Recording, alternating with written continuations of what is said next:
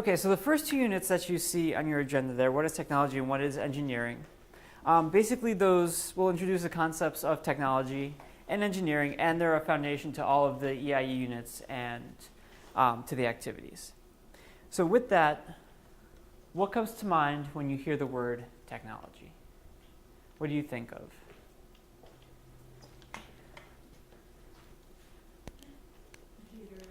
Computers.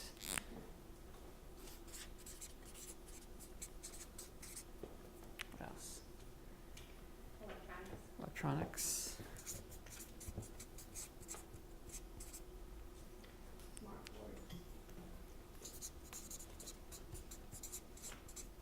Anything that makes your life easier. Okay.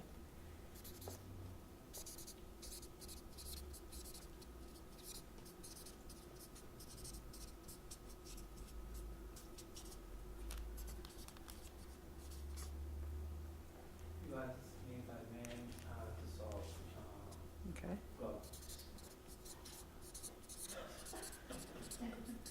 We've done this. So, That's fine. That's fine. Okay, perfect list to get started with. So what we're going to do next is I'm going to give you a bag that has a technology in it. And in your groups, I would like you to discuss a few things. Oops. So, what is the technology? What does your technology do? What problem does it solve? How else can you use the technology? What materials is it made of? And what other materials could it be made of?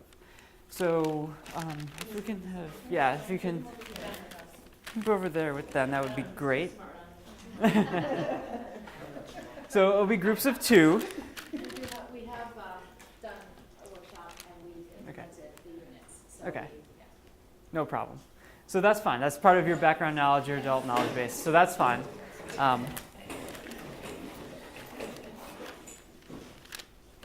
Okay.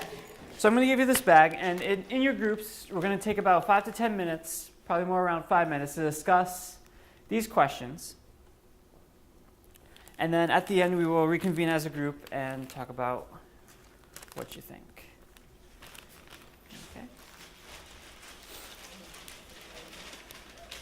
Okay.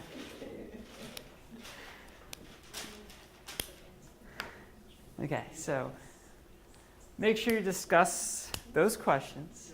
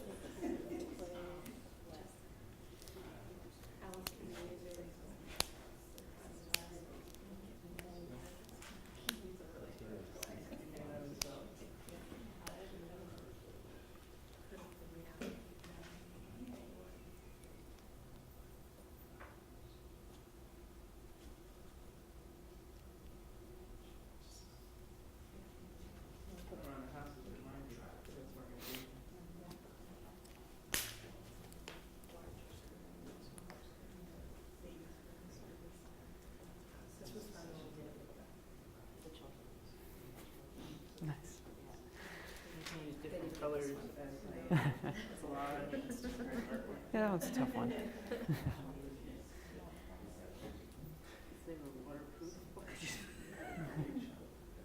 That's the other material.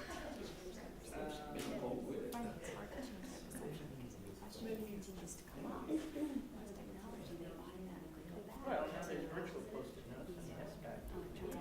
Yeah. Poster notes and not It's hard to capacity, so it's sort of like kind of refocus give on your mind a chance Yeah. to put down Well, ideas. as long as you keep on reinforcing, that's all you can really do. Internal thinking can stick out literally, just post it somewhere.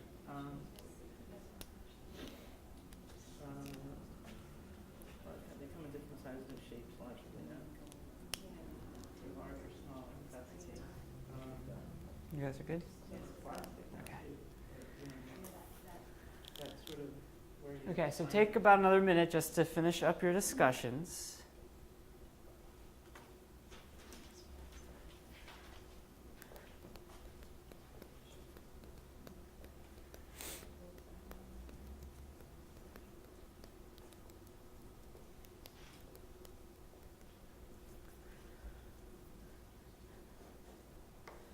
Okay, so let's start off this with the plastic spoon. So you guys are going to be first. So let's just go through this question. So what is the technology? A spoon? A spoon. Okay, so what does your technology do? What problem does it solve? Well, so many people, many years ago, when they tried, they didn't know how to, they didn't have a device that could make it easy for them to pick up the food and put it in their mouth. So they having a problem that all the time they have their hands sticky, they all the thing, they have to find a way to clear the problem, make it easier for themselves. So they came out and carved from a piece of wood, somebody thought about it and carved a piece of wood that make it into a shape of a spoon. Try it out, and it worked, and we sent it to everyone else, and sort of Nice. go. Cool. So how else could you use that spoon? How could you do so? Well, we do activity with the kids to do some racing, from carrying a bowl, and we carry it from one side to another side without dropping it. Oh, nice. We do that during. So a transportation object. We had to dig, planting plants, and needed something to dig quickly, we could use a spoon. Nice. And when we get cutting a cake, we use as a knife too, because you cut the food with it. Great. So lots of different uses for that. Yeah. What materials is that spoon made out of? It's made out of plastic. That plastic could come from oil. Okay. And this with other chemicals to create a plastic that's flexible and it's not sharp.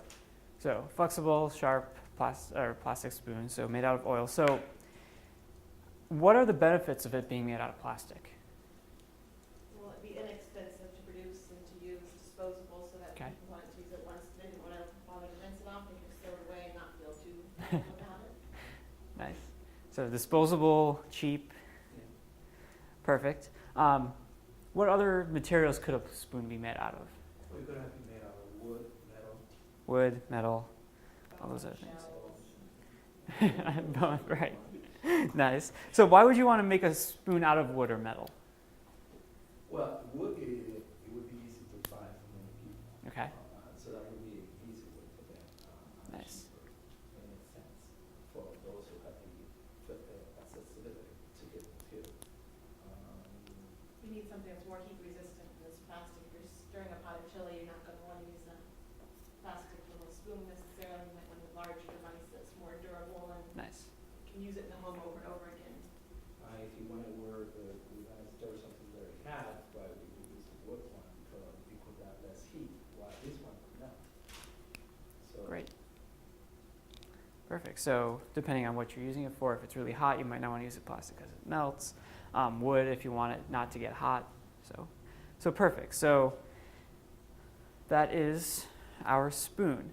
So like you said, the materials that we make these things out of really need to think about because of if we want not to get burned when we're using it, well, you have to think about things like that. So let's go to the group in the back next.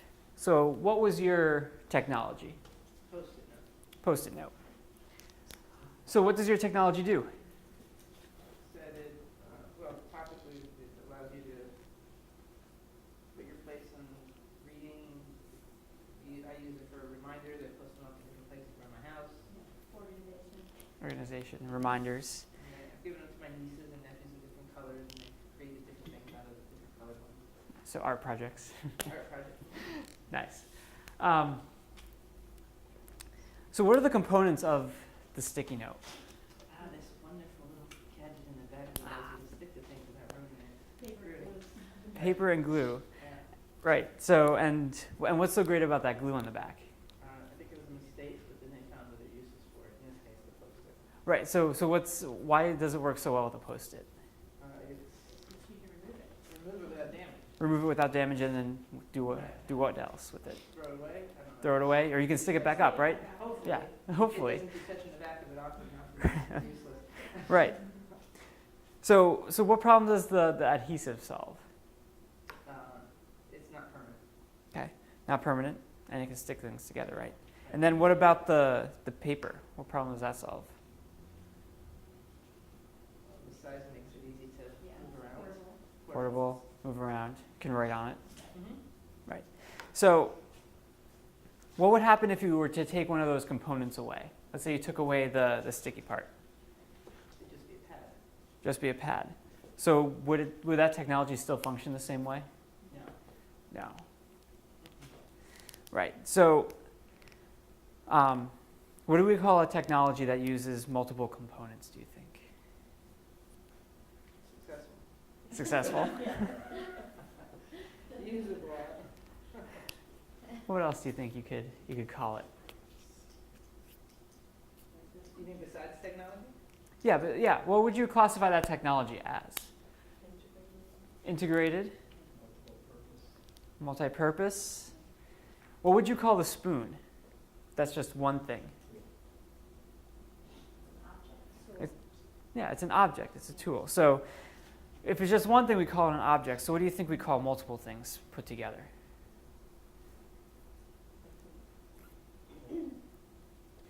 They call it a system. A system, yep.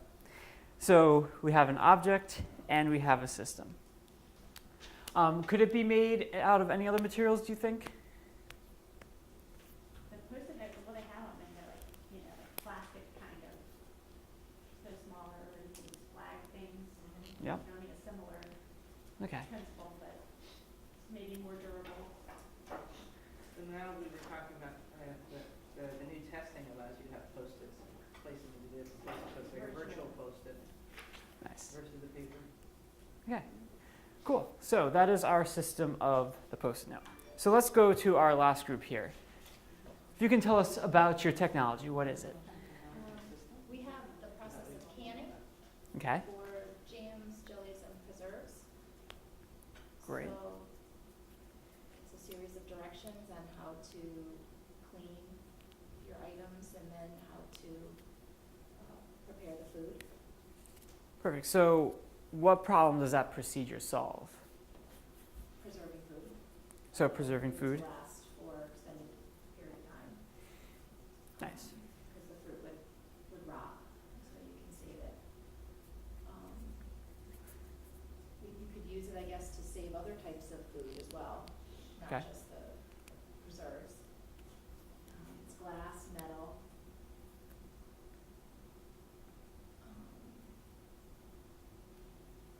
And I don't know what other materials it could be made of, really, to do the same job as effectively. Right. So what if you were to take one of those steps out? Would it still work? No. What if you? You can try it. Yeah, you can try it. So no, it wouldn't work. I don't think so. Yeah. Okay, yeah. So what if you moved the steps around? Let's say you put the food in before you sterilize the jar. Would it still work? You might get botulism. Yeah. You might get botulism, right? So I think the order of direction is as important as the items that you're using. I think they're equally as important, otherwise you're not gonna get the same result. perfect. So that order is very important. So does it need to be printed on a card? No. So how else could you disseminate that information? I mean, you can verbally tell it to somebody else. Okay. Doing it over and over and again, you might remember the steps. Right. Yeah. So in the kitchen with your grandmother, cooking, she could pass it on that way. It could be a book, online, many different ways to have it. So is that canning procedure a technology? Yes, I think so. And why? It serves a purpose. It's, Right. It serves a purpose and it solves a problem, right? Right. Perfect. So canning procedure, something like that. Would you consider that an object? Would it be a system? yeah. Well, you're defining a system as multiple parts working, well, I guess, yeah, it would be. It's multiple parts working together. So it's multiple parts working together, but they need to be in a specific order, right? So that's what distinguishes it from a system to more of a process?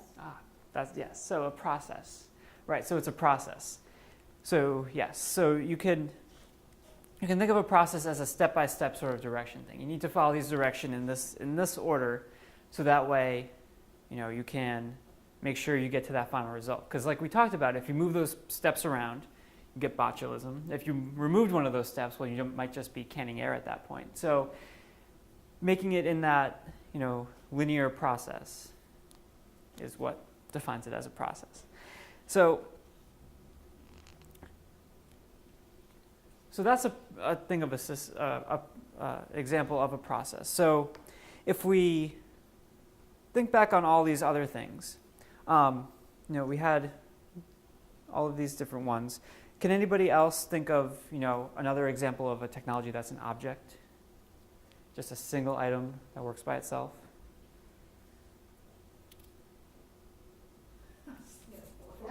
A fork. Okay, yes, a fork. Perfect. A cup, a plate. So all those are technology, like paper clips, things like that. So what about a system? Any other examples of systems? Perfect. Pen. Anything else? Think of scissors. DVR. Yes. There's a fan in the back. So all of those other things. What about processes? Think of other processes. Maybe a recipe for how to bake something or Okay. cook something. Nice. Recipe for baking or for cooking. CPU of the computer, Okay. which is the central processing unit, So how? process data in sequence. But okay, so yes. So maybe, but would that CPU be an object or a system? Do you think? CPU is a system, it's not considered an object, it's considered a unit. Right. It's a unit. So it could be an object, but it may not be an object, depending on what is the function of the device. The function of the device is to process all kind of data in a sequence to Yeah. solve a problem. Okay. So the actual An object, or it could be a system. okay. So yeah, that actual CPU could be a system or an object, and then what it does is a process. So it's a combination. It's a nice. Cool. Okay. So now that we've examined all of these technologies, is there anything you want to add to this list?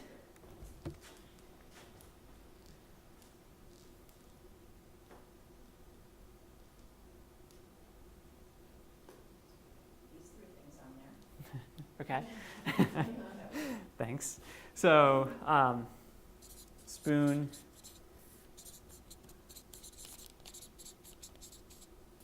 sticky notes, canning process, and all those other things that we talked about, the forks, the plates, the recipes, and all of those. So, what do all these things have in common? Do you think? All these technologies. They all solve a problem. Nice. So, are these things that we looked at human-made, or are they natural-made? Human-made. And then, are technology only objects? No. So there could be processes and things like that. So let's come up with a quick definition of technology. So how would you guys like to define technology? You can read it off of there if you like. It's made by man to solve problems, Okay, either an object, a system, or a process. perfect. So object, system, or process. So man-made.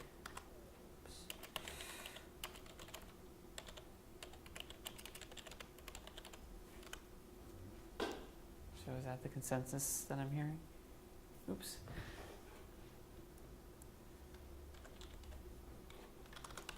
That solves a problem. Okay. So EIE's definition. Oh, isn't that up there? Oh, there it is. Is anything human-made that's used to solve a problem or fulfill a desire, and technology can be an object, system, or process. So we pretty much hit it. And this definition is what EIE uses, and it's from the International Engineering Association or something like that, big acronym. But it's what the engineers, as what engineers define as technology. So is there anything in this room that you would not define as technology? Us, yeah. Us. Perfect. What else? Looks like water, maybe in those bottles, like the water. Okay, water. Yeah. Why water? Natural. Right, it's natural. We didn't create it. What else? Air. Air. Perfect. So anything natural, like sunlight, trees, plants, us, like you said, they're not human-made. Definitely not technology. Nice. So let's just take a look at the plastic spoon for a second. So I have our plastic spoon here, and we came off of a really hard winter. And if we had just this plastic spoon to shovel out our driveways, would that be a good thing to use? No. So let's think about this. This plastic spoon, how could we sort of modify this to help us shovel out our driveways after that big snowstorm? What do you think? Okay, make what bigger? The whole thing. The whole thing. So if I blew this up, 20 times, I'd have this big spoon thing here and a big handle here. Well, widen the base, so that it can't fall the bottom part. Okay, so widen this. So make this wider. Change the material. So change the material. So what would you change that material to? Metal. Metal, Aluminum. wood. Okay. Okay, so why would you choose a wood handle? Sturdy, wouldn't break too easily, wouldn't bend under the weight, hopefully. Okay. So it fits a little bit, so. Gives a little bit, yeah. Yeah, it gives a little bit of flex. Like this, would this be able to hold a lot of snow? Okay. Nice. Nice, more ergonomic. Why would you make the scooper part out of metal? Because you have to scrape things, and you tend to last more than the wood. So if you really Worn have down.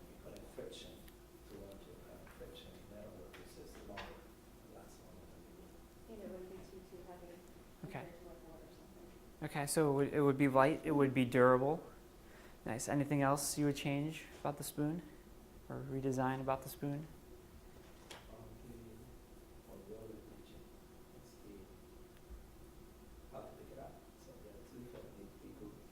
You could have different ways. You could have flat, you could have curve, you could change the shape Okay. according to what kind of, if it's a snow, would be what type of shape. If it's just soil, would be different type because you tend not to like usable. Oh, perfect. So so your redesign of this would depend on your actual use of it. Would you want it flat? Like you said, would you want to have it curved? Thinking about the handles, thinking about the ergonomics of it, and all of that. So who do you think does the kind of work that takes something, redesigns it, and all that kind of stuff? And incorporates, materials, ergonomics, and ideas. Scientists, entrepreneurs, engineers. Nice. So in the next activity, you're going to we're going to be looking at engineers and this question as what is engineering? Okay, so let's move on to what is engineering. So, I'm going to flip this over. Get that ready. So the Science Center is getting a exhibit on bears, and we commissioned artists to make a grand bear for the entrance so everybody would be wowed. And this is what we got. This is our great bear that we're going to have for our exhibit. Now this is all they sent us. So our exhibit techs upstairs were thinking about it, and they put this guy on the floor. So what is the problem here if this is upstairs in our science alley greeting everybody? Too small? Okay, so the bear itself is small, but very expensive. We commissioned this artist to do it, so we can't send it back to him because he's going to be offended.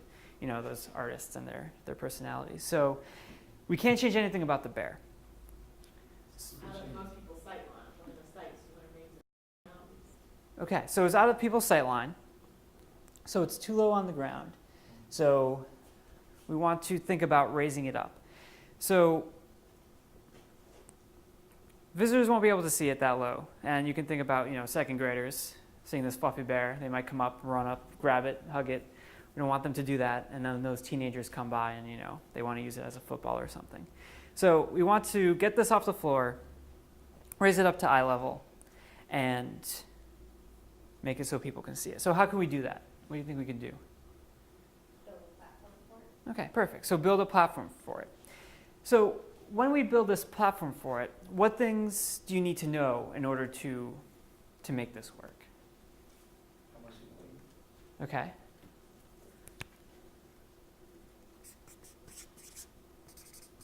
So how much the bear weighs? The dimensions of the bear, the part that would be sitting on the base, how big you need to make the base, and also to hold the whole bear's bottom.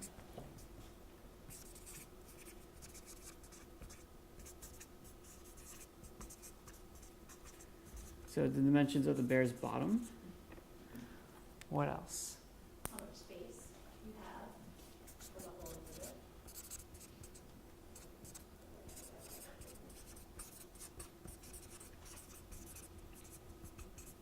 What materials do you have available?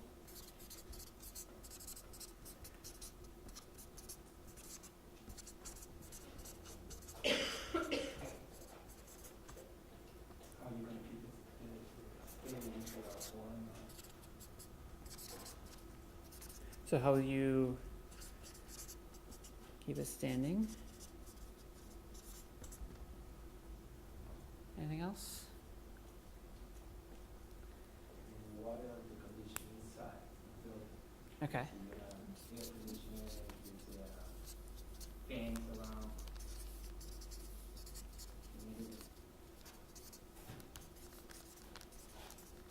So fans. AC. So is there a lot of moving air and things like that around there? They mentioned before, people coming in, with the, Okay. yes, people's initiatives for our own, for children, how they're gonna interact with Okay. the area. So the audience and how will they interact with it? Can you find some way to magnify it or somehow Okay. send the image somewhere else? I mean, keep what you have originally, but in some other way to showcase it, using some other kind of vehicle. So can we magnify it or project the bear's image? Nice. Anything else? Okay, how long you want it to be kind of up there? Do you want something permanent? Do you want something that's removable?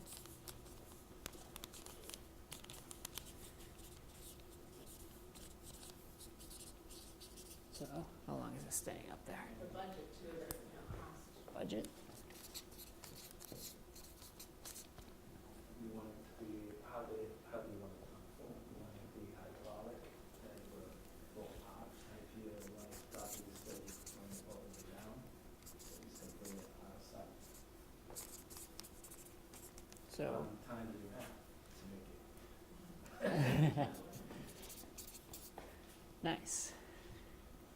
So how long do you have to build it?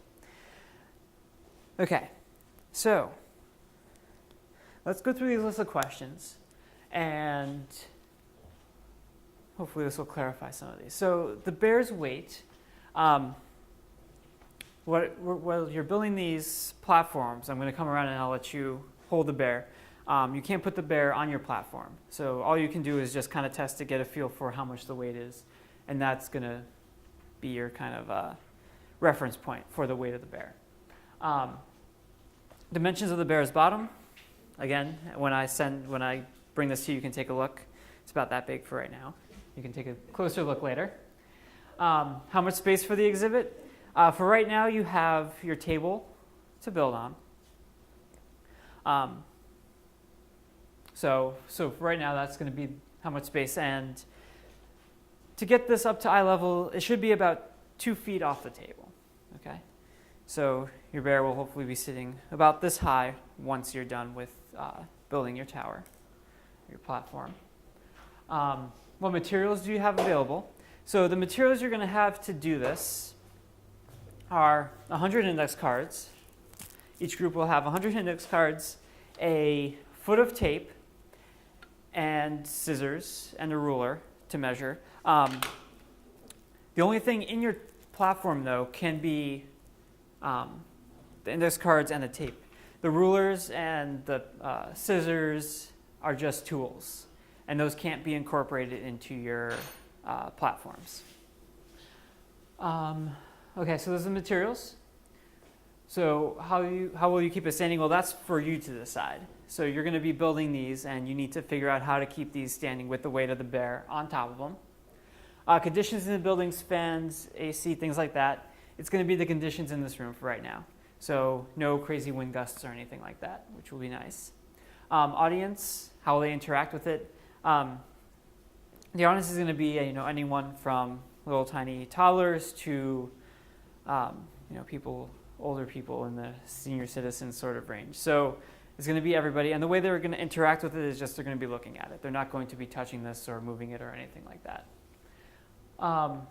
So can we magnify or project the bear's image? Maybe, but that'll be for later on. We're going to see how these platforms work out first. So how long will it stand up there? So how long do you think your bear should stand up there in order for this to be considered a successful design? 10 seconds? I like that. 10 seconds sounds good, because anything longer, it'll stay up for that. Anything shorter, it's a little tricky. So 10 seconds. Budget, don't worry about the budget. That's for our finance department and our exhibits department to worry about. You're just going to be designing and building these. Hydraulic platform, it's a little too complicated for us right now, so we're going to stick with the cards.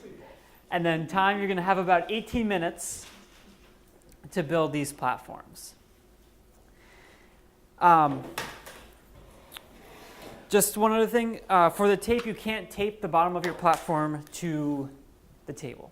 So it needs to be freestanding. So does that make sense?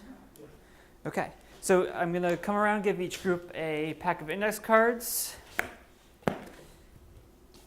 And I'll be around to have some tape. So talk with your group members. Think about what you want this to look like. And then I will start the timer.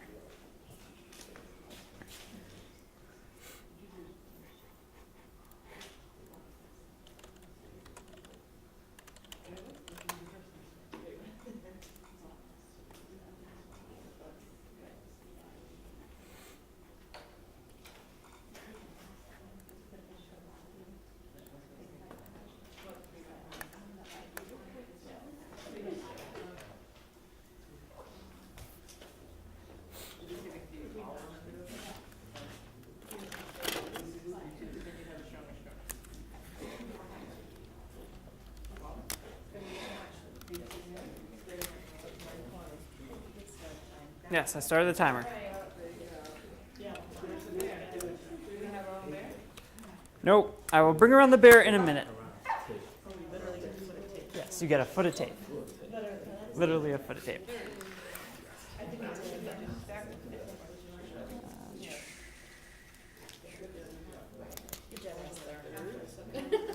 Maybe by a little bit, but not too much. And then connecting together, two at a time.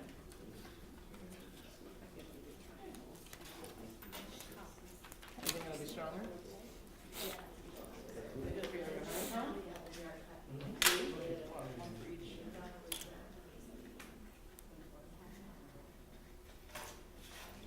I'll keep folding. You don't think it'll stay? We'll put a layer right on top. No, I mean, we could technically create links and then put them in together. Well, this might be stronger. And then just put a full face on top. That might be. So How many, did you tell us how big the contacts were there was? So remember, these need to be about 2 feet tall.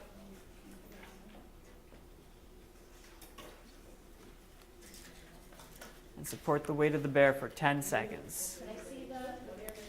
Yep. Okay, can't do any testing, but you can Right, I hold it. just wanna kinda see. Okay. If you want to hold the bear, can't test.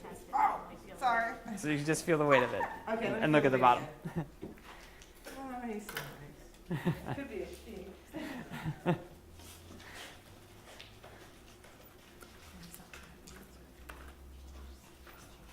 Okay. Let's see how big is the bottom. Just reinforcing the scooch. Right on. And what we can take.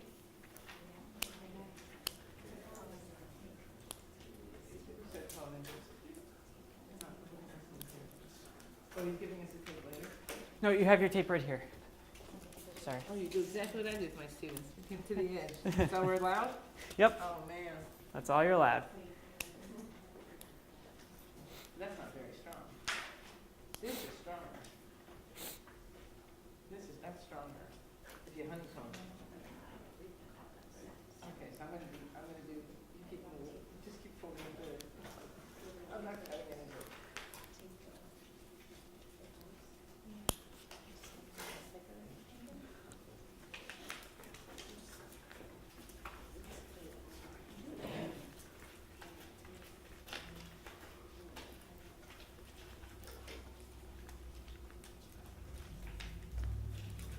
You get to keep the bear.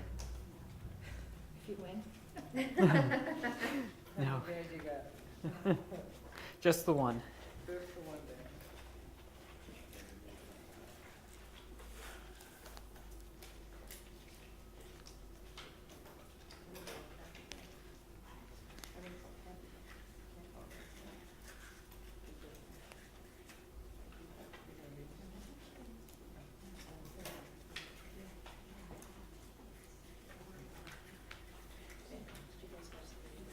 So, you know,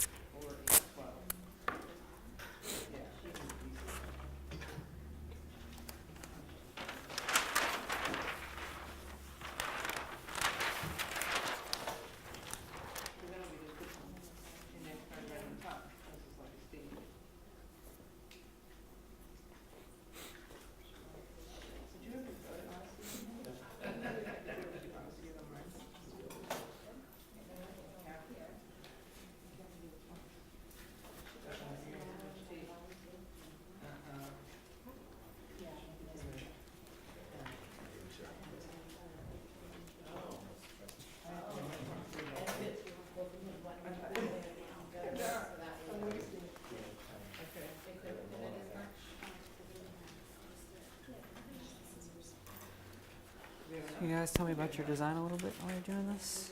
What are you thinking? We're using a notch technique, Okay, nice. trying to get the two to interlock. Oh, wait, so maybe we can just do, wait, Okay. we can just layer, we could do 4. We're trying to maybe try doubling it up because How we've much done are it just the inches? one, 3.5 by 5, right? one card one way, one card the other way, and so Yeah. now I'm thinking about doubling it up. We could keep Okay. it one. 3.5, so we need 4. You think we'll need more than 4? So what are you guys up to? We're trying various techniques. Okay. Folded paper, Let's we've do got that. the multi-layers, we've got the columns. Okay, yeah, definitely got the columns multi-layered. So do you think it'll be successful? Hope so. Hope so. Let's go with positive. So what about it do you think will make it successful? I think I'd try to like spread the, like not have all the weight in one spot. Okay. We went this way here and we went this way here and then we turned the direction here. I don't know. Okay, It's not spreading. really moving, it's not really wobbling too much either, which is Nice. helpful. Okay, nice. So no wobbles and spraying the weight. No, you're right. Nice. 5 there? Okay, so 3, 6, oh man, we got a lot more left. Look how much time we got left. You got about 10 minutes, 10 and a half minutes. Yeah, we- So yeah, but- can you describe your design to me a little bit? What are you thinking? Triangles are traditionally stronger structures. Okay. Unless we could just do it without, maybe I can just fold it there. So going with the triangles there. And double, like a double, Reinforced, right. double index card approach to make it Oh, stronger. okay. So 2 index cards. 2 index cards, right? So is this a previous idea here? Yeah, So what about this didn't you like that made you change your design? well, she thought that it wouldn't be strong enough, Okay. so. Yeah, I thought the strength was better in doubling up. We didn't have to use all 100, right? But- No, you don't have to use all 100, but you don't get any more than 100.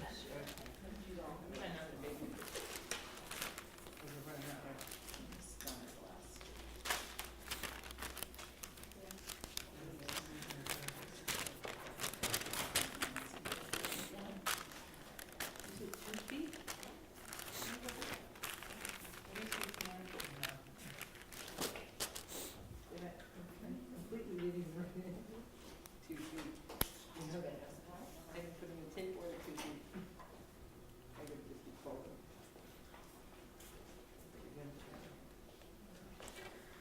Oh, should we take the bottom, because that's the start.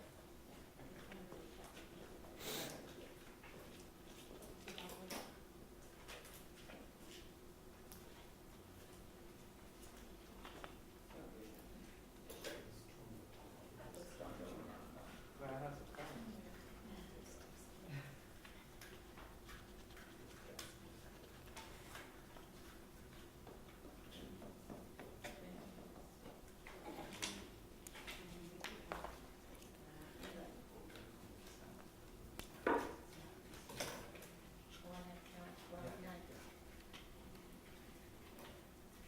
Shouldn't be 5 here too, you're saying?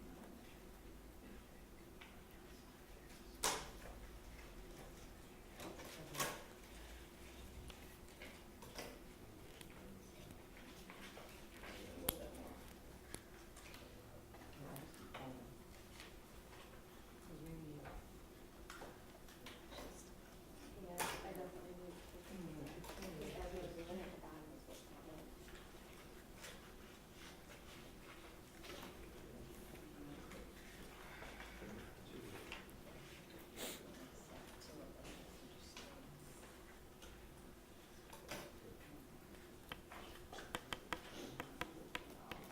We have about 7.5 minutes. About paying attention. I was just focusing on trying to figure out how to make it stronger. So I'm making the creases really pronounced.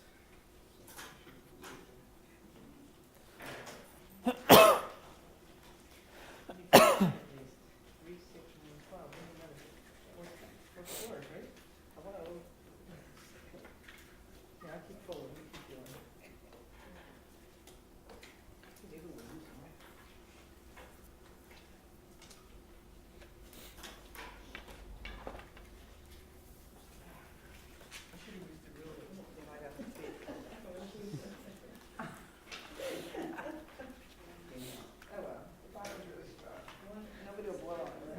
No, there is no frequent No stone. extreme weather conditions. Nope. You can't breathe on ours. Extremely glass. That, so it's more fan down, maybe?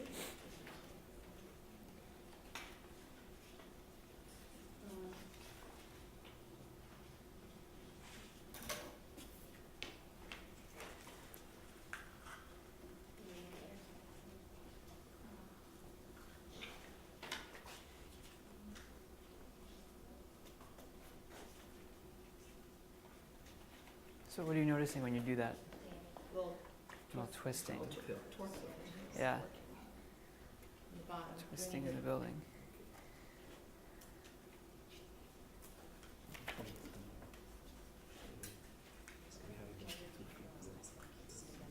Well, I should have started with 3.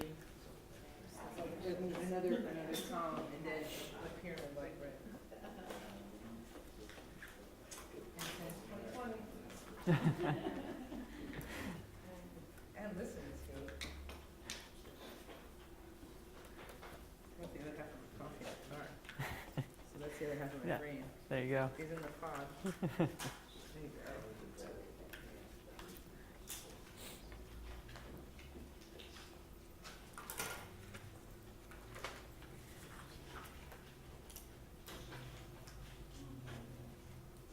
It's like a square town cheese one.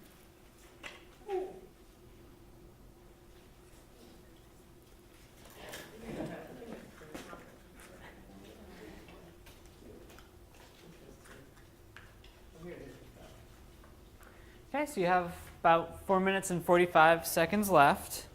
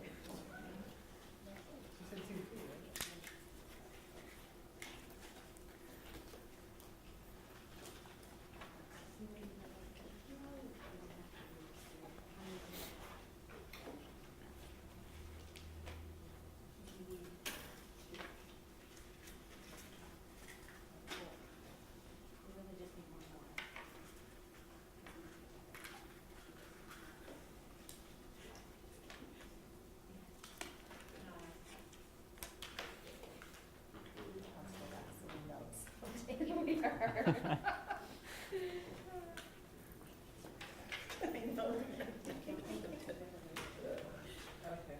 Just got a little card. Two, other, okay. There's 4. Oh, well. Oh, we can make signs. Showcase it.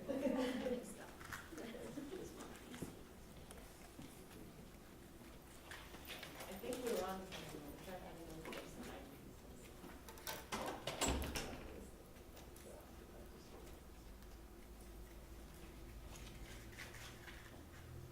Okay, have 2 minutes and 50 seconds. Maybe my class could be like 9 I'm gonna do this. Do this with, the last group of, kids. Not so deep. I know, I don't remember it, right? Can you read how good if you've got anything left and challenge yourself to like 2? Okay, yeah, the challenge you to 2. Not going to. You win some of this, didn't you?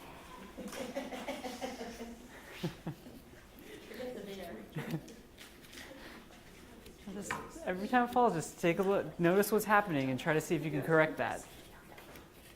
Well, we're on 6.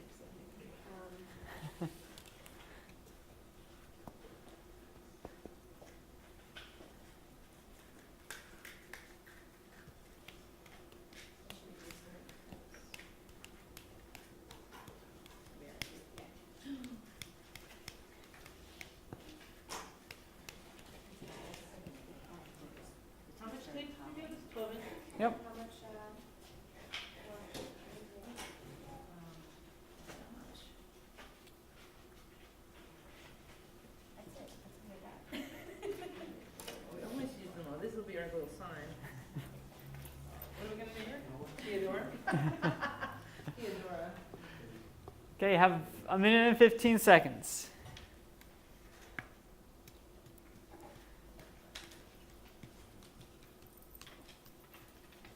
think we're gonna lose stability in a desperate race for height.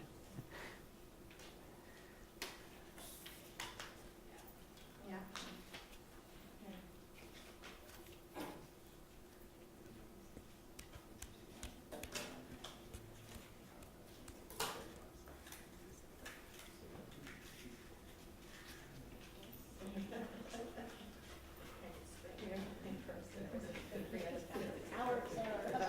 There you go. Teddy bear tired. Who's not afraid of heights? Well, remember, it's an expensive one, so you want to make sure it doesn't fall off. Okay, you got 20 seconds.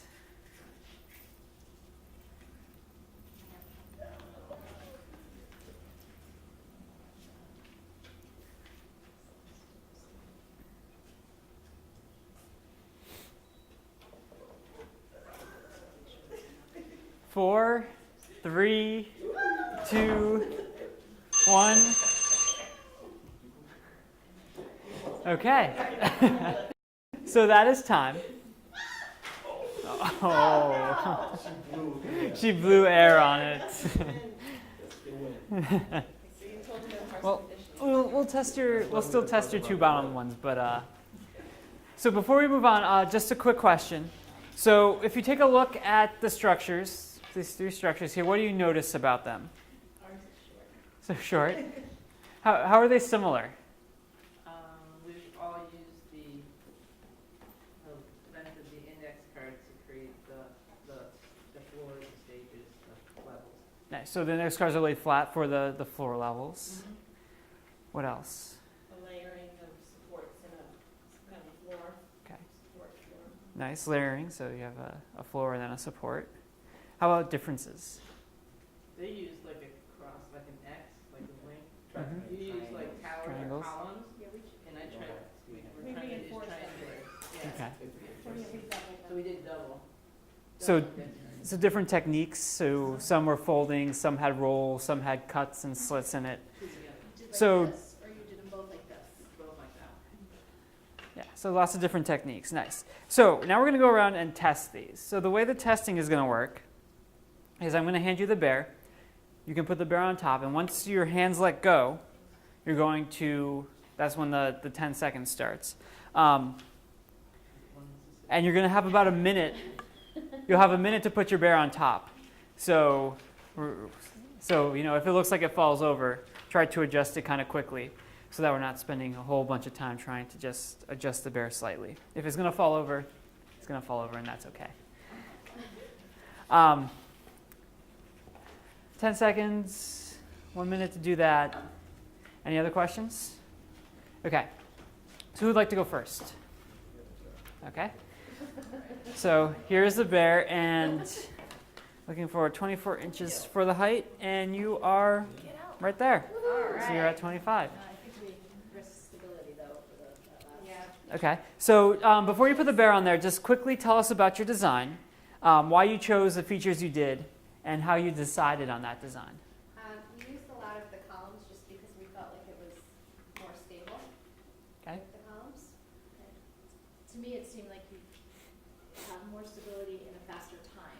Like it was strong and it didn't take that long to actually make the columns. Okay. So we went up pretty quickly. Nice. So go ahead. All right.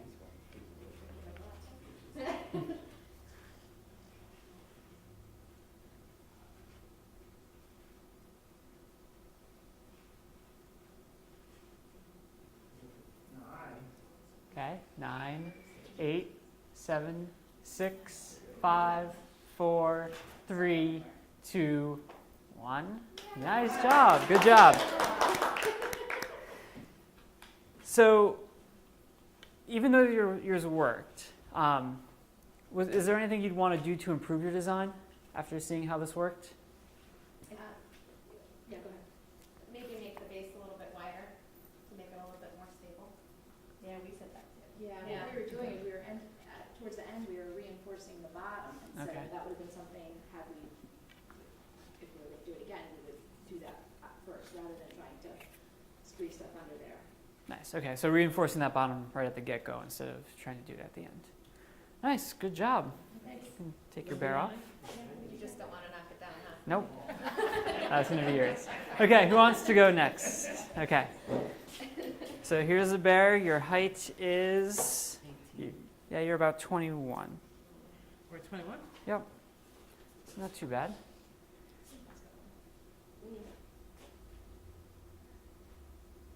Okay. 10, 9, 8, 7, 6, 5, 4, 3, 2, 1. Great job. Let's give him a round of applause. Nice. So back to those same questions that we had before. So just tell us a little bit about your design. Well, we thought that the triangular columns would doubling up the index card would reinforce the bottom and looking, well, first of all, I listened more carefully, realizing that we only had 12 inches of tape and it had to go up to 24 inches. So I think I would have been more careful in selecting how we were going to use the tape, number one, planning it out, and number three, again, as in this group, widening the base and then maybe finding more of a game plan because we used up all the index cards. Okay, so use a, We reinforce the triangles. okay, so nice. So reinforcing the triangle. So maybe distributing those index cards a little bit differently. Nice. Great job. You can leave me on. Knock it over. Not my fault. There you go. Okay, and last but not least. So you are at around 12 inches. Yes, it was taller than that. Oh, you're using metric. Oh, yeah, so well over 24 centimeters. Okay, so go ahead.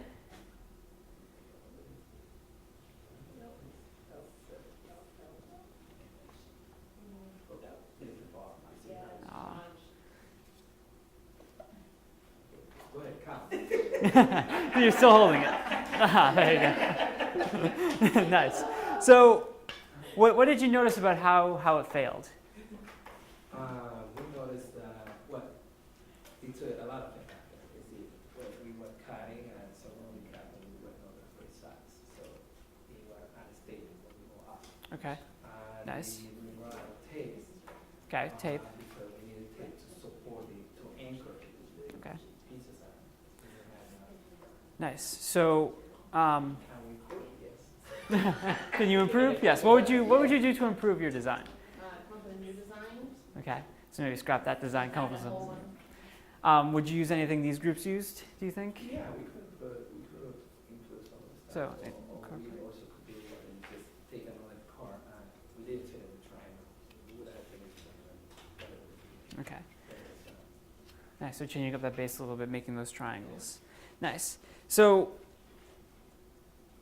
now that we've had a look at everybody's, are there any ideas of how you would want to improve your design? Have you seen everybody's tests? I think it would have been better if we spent like a few more minutes just planning it out. Oh, And okay. being more thoughtful in coming up with like the end product and the end idea instead of trying to race and getting, like I said, both the So, understanding of full ramifications of the material that you could or couldn't use. okay. So we're playing. So how did you come up with that design? And did you We just? did talk about it, but Okay. briefly. Right. Well, we're trying to put together a deck in my house, so we're trying to figure out whether or not to move the pilings that are over there, and then someone came in and showed us different kinds of materials. Mhm. Because I want to extend the deck out, but there's certain strengths weight that it has to hold for specific reasons. Right. So, yeah, I was doing this 2 weeks ago, roughly. Not with the next cards. Cool. So yeah. So that planning time is really important. Trying to make sure you get your ideas down and then test them out. And then I noticed for you guys too, was that your initial design? It was my idea, yeah, it was our Okay. idea, yeah. Wendy came in with something, and then we were trying to figure out a way to enforce it by doubling something. Okay. And like I said, I had come in with something that I had Yeah. past knowledge of. Right. And then you started with the cutting the cards too, right? Yeah. Yeah. Right. So you scrapped that idea and then went off and did it that way. So testing also. So on that same note, what are some action words that you Oops. Go back down here. Okay, so using verbs, what did you do during this process? Creative. Okay, so you created. You planned. You tested. Tested. Okay, so what else did you do? Brainstorm. Brainstorm. Well, in my mind, I was organizing, sort of like cutting out and trying to figure out, Calculated. right, calculated, right, trying to figure out what we had and what we needed to. How many layers? Right, layers, dividing, sort of separating out, looking at different materials that we had. So Nice. assessing the amount of material that we had. I don't know if that's another verb.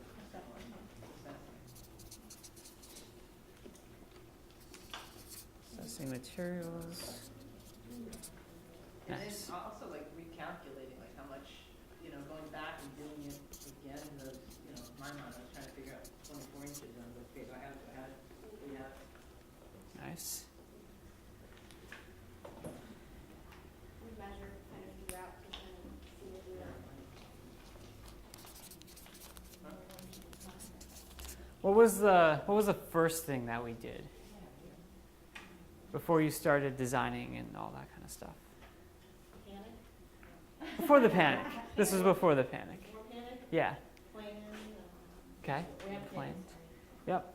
Think way back to the beginning of this one. Collected information. Collected information. Listen.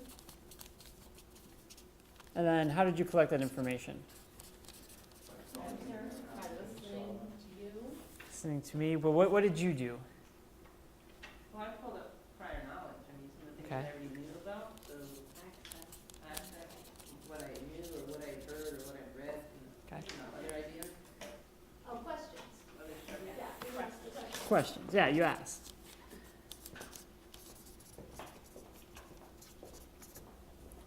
So you asked questions. Planned. Anything else? Measured. Since we were constantly engaging, our hypothesis, but we were trying to figure out if it would work from the beginning, even sneaking over, looked at what the other groups were doing too, just to see, all right, they're doing circular, okay, they're cutting, let's see what they're doing, or, sort of eavesdropping on their, Yeah. thought process. Borrowing. There you go. Right, there you go. Collaborate. At least I'm being. Collaborated. Uh-huh. Right. In a very informal way. Some might consider Yeah. collaboration. Sneaking glances. Collaboration sneakily. Okay, so what we're going to do is, we are missing something from in here also. So you measured, you assessed, you calculated, you recalculated, you brainstormed, you organized, you tested, you planned, you created. What else did you do? Improved as we went along. Okay, so you improved. I guess when we strengthened it, would be an improvement. So strengthening would be improvement. What did you physically do? Built. Built. And then what were some things that you did while you were building?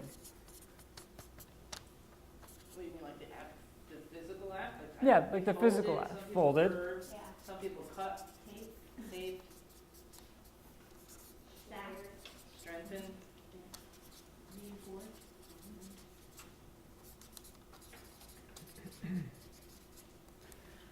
Nice.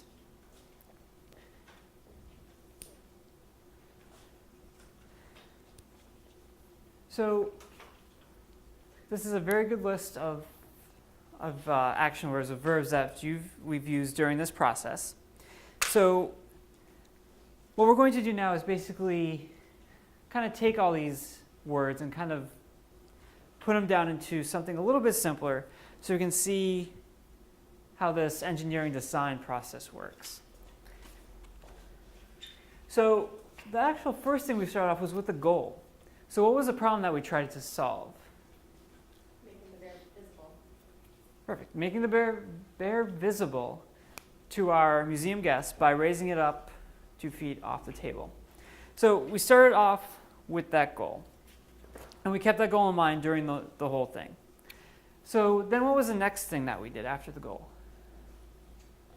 The questions. The questions. About materials and restrictions, I guess you could say. So criteria, constraints, Yeah. sort of thing. Yeah. Yeah, so we asked those questions. So that's the first thing in that design process, is that we asked those questions. So you guys are improving. Well, you have the bear. So you can try it. Yep, it is. Still a little bit of a twist in it. Oh, it almost twisted all the way around. Nice. Come back to 3 o'clock. Yeah. Well, we have other things to do, so almost there. But you definitely improved. So Again, if perseverance. yes.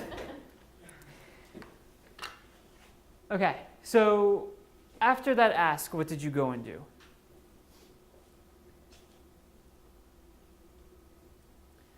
So we asked the questions, you got your criteria, you got your constraints, and then what was the next thing you did? So yeah, so you imagine, you kind of planned, you kind of designed what you wanted this to look like in your head. So what action words fit into this imagine part that we had? Discuss. So discuss. With your partners and talk about it. Okay, so you communicated with your partners. You need to keep your focus, what your goal is, what is your problem that you're trying to solve. There might be different possible solutions, it doesn't have to be one solution, so then you come up with if we listen to each other, we can come up with different solutions. Nice. So listen to each other, looked at the different solutions to solve it. Brainstormed, does that fit in there? Yes. Nice. So brainstorming, really no evaluation, you're just kind of coming up with the design, thinking about how this is going to look. Okay, so then after that, there's a little bit of planning. So we had planning up there. So with the, oops, there's no little thing for that one.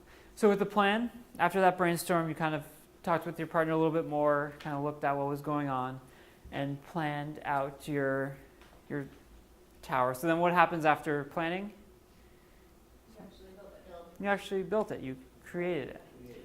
So this is where the folded, the cut, the tape, the stacked, all those kinds of things come together. So you created your design. What else did you do in that create part? We were kind of evaluating and reassessing as we were Nice. doing it. So you're evaluating, assessing it, kind of testing it a little bit. So how did you test it if you didn't have the bear? What were some ways you tested I it? used my hand and kind of push down on our layers. Okay, nice. So use your hand, push down on your layers. Sure it was sturdy enough. So that testing kind of happened out throughout that whole creation process. And there's that test part. Oh, and then the last part we talked about is that improve. So I asked you guys at the end, what would you do to improve? Now, did you improve your structures at all during your creation part? Yeah. So after you're doing a little bit of testing and creating, you get to that improve part and you make improvements kind of like these guys are doing now. They're really beefing up their base, getting it really big. Everything you need to improve, Yeah. to keep it steady.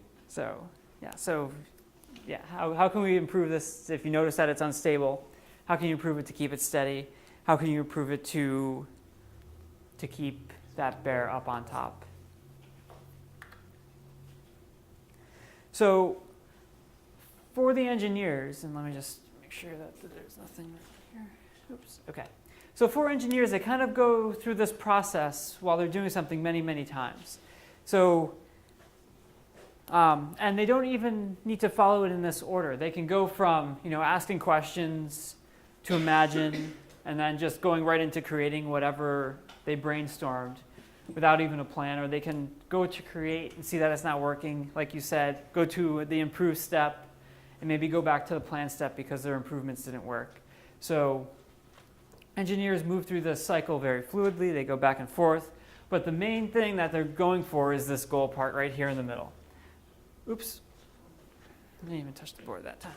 So that goal, to solve a problem by developing or improving a technology. So that's in the back of their mind. They want that, like you said, they want that focus. Always going back to that problem. What am I trying to design? And what's my solution for it? And is that solution working? Nice. So, so the backbone to all the EIE activities is basically this EDP process. This imagine, plan, create, improve. Or it starts off with ask. This is the whole kind of process behind all the 20 EIE units. And then basically lessons 1 and 2 kind of look at that ask part and that kind of background knowledge part. And then 3 and 4 is where the EDP really comes into play. And they really get to test, design, and there you go. Nice. Well, yeah. 6, 7, 8, 9, 10. 11, 12. Yep, there you go. So, It worked. nice. So what improvements did you make? We didn't notch. We folded them into triangles and just placed them. Not a single piece of tape except holding we didn't need to hold the 2 cards together for the levels, but we Nice. just folded it, and then we still had that same pattern. Yep. We filled it in a lot more. We used probably 8 cards to So make the stabilize it, flower. like that. Stabilize. And I love it because your second floor there is like, half the size of your other floor. Yeah, that second floor looks a little scary. We're Yep. really going for the artsy. There you go. One base going in, maybe we'll have to focus, yeah. We worked hard on it. It still helped me, it's still holding.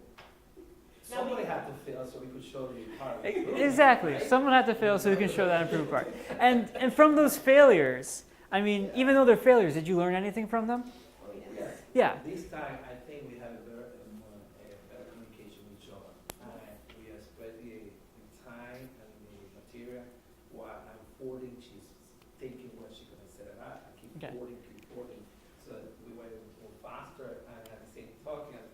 Then we were able to monitor the building and talk to each other how we're gonna stabilize it better. Nice. What we're gonna be adding to it. Yeah. And we So, eliminated the big human error of me cutting it, not being exactly perfectly right. Exactly. level. So- we eliminated the human error there. Right. So improving it, communication, very important, talking to each other, figuring out what needs to be done next. And then doing that, you got your tower to work. Very nice. And back to the failures. So even though you did fail, it's not a bad thing because you do learn a lot from it. And engineers, I mean, do you think when, an engineer, I don't know, designed this smart board technology, do you think the first time they got this, they got it right? No. Is it perfect right now? No. So there's always room for improvement, always being able to look at what you built, being able to improve it, and failures in a way are an option because that lets you have more insight onto what's going on. And sometimes it even gives you better insight onto what's going on because your first ideas didn't work. So failures in engineering, actually very important. So these two activities that we did, the what is technology and the this tower power one, is kind of in every EIE lesson. But if you do like 4 of these lessons in a year, you don't have to always start off with these.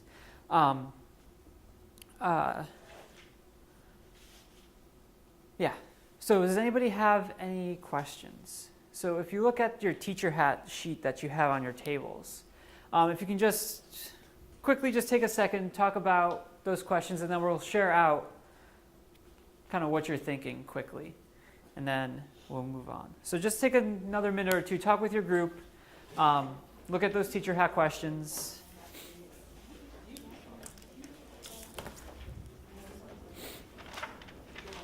You have enough? Okay. Here's another one.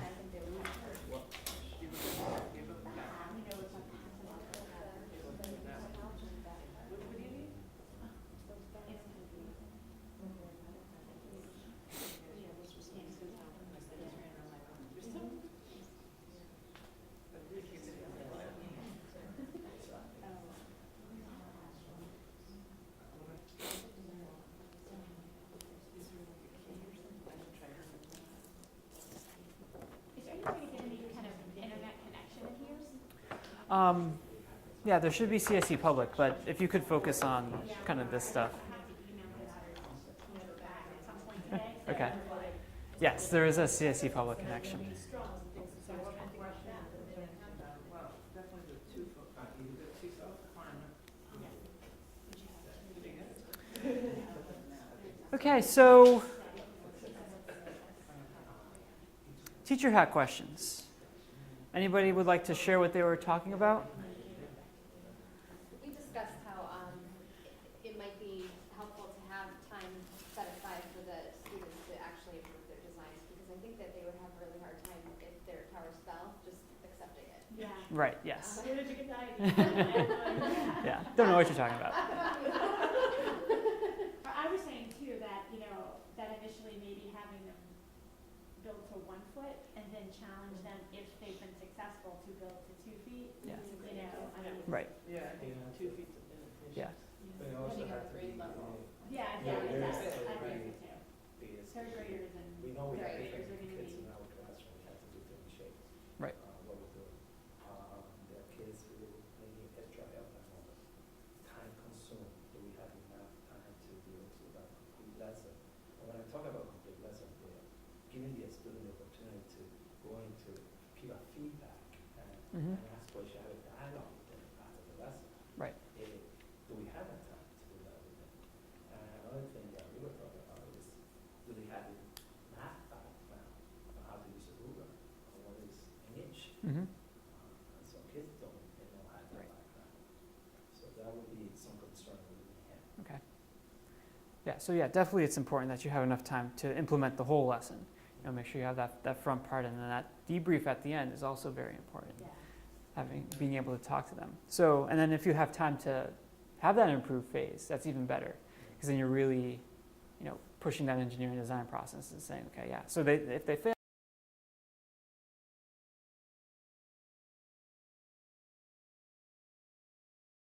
Cool. Okay, so let's jump into lesson 2. So let's start off by asking a question. So again, what scientific topic is this lesson going to look at? Light, perfect. So what are some things that we know about light? And then you guys can what are some things you know about light? And again, you don't have to be a 5th grader. Just what are some things you know about light in general? It can be reflective. Okay.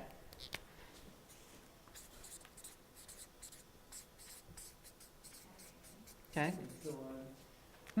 Absorb, Absorbed. refracting.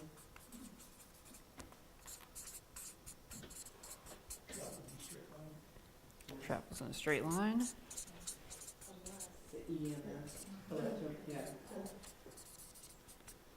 Travels in a straight line unless Very fast. diverted in a Well. direction. Unless It's reflected or. it's reflected. Part of the electromagnetic. Okay.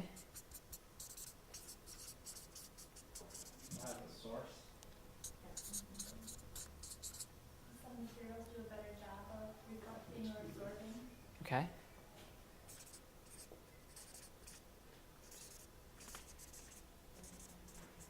Can be a form of energy. It travels through things that are a similar color. What? Sorry. So it travels through, if the light's blue, it'll travel through blue easily, but it might not travel through red easily, right?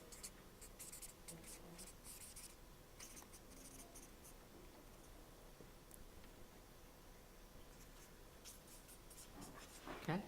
Anything else you want to add? You go around the equator 8.5 times in a second. So it's fast. Fast. Fast. Okay. Nice. So that's a great list to start off with. So in the book, we talked about light. Now, who are the optical engineers that we heard about? Zane and The first guy who made it later. Omar. Right. Zane and Omar. So they were both optical engineers. And what was the problem that they worked on? Lighting for the show. Perfect. So they worked on lighting for the show. Now, what are some things, other things that optical engineers work on? I touched quickly about in the book. Problems with light. Okay, so problems with light, like Laser. lasers. Same as working on the lighting inside a Nice. So lighting inside of tomb. Nice. Headlights, car headlights. DVD player. Nice. So let's think about this. So those are all a whole lot of different things that optical engineers work on. So why do you think optical engineers might need to know about the materials they work with? Why would that be important? Because the material I'm talking about will change the way that the light behaves. Right, so it will change the way the light behaves. So basically what we're going to do next is we're just going to look at a few materials and see how this all kind of works. So I'm going to grab a box here with a light. So what do you think is going to happen to the light on this box when I shine the light on it? It's gonna stop. Okay, it's going to stop. So you see a circle of light. Well, let's take a look. I'm going to turn off the lights. And this will be one of many times where it will be dark in this room. Okay. So what are some things you notice? Actually, I'm going to do it this way. I'm just going to stand over here. So you're all over there. Okay, so I'm shining the light on the box. What are some things you notice? Is that shadow in the city? Okay, so there's a shadow in the center. Lighter spots, lighter areas and darker areas. Lighter areas and darker areas. Nice. You What can see else? the box better. Okay, so you can see that side of the box looks brown, the other those look darker. What else? It's influenced by the shape of the lens of the flashlight. So it's circular. So, okay, so circular, light is circular. Nice. changes with your distance. Okay, so it changes with my distance. Now, is there light going through the box? Yeah. And how can we tell that? Sorry. Okay, so there's a shadow behind it. So, just by doing that, you can see many different ways that light reacts. Okay, so basically what we're going to do is look at a few materials, like I said, and the way we're going to do that is by kind of a little complicated setup. So I'm going to show you how this is going to look. Everybody's going to have two of these index cards, and they're named with wall 1 and wall 2. So wall 1 will go on one side, wall 2 will go on the other. You're going to put a flashlight on top of the tape pointing at wall 1, and it's about a foot between both of those. And you're going to get different materials to see how they interact with light, but for this one, I'm just going to use a transparency. So turn off the lights again. We need a remote control. Much easier. Okay, so I have a transparency. So I'm going to turn on the light, and then if you can't see, you can definitely come a little closer. I'm going to put the transparency in the middle. So what are some things that you notice happening? Okay, so some is reflecting. What else is happening? Sun is passing through. Some is passing through.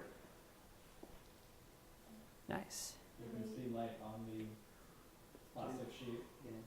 Okay, and you can see some light on the plastic sheet. Nice. Yep. So my hand's not that steady, so I can definitely change the direction of the light, trying to get it to hit wall 1, but this transparency is a little fluid. Change on the wall, the paper. It's not that much of a change. Not that much of a change. The light on the other wall is definitely not as bright Okay. as the first wall it's in. And the Nice. reflection that I'm seeing from the transparency is Okay. Nice. So those are all great observations. So basically what you're going to be doing is you're going to be doing the same thing with a few different materials. So since you've been sitting at the same seats for a while, I'd like to move everybody around before I give materials out. So if everybody can count off by 5s, and then we'll have group 1 over here, group 2 in the corner there, group 3, group 4, group 5. And then we'll pass on materials, and then I'll give you a little bit more directions. Okay, so if we can count off. 1, 2, 3, 4. Well, she'll be Yeah, she'll be 4, 5. 2, 3. 4. 5. 1, 2, 3. Great, so if you can move to your tables quickly, and then give you a little bit more directions.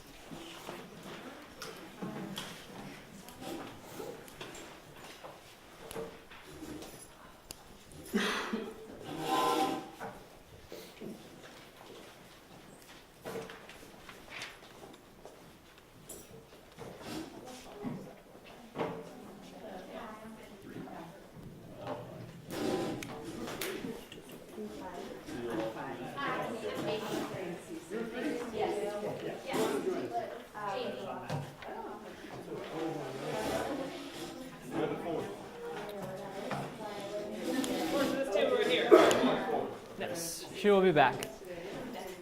Okay, so every EIE unit has a guiding question. So while we're doing this, what I want you to think about is this guiding question. How does light interact with different materials, and how do optical engineers use this knowledge to do their work? So this is kind of our guiding question. This is what we're going to be focused on.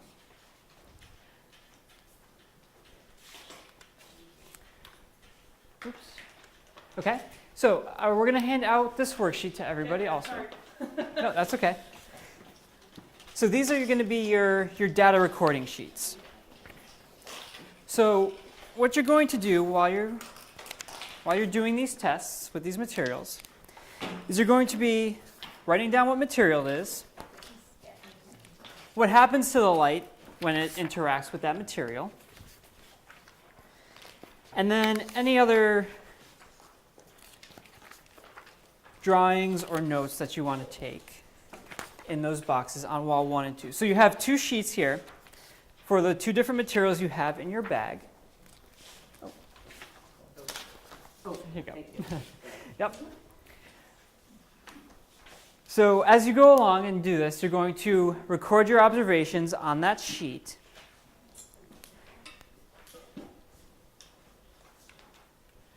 Just so you have an idea of what materials we're going to be testing, we have transparencies, black paper with holes, aluminum foil or mylar, in this case it's going to be mylar, tissue paper, and mirrors. So while you're testing, what I want you to think about is, did the light shine on wall 1 and where? How much light do you observe on wall 1? Look on the back of the material. Do you see any light there, and how much? Can you see any light shining on wall 2 and where? And how much light do you observe on wall 2? And then how do you think it got there? So while you're doing this, just think of these guiding questions. And does anybody have any other questions before we get started? Okay, so I'm going to turn off the lights, record your observations on those sheets, and I'm going to give you just a few minutes to do this.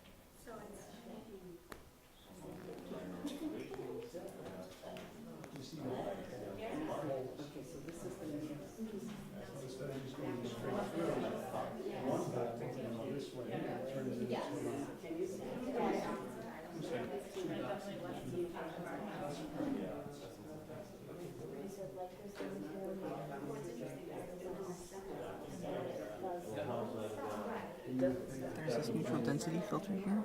Oh yeah, I saw that. So you can move that up and down. If you move it down, it will bring it up a little bit.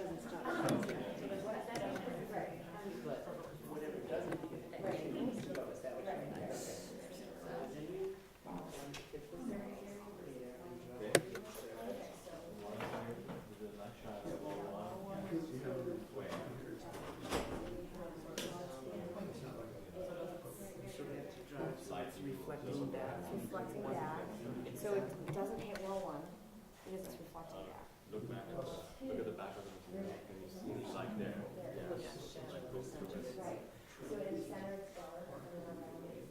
So does the same thing happen if you hold it back here? Change anything? So it's basically the shadow reflects the light of the Instead of one light beam, you see multiple light beams going through each hole. But it's dispersed. You can see that really well. There's no, How do you think what's it's interesting is you see like a red spot. Yeah. from this? There's a red glow. There is some layer. It's very diffuse, so you get a shadow maybe. I'm sorry?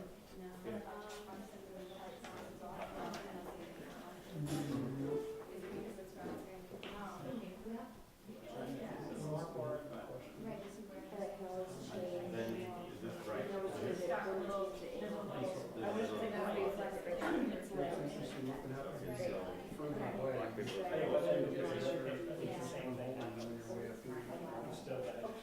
You get a better focus. The light is coming over here because We're getting the shadow from the actual. it's reflected. I wouldn't say it's being reflected, I think it's just this card is not big enough to block the entire source of where the light's coming from. Right. So it's, Well, what I meant was, the light is going here, and from here, it's going everywhere. Reaching into the light. About the same as where on the back of the card.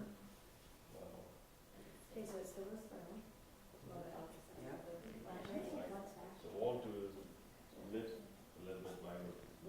You get something that looks pretty close to, you get just a portion of that.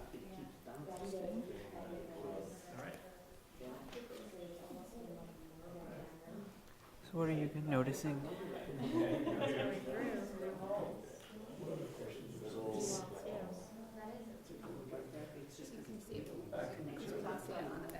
You see, like, Oh yeah. how much light do you observe on that? Well, there you go. I think it got there. So that takes care of that. So we've got just the first three questions.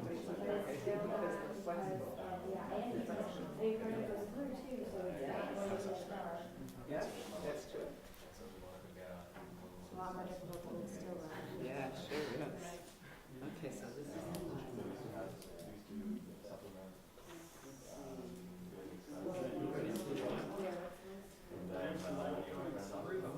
Different angles.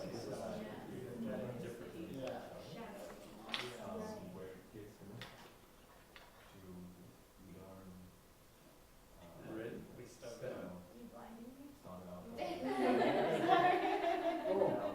Well, I think that's something that's gonna happen in classical.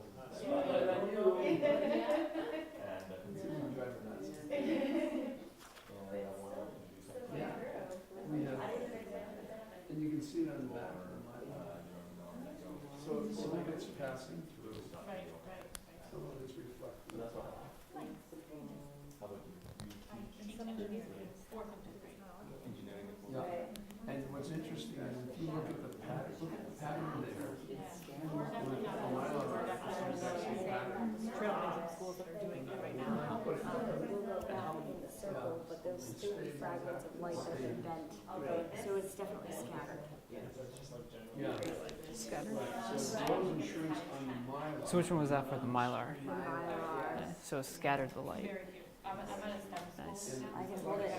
You can't hold it still. If you had a frame, you would just hold it. But she's holding it very still. Yeah, that's- We still get the shadow of Shadow, the light. flashlight And then itself. if you move it, it becomes very, But compare this light to the light of the mirror, it's not as, it's definitely not as bright.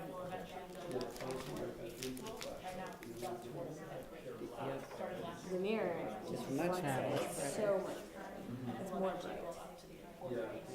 and then to this.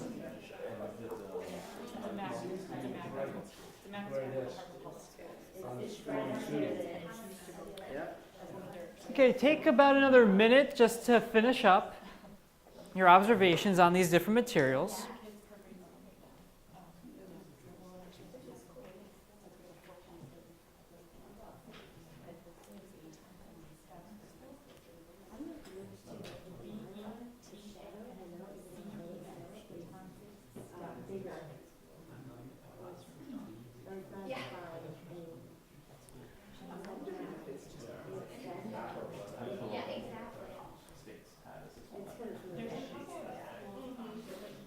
Okay, another 30 seconds.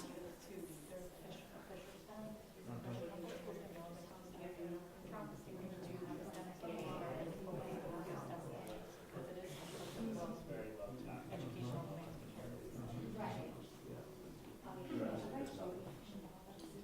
so that's why it's not small. Okay. So I'm going to turn the lights back on.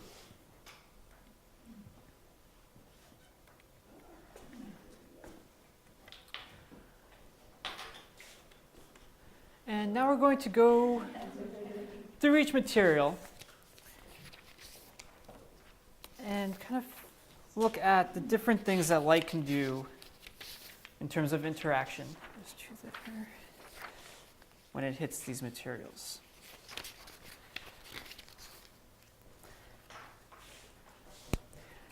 So let's start off with the transparency that I did as a demo. So what happened, which boxes would you check on this for that transparency? What did we observe happening? Did the light go through the material? Did it bounce off the material? Did it stop at the material? What did it do? Okay, so it went through and it bounced off. So how about the groups with black paper? What were your observations of the black paper with the flashlight and wall 1 and wall 2?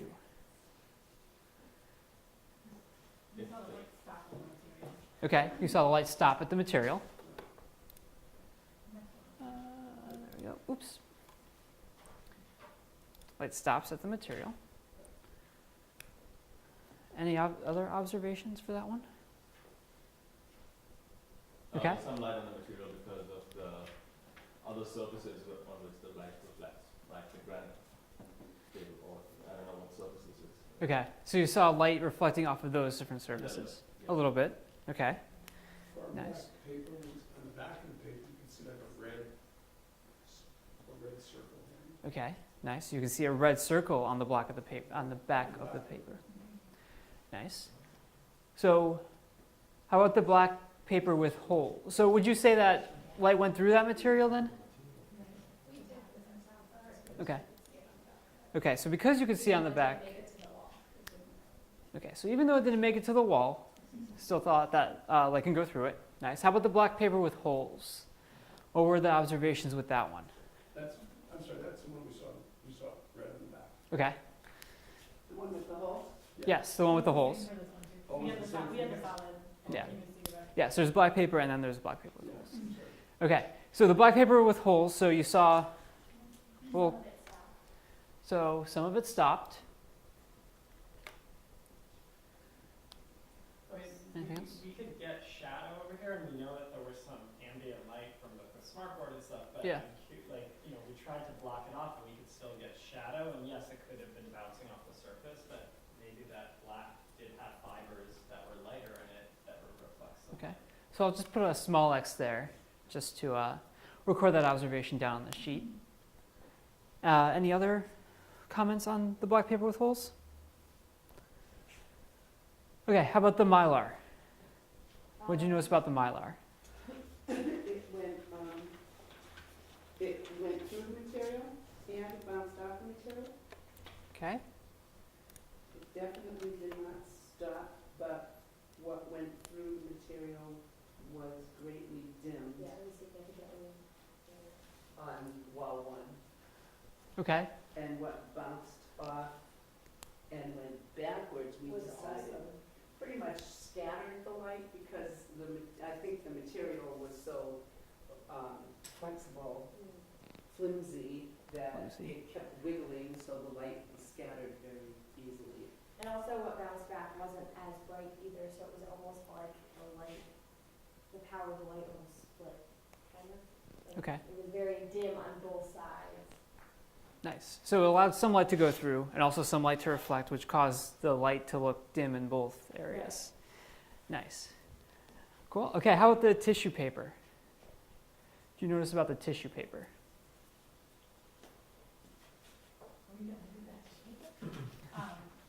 It did go through.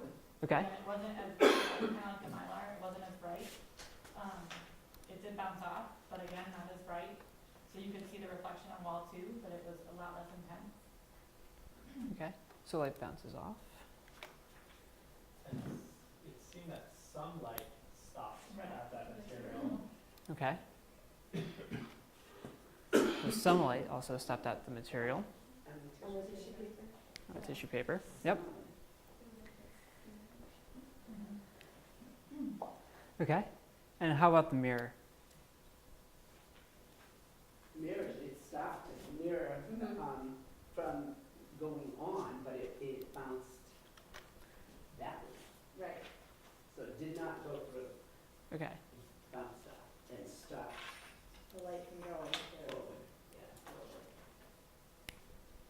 You can actually see a little light on the other side of the mirror when we're holding it up. Oh, okay, so some of the light might have went through, so I'll put a tiny X there. Well, the light was on the other side of the paper because the mirror didn't fill the cover of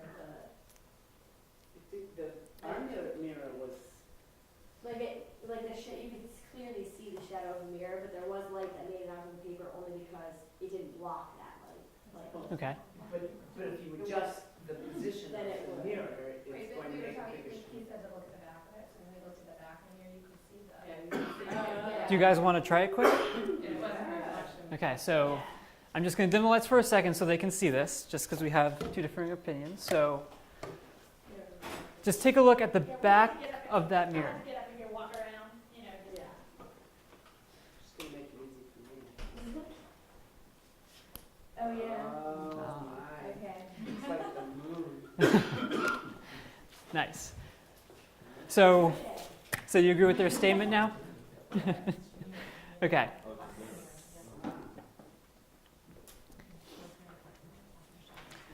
Great.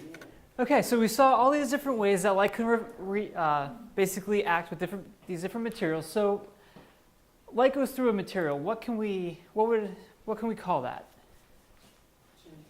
Transparent. Okay. How about light bouncing off a material? What do we call that?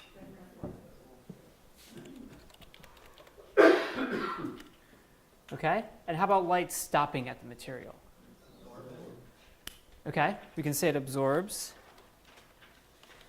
What else could we say? Another word I'm thinking on. Opaque.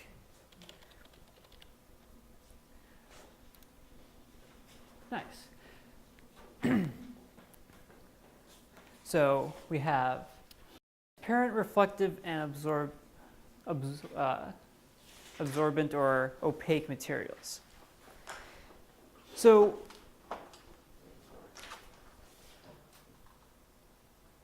we're adult learners, so we kind of knew these words. For a 5th grade class, it might depend on whether or not, but you can definitely, at this point, introduce those words since now they've had experience with these different types of interactions with materials. So as we look back on this one, did light just interact one way with most of these materials? No. So light interacted in many different ways with these different materials. So as we go through this lesson and think about optical engineers, as we're thinking like optical engineers, we need to think about how light is going to react with these different materials and how we can either use that to our advantage or if it's at a disadvantage. Okay. So, like we said, some can reflect, some are transparent, less light through, and some absorb. And just to kind of go through, so this is what EIE has as if there's a worksheet like this in EIE, they have sort of an answer key or accepted answers. So as you see, most of our was right. They didn't have anything like goes through the material on the mirror. But again, these are with our own observations. So the ones in the dark are usually the primary ones, while the ones with the kind of dashed ones are kind of other observations that you can see going on with these. So for this activity, so how might an optical engineer use your findings?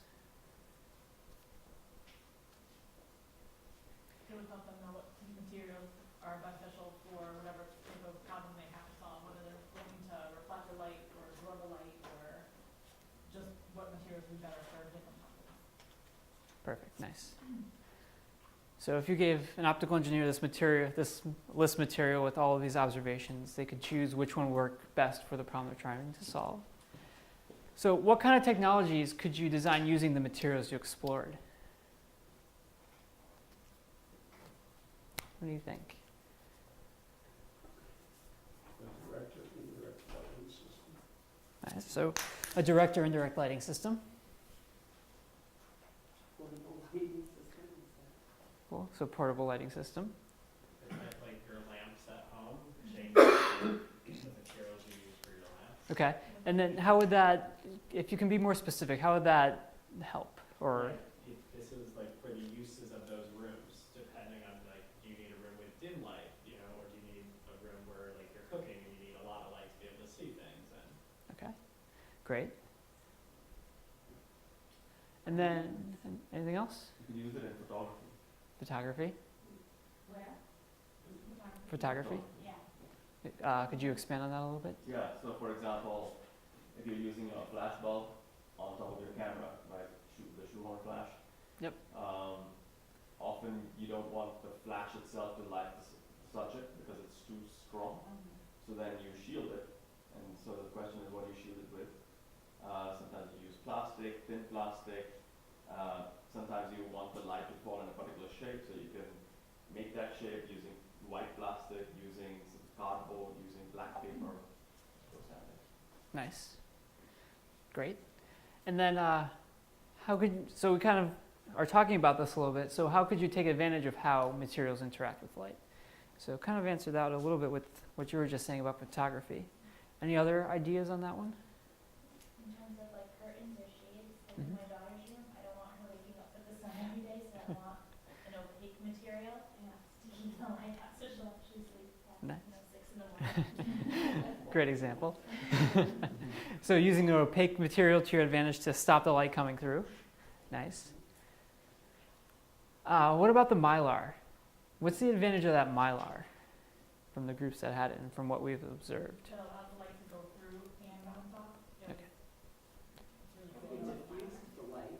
So Okay. there's some settings. So, You wouldn't want no strong lighting. You Right. want some magic settings. Redirect it from the, You can make it multi-directional too, though. You could have the light going in 2 directions with the mile, you could have it going through and still reflecting off. nice.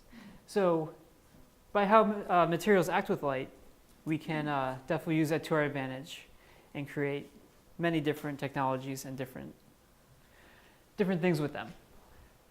So what can we add to our list of what optical engineers design? We've talked about DVDs, we talked about lighting systems. What else would you want to add to that list? Mechanical parts, I guess, I'm thinking about electronic parts that use light to trip sensors and things, like fiber optics or something. security. Yes. Communication. Three D printer. Yeah. So,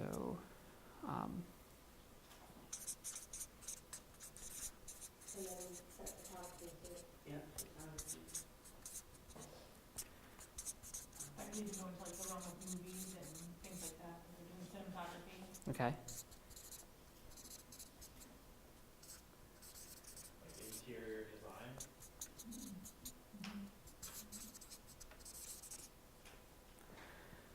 Light in the museum, I like the lights in the paintings or, Okay. sculptures. We like that, right? So nice museum lighting. So if you want to light up a painting, would you want really bright, intense light on that? Like stage, Yeah. stage settings, you know, Stage. Nice. So Oh, yeah. Security. let's return to this guiding question. how does light interact with different materials, and how do optical engineers use this knowledge in their work? So we talked about the interact with different materials. Now we know a little bit more about light's interaction. And we also talked about a little bit about how optical engineers use this knowledge in their work, whether it be with things like cinematography, photography, lighting up the stage, DVDs, and different things like that. So let's add to what we know about light chart. Is there anything else you want to add to that? It can be directed. Okay.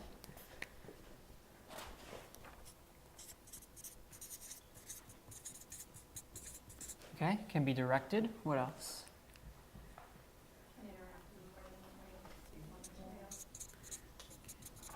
So it can interact in more than one way with the same material. I mean, it could travel through materials, did we put that, or? I don't think we put that. We said it can be refracted, absorbed, and reflected. So it can travel through.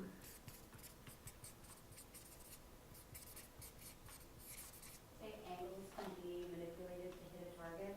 Okay.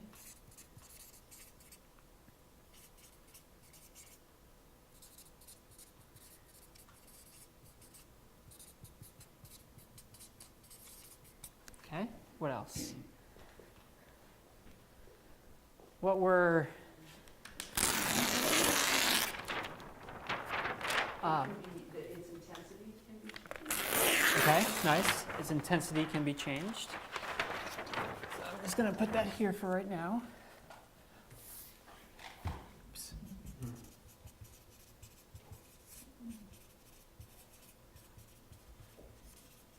Okay. If Thinking. if you carry certain lights, you can have, you can isolate light, colors of light.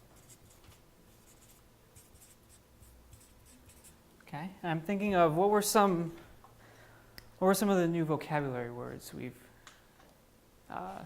discussed in this one? Okay, so that goes, so we can travel through, so transparent. Okay, Reflected and opaque. nice, so reflected. Directed would be reflected, Mm-hmm. so refracted would be. Okay, and what if an object stops the light? What do we call that? Okay, and so if it stops light, it's opaque. Nice. So we've added a lot to what we know about light list. So let's just go right into the teacher hat. So that's the end of that lesson. So let's just take a look at the teacher hat for a second. So we brought it up, the refract and refraction, but EIE doesn't put those into this lesson. They're not concerned with that one too much because of basically the age appropriateness, and in this unit it'd be really hard to show the refraction of light. Scientific accuracy versus age appropriate observations. It's just, depending on your students and where they are, some observations will be more advanced, some will be less advanced, but it will still get to those same goals. So extension and reinforcement activities in the teacher's guide. So there are, in the guide, more of kind of extension activities that go along with this lesson. Okay, cool. So any other teacher hat questions for lesson 2? So just to clarify, the emphasis is on age-appropriate observations and not Yes. on scientific accuracy? Yes. Okay. Yes. So yes, as long as they're observing that, then yes. Because it seemed, yeah, because you were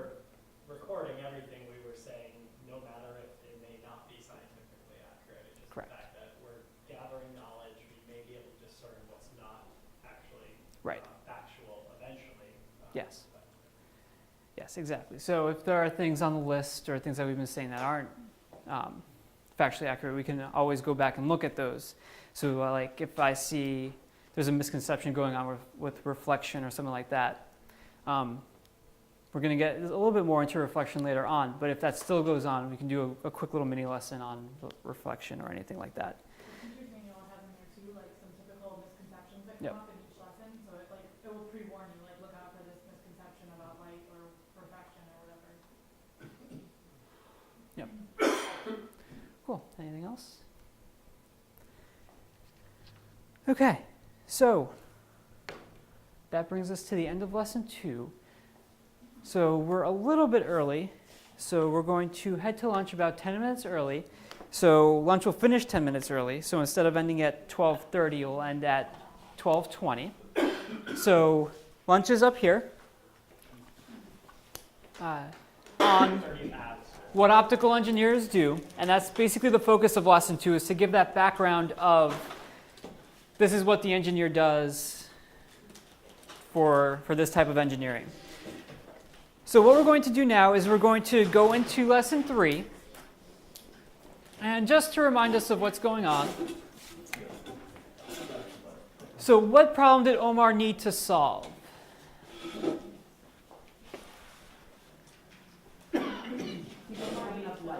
He didn't have enough light. And then what technology did he design to help him solve it? A lighting system. Perfect. So there was a brownout during the class dance performance. Omar needed to light up the stage so that the audience could see the performers. And then he designed a lighting system using mirrors to reflect the light from the emergency lights onto the stage. So from our storybook, we learned that Omar learned that 100 years ago, archaeologists needed to find a way to light the interior of the tombs. They didn't have electricity back then, so they needed another way to do it. So what problem did they need to solve? Perfect. It's dark in the tombs, and then what technology did they design to help solve them? To solve the problem? Series of mirrors. So a rudimentary lighting system. So just like you said, it was too dark in the tombs, the paintings were hard to copy, and they designed a lighting system using mirrors to reflect the sunlight down into the tubes. So what does this have to do with what we're talking about?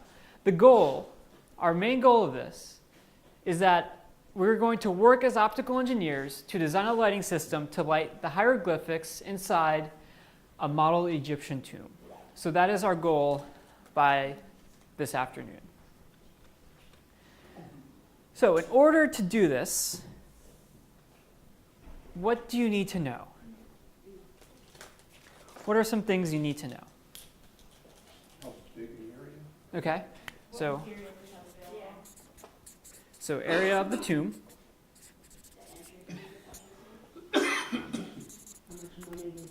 materials, entry,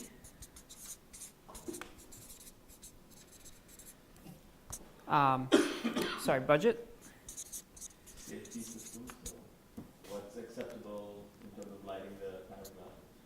So constraints, is that Yeah, sure, constraint. constraints? Or the location of the hieroglyphs. So where are the paintings? Source of power, Okay, electricity, battery, or nothing else. The layout of the building, is that something that we'll go with layout. Layout. So area of the tomb, materials, entry, budget, constraints, the location of the paintings, source of power, layout. Anything else? Think back to the introductory activities. Time.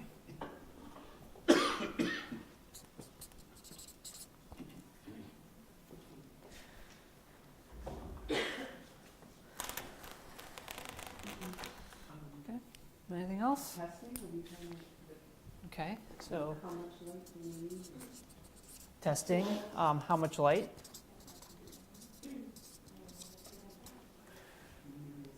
Safety. Okay. So this is a great list of stuff, of questions that we have. And we're going to start answering some of those questions through a few of the activities. So let's get right into activity 3 now.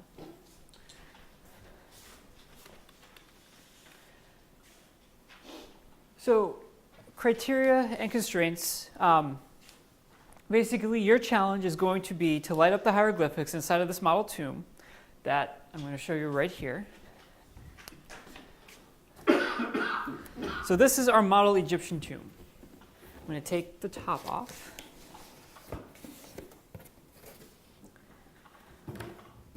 So this is what it looks like, and we'll get into this a little bit more in a second, but I just wanted to give you a quick view of that. And just so you know, on this side, south side, sorry, it was cut. On the south side, you have this one little entryway here, and this is going to be the path for your light. And then, again, we'll turn off the lights in a second to show you what that looks like. So, again, the problem that your lighting system needs to solve is that we need to basically light up these hieroglyphics inside these tombs. So I want you to think about the criteria and the constraints for this lighting system. And so let's fill this out. What does your lighting system need to do for criteria? Up here. Are we illuminating all 4 walls and ceiling? Okay. So that's a good question, and I'm going to actually put that here. So how much light, and then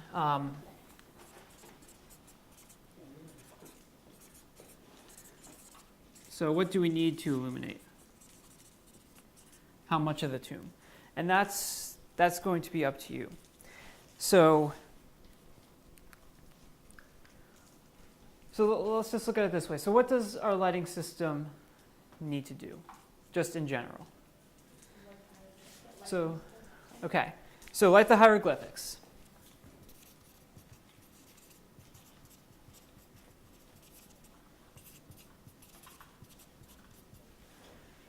Okay, so you're going to light up the paintings on the wall.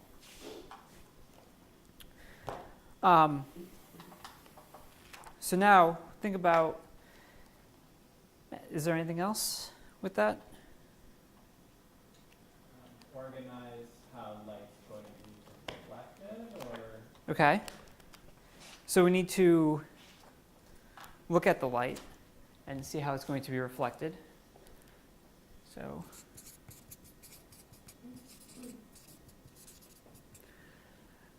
okay. So maybe this will help us out a little bit. We're going to go back to this chart later when we might have a little bit more information on it. So we'll come back to this, and maybe it'll be a little bit easier to fill out. So let's look at our guiding question for this lesson. It's how does light travel, and how can we measure its intensity? So that's going to be the focus of this lesson. And those are two kind of very different things. So we're going to take a look at how does light travel first. And that's going to be the first part of this question that we look at. So for this, what I'm going to do is I'm going to hand out, before we do that, if you can get back into the groups that we had before lunch. Those will be your working groups for the rest of the time.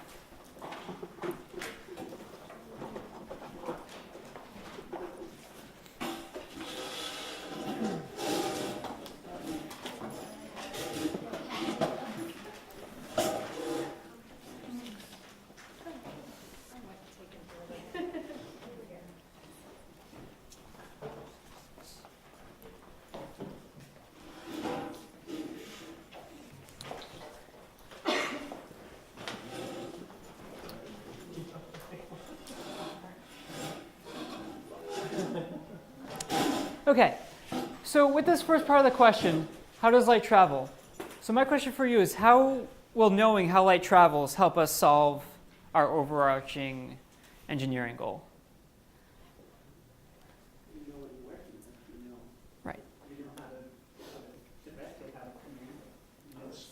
Yeah. Perfect. So great, all great ideas. So what I'm going to do is I'm going to give you 2 mirrors and 2 index cards with some slits in them. What I'd like you to do is take the next few minutes and just play around with these materials. Look at what you notice, look what you observe, and then we'll come back together as a group and talk about what we saw. Oops.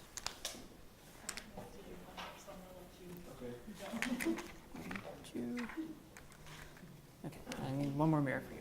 Okay, so I'm going to turn off the lights and then just start manipulating those materials and see what you can find out about how light travels.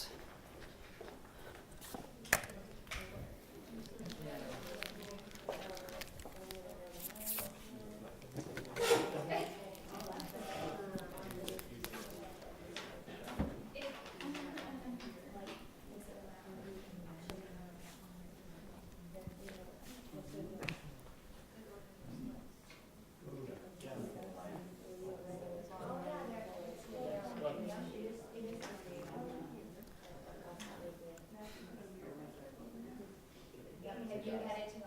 Or was it just the edge of the circle? No, it reflected back, I saw it.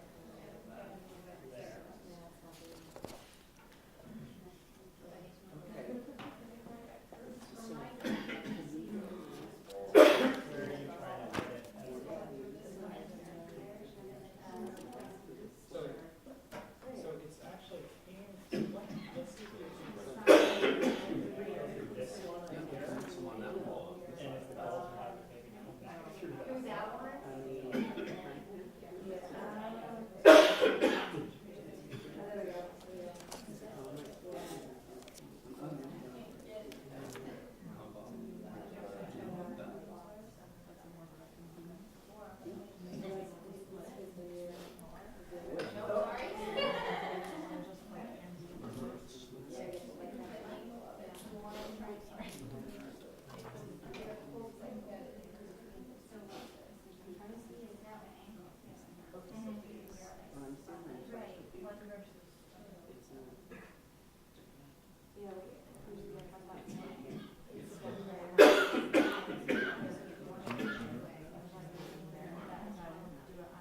It's already down, it's already down. Like, why is it like this? I wonder, like, say, this one, right? So you have it go out that way somewhere else, or like, I don't know. And it's hitting over here. So we technically could illuminate something on the other side of the wall. Okay, so take another minute just to mess around with those materials.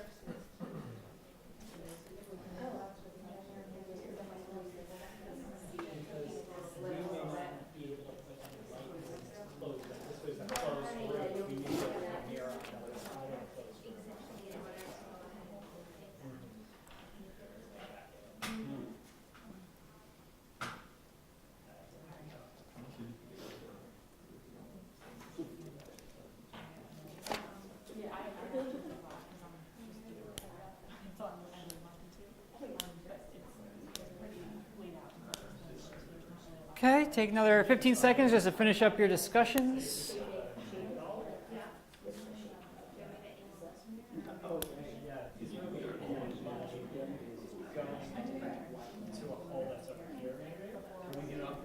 Okay, so I'm going to turn off the lights, or turn on the lights. Okay, so would anybody like to share what were some things you observed about how light interacted with those materials? You can get reflected, you can direct the beam, Nice, multiple directions. perfect. So, just like we talked about, reflected, multiple directions. Beam that reflected back took the shape of the slit, if you were doing it through the slit. Nice. It took the shape of, Nice, so it took the shape of that slit. Nice. What else? You can change the size of the reflection by moving the mirror back and forth. Okay, so nice. So you can, so I'm just going to add that up here. So by changing the position of the mirror,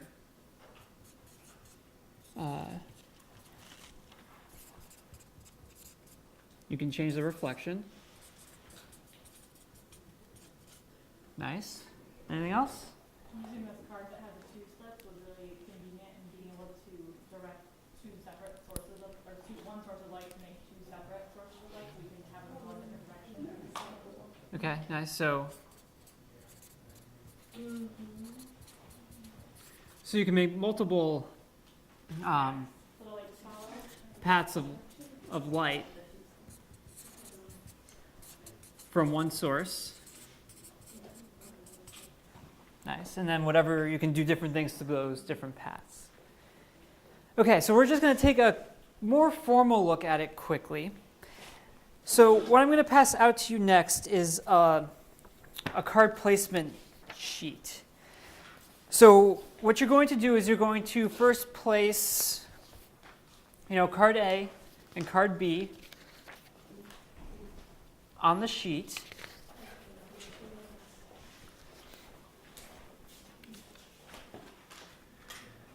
So that only goes to A, through A, sorry. So take that back, not B yet. Just put A on there for right now and just shine the light. I'm going to leave, I'll just turn them off, that's fine. Okay, so go ahead, shine it through. What do you notice? And it's what you've seen before. But they're pretty separate when you see them on the surface. But then it diffuses. Okay, so what are some observations you're seeing from this one?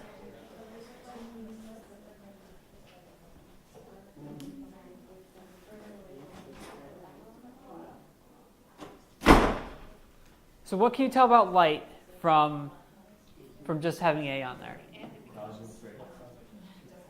Follows a straight line.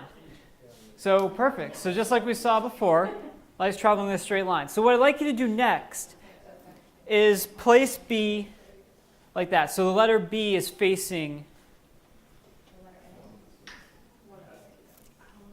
in the same direction that letter A is. Okay, now shine the light through.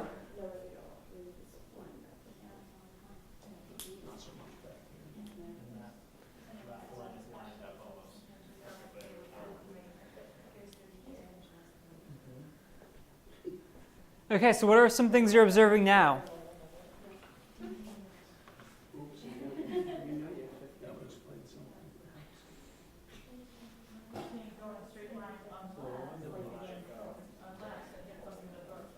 Right, so it travels in a straight line unless it hits something that absorbs it. So in this case, what's absorbing the light? B is absorbing the light. Now, is it absorbing both beams? No, it's only absorbing one of them. Okay, so now go ahead and flip B around so that the letters are facing opposite. There you go.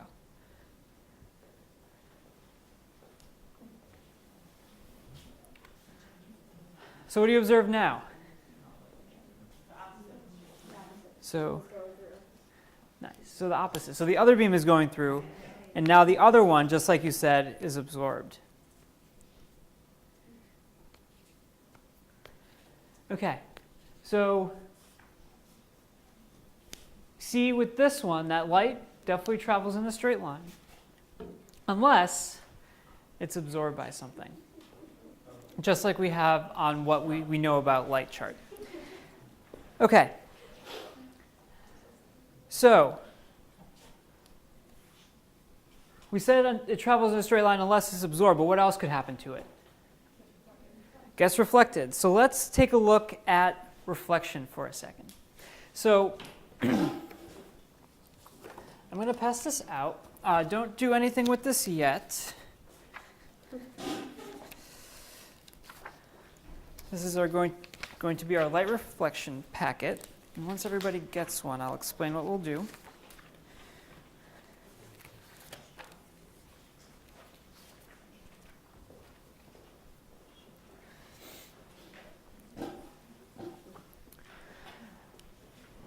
Okay, so what we're going to be doing is we're going to be looking at our reflection test. So the way this is going to work is I have these boxes with mirrors on them. Every group is going to get one. And what you're going to do is you're going to put this on your table, and then this is going to be your flat surface for the reflection. So I should also pass this one out. I'm going to pass out another sheet, and this kind of goes with the packet. This is what you're going to be recording your reflections on. So what we're going to be doing first is looking at, sorry, there you go. Looking at your, you should have 2 each.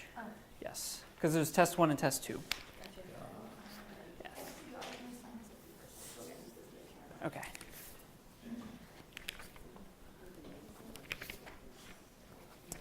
So that's what you're going to be recording what you observed on. But before we record what we observe, what I'd like you to do is on that first page, 311, predict if the light is coming in from E and hitting the mirror, which letter do you think the light will hit? And while you're doing that, I'm going to give every group a box. The mirror.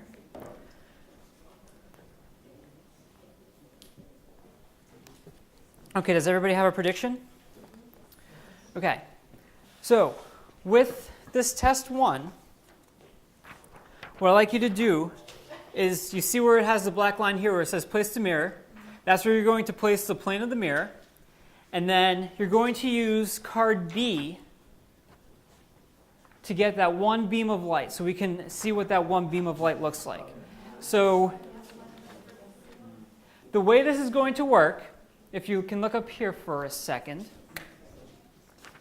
is you're going to have card B with the flashlight hitting the mirror so that your beam comes in so that it hits right where the line C is. Okay? So you're going to have to mess around with the angle a little bit, but try to get the line so that it hits right to C and that it actually follows the path from E to C. Okay? So what I'd like you to do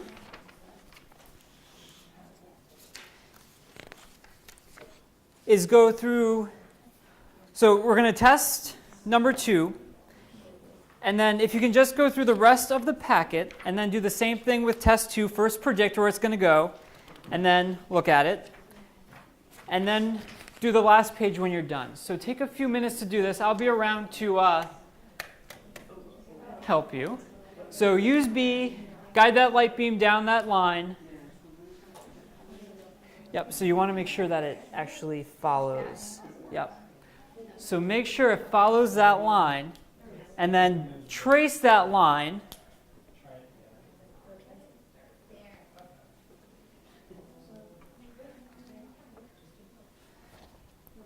And then fill out 2 to 5 on that one. Oh, and then there's one thing I totally forgot. We also are going to measure these angles with protractors. Does everybody know how to use a protractor? So these are transparent. So what you're able to do is line up the flat side with your mirror and then look at the 2 angles.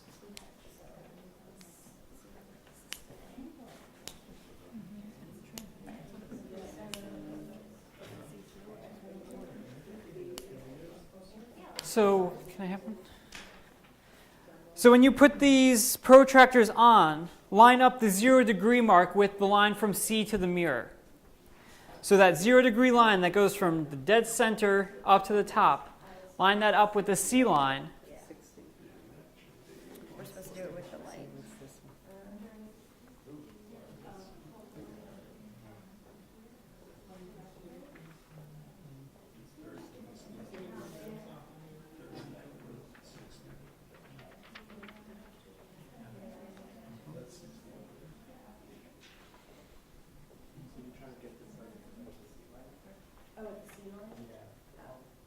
All of your points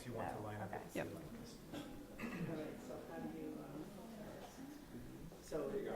Yeah, so see how there's a light there? That's where you want to go through that. And then if your beams are wide, just kind of take the center of the beam.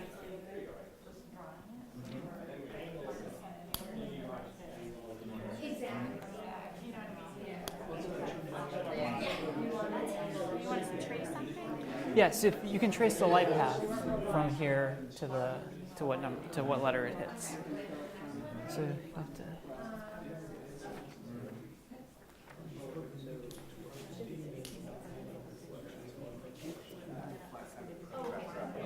What? Yeah, yeah. This goes on the yes. Oh, okay, right.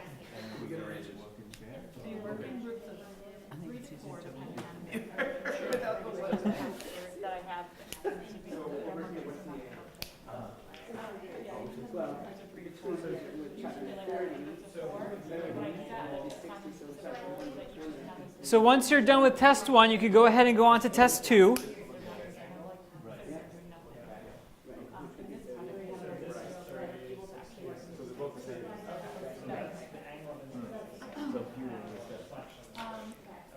on the project, I think. For this one, it was nice because it was just like, it was a super market.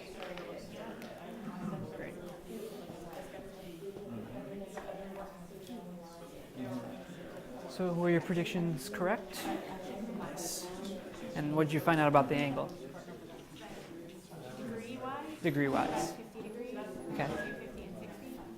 For both of them or just the one? Oh, yeah, this angle and then this. For both, yes. Okay. Okay. Right, no, that's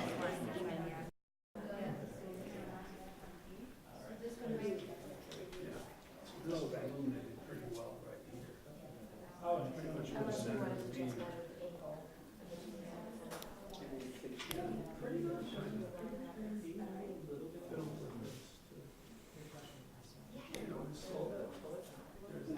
This is the center of the beam, so if we call this the push hole, it does not. Yeah, you split in half and through. So it's 10,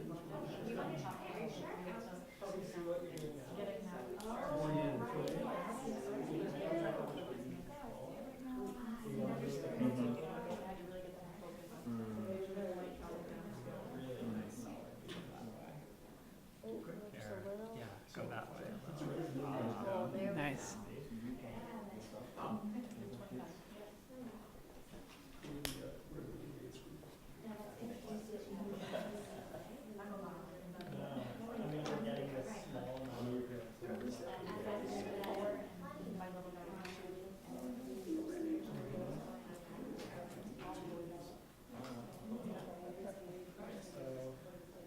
Okay, take another minute just to finish up.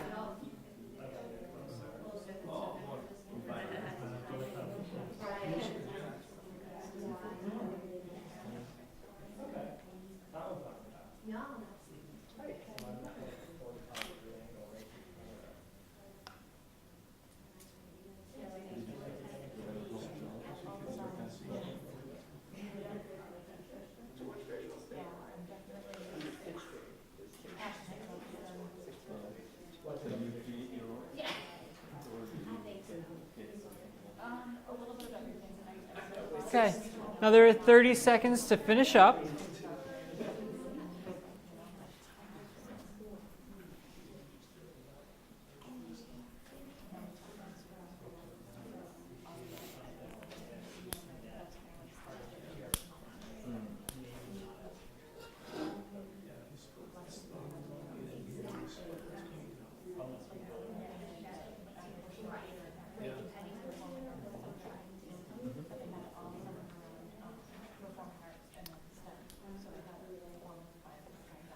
Okay, I'm going to turn the lights back on.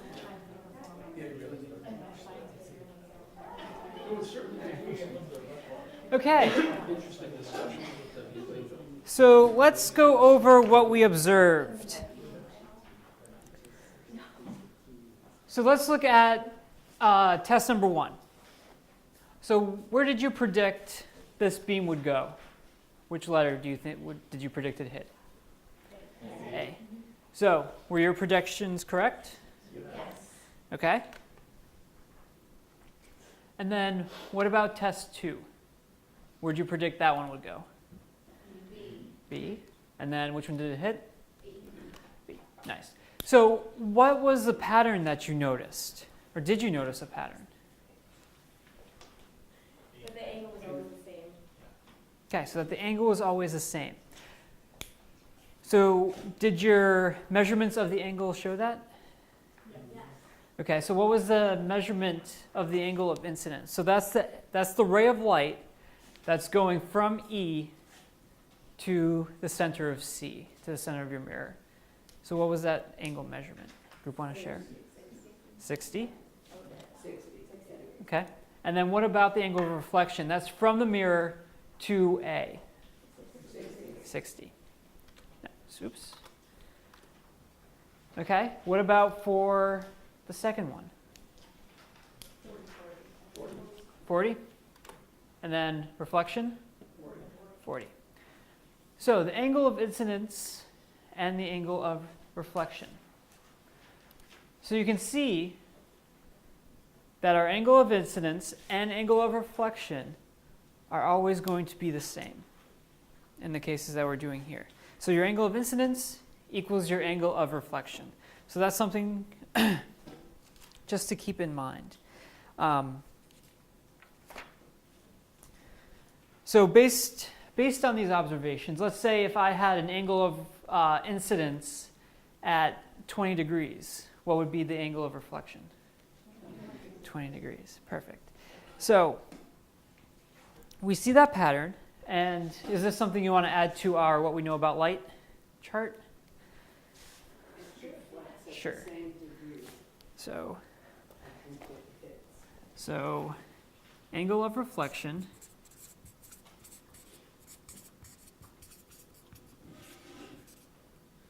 equals the angle of incidence.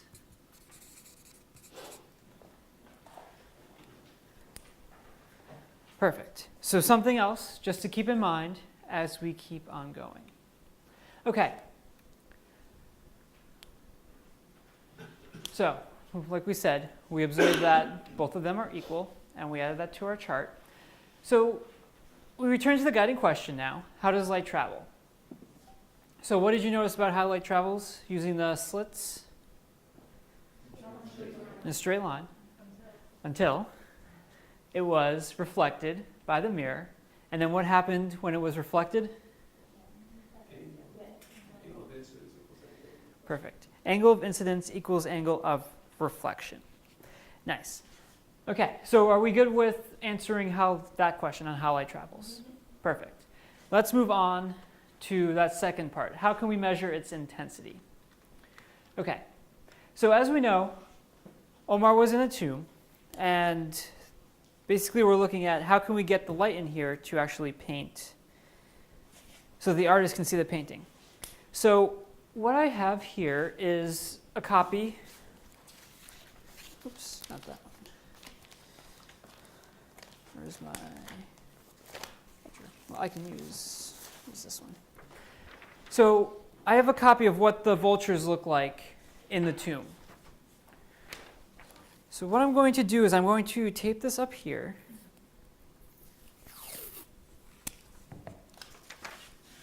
And we're just going to see what happens to these vultures when we shine light on them. Okay, and I'm going to blank this out just so we can see this better.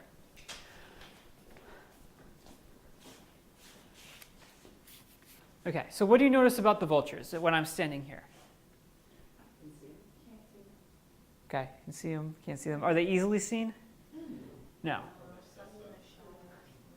So what happens as I do this?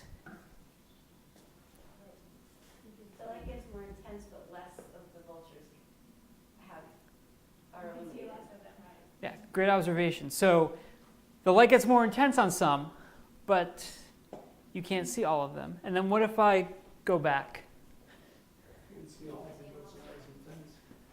So you can see all of them, but definitely not as intense. So what we're going to be looking at is the intensity of the light inside of our tombs and how that affects how we can see our vultures. So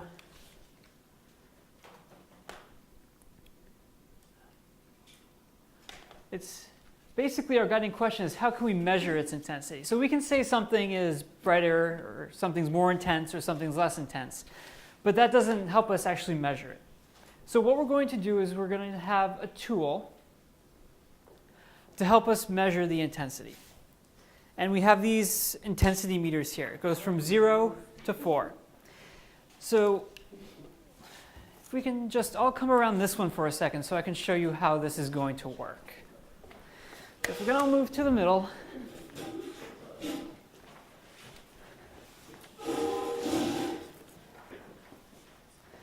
so this is the basic setup for our tomb, just like we said before. Now, we have vulture pictures placed in different directions, different areas on the walls. And also, we also have these little windows put into the tomb. So when you're going to look at this light intensity, what you're going to do is you're going to put your meter by one of the windows, and then you're going to move these. So I can show you here. So you open the window, and the meter just fits right over there. You're going to look at the eye of the vulture, and you're going to use the intensity meter to record how much light is hitting that eye of the vulture. So if I could see the eye of a vulture in the 4 window, what would that tell me about the intensity of the light? It's very bright. What if I can see it only through 1? Not that intense. So this is the setup of the tomb. So what I'm going to have you do when you go back is each group is going to get a tomb. You're going to get a light meter. And what I want you to do is to look at each of the vultures.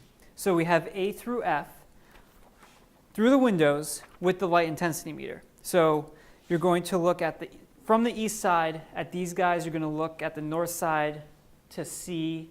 You're going to look from the south side to see A. And then you're going to look from the west side to see B. So look at the vulture, focus on that pupil, on that eye. You should be able to, if it's really bright, you should be able to see that. If it's not so bright, it will be a hard time seeing it. Okay? So we're going to pass out a tomb and a light meter to everybody. And also I have a recording sheet for you to record the intensity on that hieroglyphic. Okay? Any questions?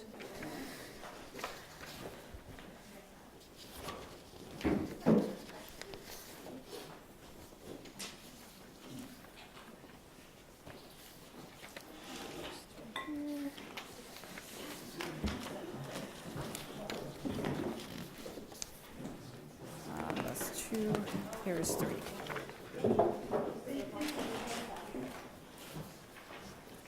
Okay, I'm going to leave the lights off. Huh? The box.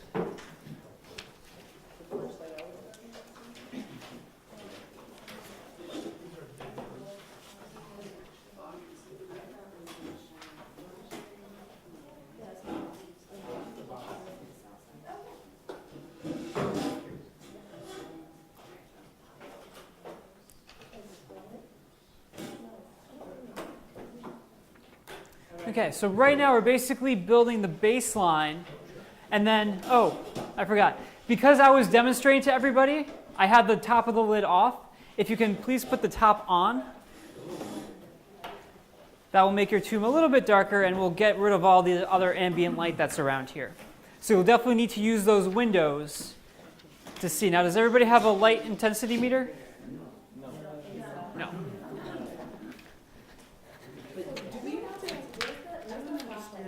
Oh, here it is, it's right here. It's at the bottom. It's, the flashlight's gonna stay in this spot? The flashlight stays in that one spot. You can't change where the entrance of the tomb is. So this will give us a baseline reading of these hieroglyphics, and then we'll see what happens when you design your lighting system with them.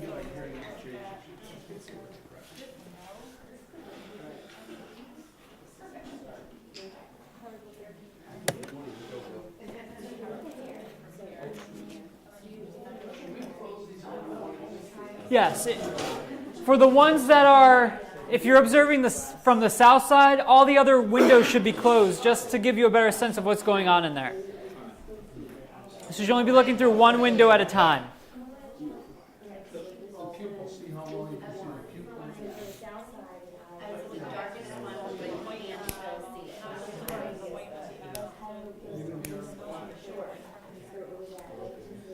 I think you can take those. Yeah, you can take those.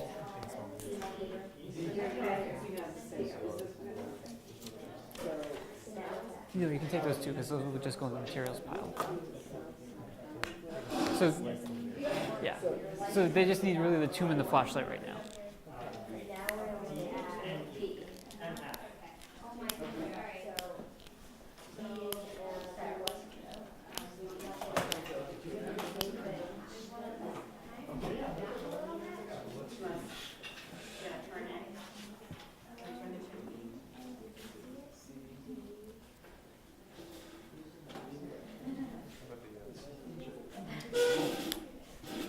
You can take the protractors.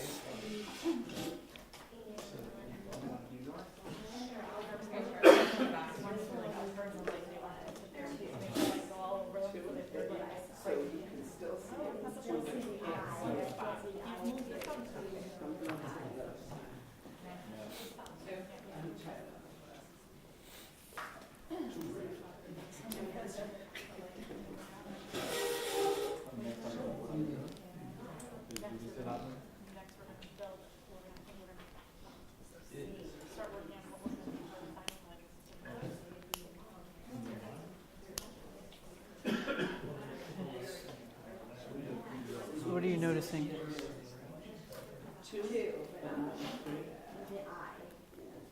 Are they all lit up the same? No.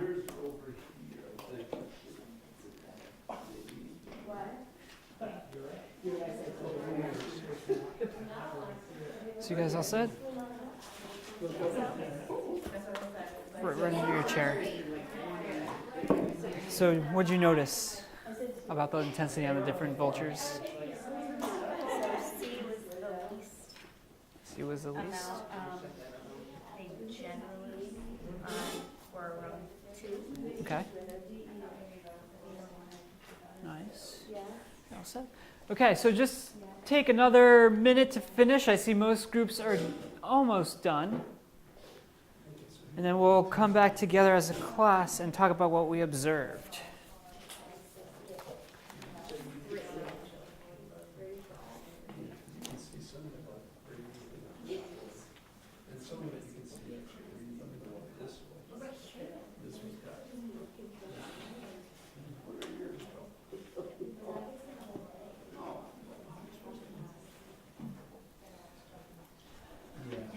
Okay, I'm going to turn the light back on.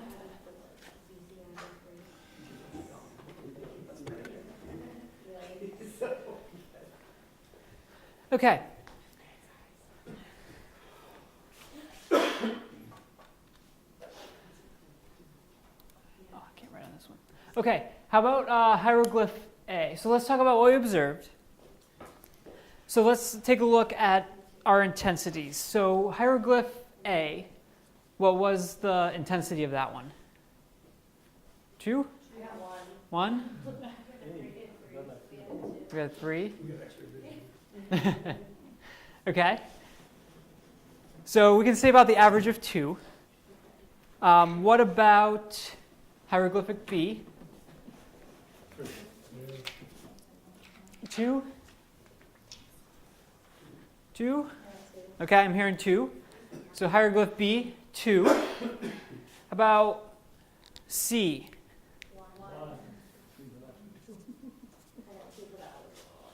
Okay. Okay, we'll go with, I heard mostly 1s, so let's go with 1 on that one. How about hieroglyph D? 2. E? And F? 2. Okay, so that's going to be our baseline readings for these hieroglyphics. Can I ask you a question? Yes. What do you do if you really can't see the I and A? No, If you- well, seriously, well, I mean, the eye is pretty little. The eye is little. I try with my glasses and without my glasses. Okay, well, I mean, I can see fifth grade saying, you mean the eye, you mean the dot, you mean the, Yeah. it So- doesn't seem real exact to me. It's not too exact, but you also can't look at the whole hieroglyphic either, because then you're looking at too much area and you're going to be focused on too much. So just by putting it down to looking at the eye, where you're kind of focused on something. Yeah, So that's why they do it that way. But if you can't see it, maybe your partner can see it. yeah, well, that's, I said her, Yeah. so. So hopefully between your partners. From there, you can only go up from there with lighting. Right. Sure. You can only Right. improve from there, you can Right. only see it better. Right. Yeah, so if it is a 0 for you, well then get it up higher than the 0. Because these scales, even though as a class we came together as one kind of general guideline, if yours is lower, then any bump up you do from there is even better. Yeah. So it's good. Okay, so let's...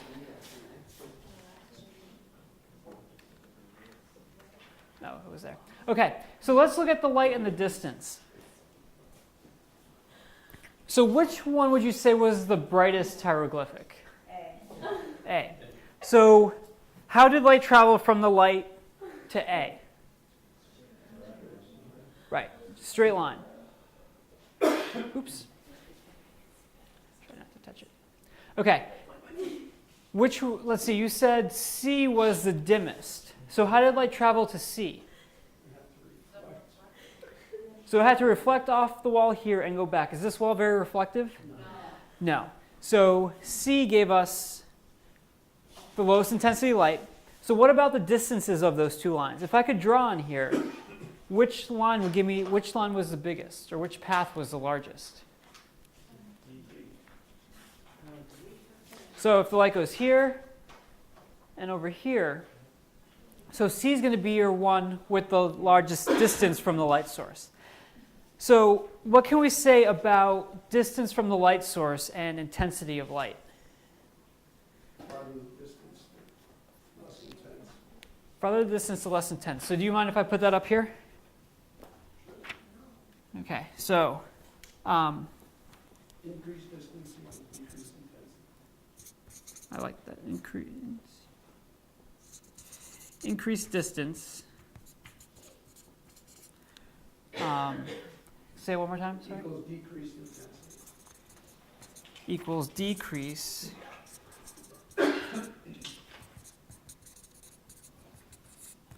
decreased intensity. Nice. So the distance and intensity of light definitely has a relationship, and we can see that here. So as we return to the guiding question, so how does light travel and how can we measure its intensity? Are we good with that second part now? Of how we're going to measure the intensity of this light? Perfect. So, have we answered our guiding question? Yeah. Cool. Okay, so let's go back to the constraints for a second. So what are some constraints and criteria that we need to put up there in addition to this? In addition to what we have here. So I'm going to, so the light on the paintings on the wall, that needs to be as intense as possible. So, so the light shining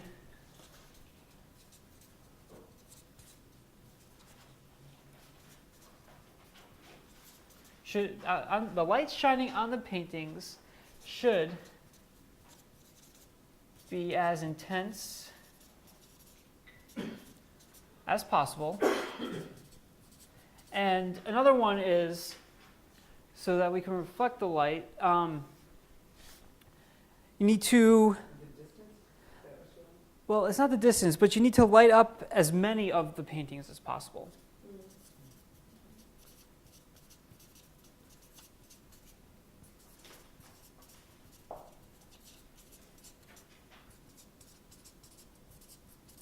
Okay, so that's our criteria for this tomb design. The light shining on the painting should be intensity, should have a high intensity, enough for the painters who are going in there to see them. And then the light should be shining on as many as the hieroglyphics as possible, so that way the painters can get as many paintings down as possible. So, what are some, looking at the tombs and doing all that we've done, what are some constraints that we know of? That they're scattered on the 4 different walls. Okay, so they can't move. Different heights. So they're scattered on the walls, different heights. There's only one light source. Different distances from light source.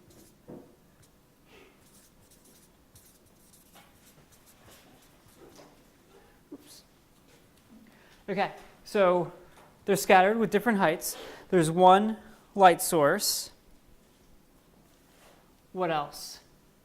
Different distances from light source. Okay, so different distances. None of those can change. What about your tomb? Can we go in there and change your tomb? No.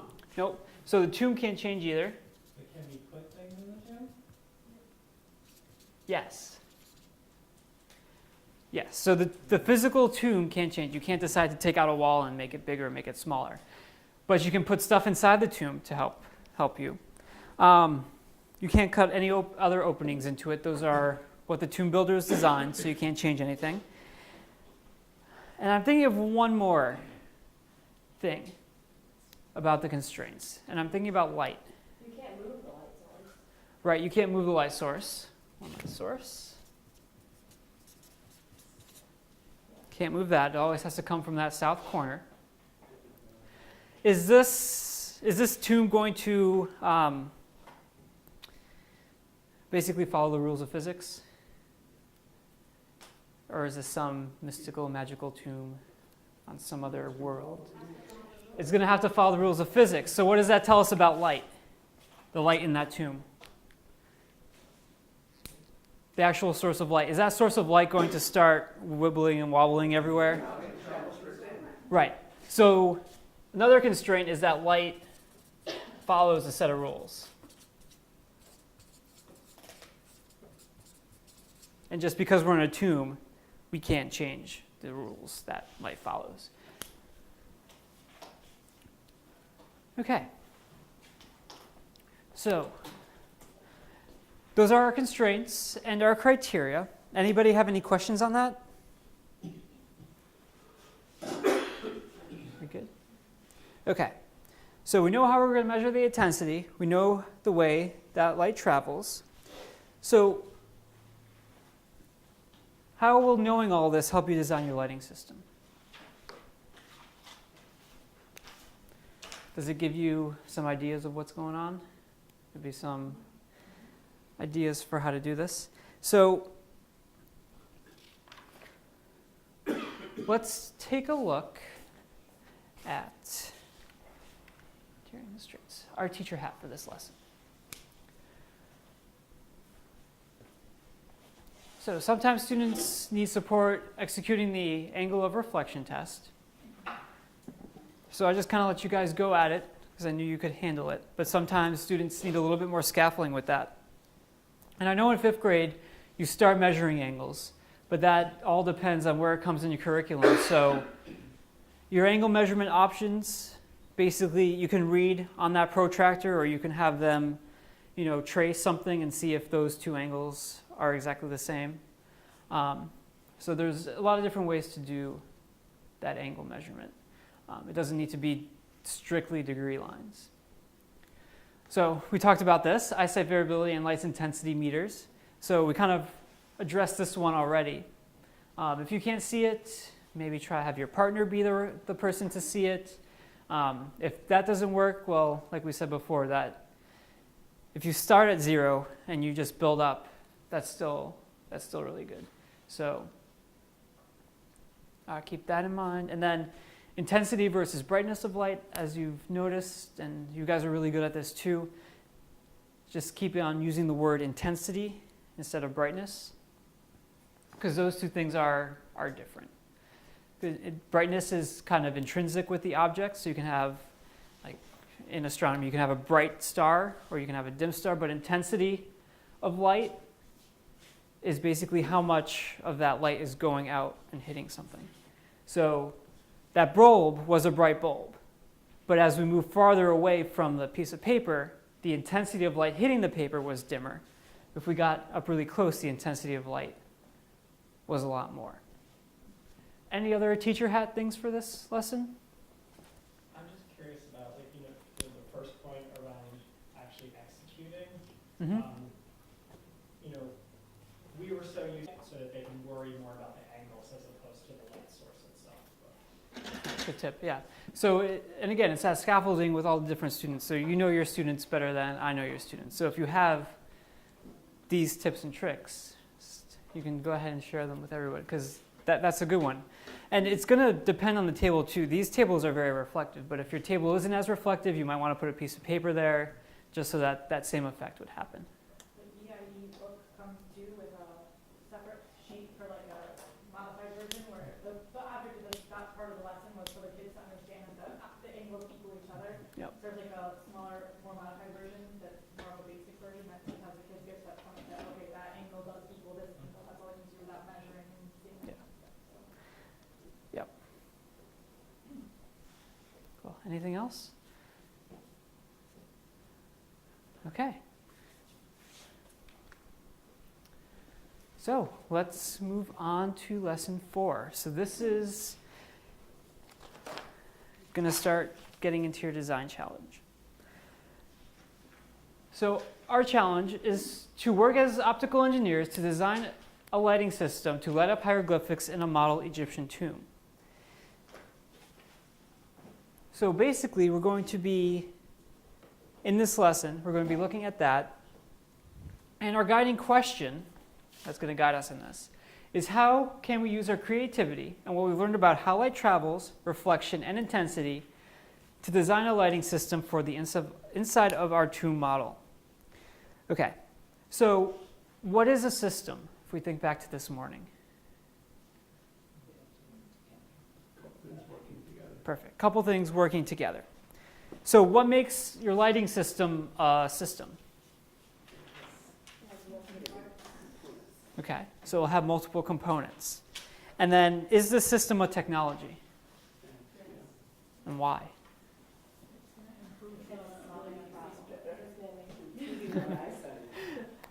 Man-made, if we go back to our definition over there, it's a man-made system that solves the problem of having to paint these dark hieroglyphics in a tomb so that you can see them. Okay, so I'm going to pass out this for everybody. So while I'm passing this out, think about that last activity that we did. Part 3. What step of the EDP, the engineering design process, did we just complete?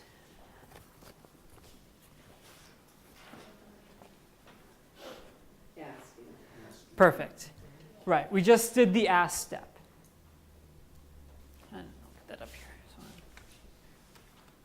Okay, so we just looked at that step. So we looked at the problem, and we looked at the constraints.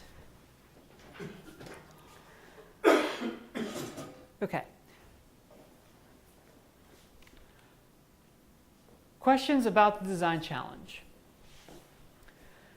So we've answered some of these, but not everything. So we've looked at the area of the tomb. We got that down. It's those boxes. Entry of the tomb. So we looked at the light source, where that's going to be. We haven't talked about budget. We've talked about constraints. You know where the paintings are. Source of power, it's just going to be those flashlights. So we don't have to worry too much about that. We looked at the layout of the tomb. How much light? So are we kind of in agreement on that? We want to get as much light as possible on as many of the hieroglyphics as possible, like we've talked about. And then what do we need to illuminate? We got that. So are there any other questions that we need to think about? Okay, materials. What else? Budget, time, perfect. Yeah, not that long. How many tests do we get? And how many tests? Okay. So all that will be answered with the next thing I hand out, which will be this. So we're going to take a look at the materials in a hands-on way in a second. Go.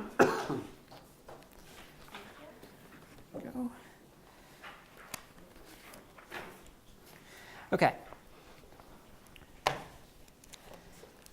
So what we're going to do is we're going to go through this packet just quickly, just so you know what the different components are. So this first page is kind of a restatement of what we just did. This is the ask. So what are 2 things your lighting system needs to do? What are some things you already know about light? And how will you evaluate our lighting system? So we've talked about that. If you look at the next page, this is going to be our imagine step. And what we're going to be doing in this step is, even though you're in groups, the imagine step is going to be done by yourself. You're just going to come up with 2 ideas, page 1 and 2 of that, just to think about what you want this lighting system to look like. And then on page 4 or 5, that's where you're going to plan with your team members and try to incorporate as many ideas from all of your team members as possible from that imagine step. And then this is the budget part on 4-6. So this is where the budget starts coming in. And you're going to get some different scores. So let's kind of look at this together to figure out what's going on. So you're going to have a cost score.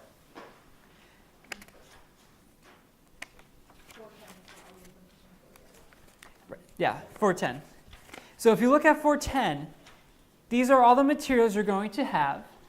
And I'm going to give you a bag in a second that has all those materials so you can mess around with it a little bit so you can get a feel for what they look like and how you can use them. So you're going to get a large mirror, a small mirror, an index card, a craft stick, a tape, which is a tape, binder clip, string or yarn, and a pipe cleaner.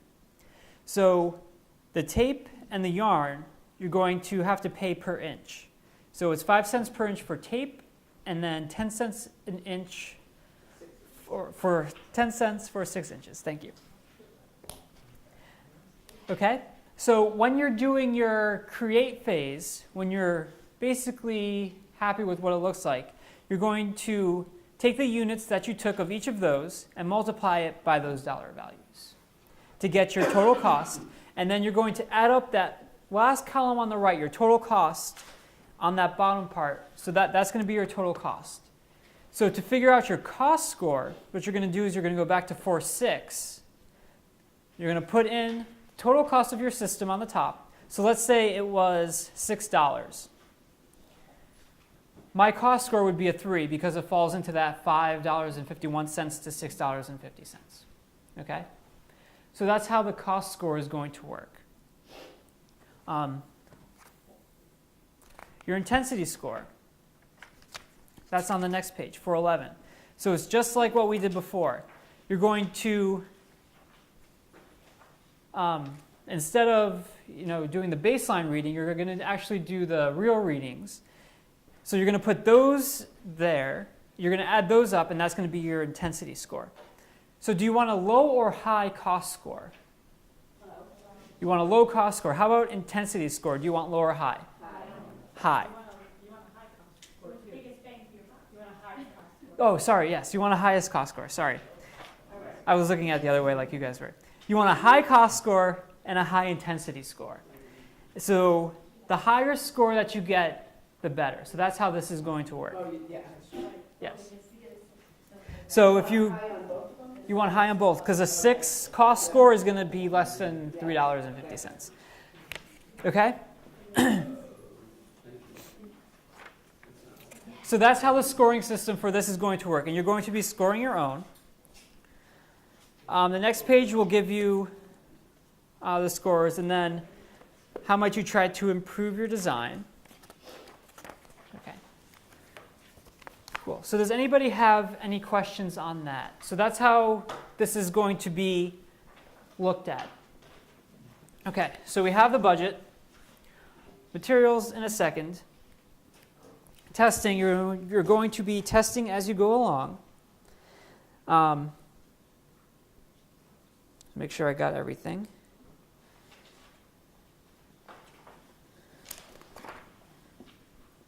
Okay. So what I'm going to do is I'm going to give you a material sample bag quickly. So in your groups, just take about a minute to look at these materials, and if you can put them back in the bag once you're done. So these are the materials that are going to be available for you to use.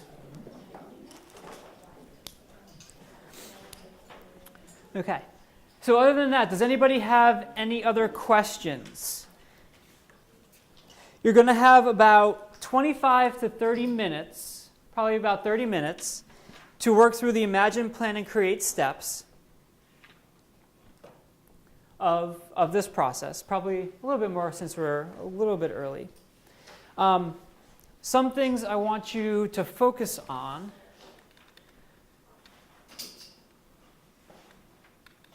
Okay, I'll get to that in a second. Okay, so go ahead and just take about 5 minutes right now to work independently to make up 2 Imagine ideas that you have. Okay, so just work by yourselves for a few minutes and kind of get some ideas using those materials of what you want your tomb design to look like.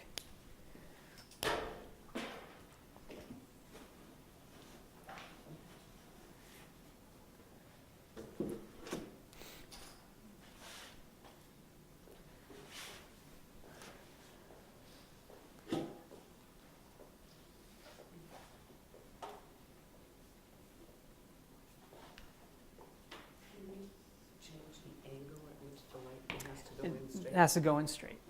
Yep.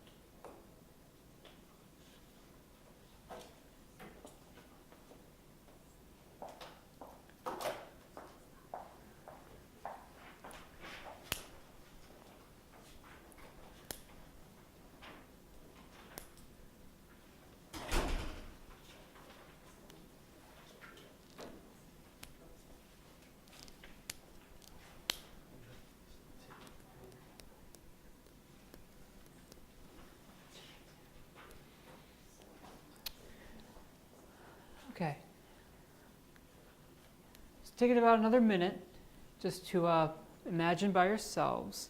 And I have a few more directions to give you, and then we'll get started.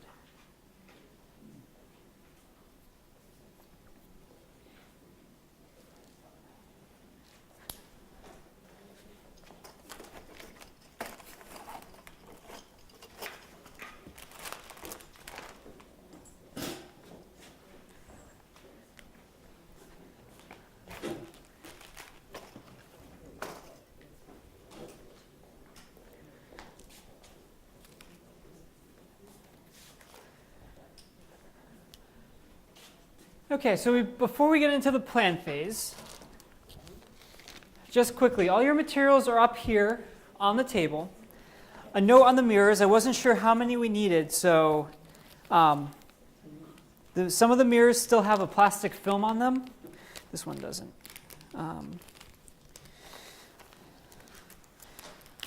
So what would the plastic film do to the intensity of your light? Decrease, yeah, so we don't want that there. So if you just peel the film off for all the mirrors that you use, that'd be great. And you'll know if there's film on it because it won't be as bright, and there will be a little tab here that says peel this way. Just in case you're wondering. Okay.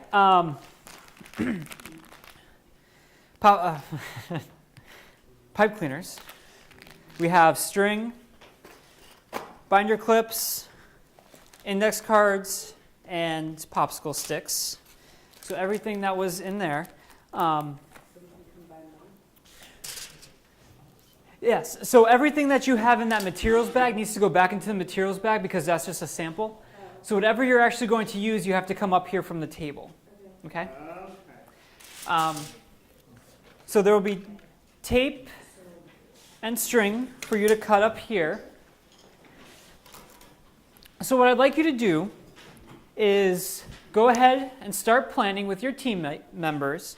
Come up with an intensity, or not an intensity, come up with a cost score of what you want this to look like. Once you get that, you can come up here and get your materials. Your cost score might change depending on what you decide to do, so that's okay. But just as long as you have some sort of plan to start off with.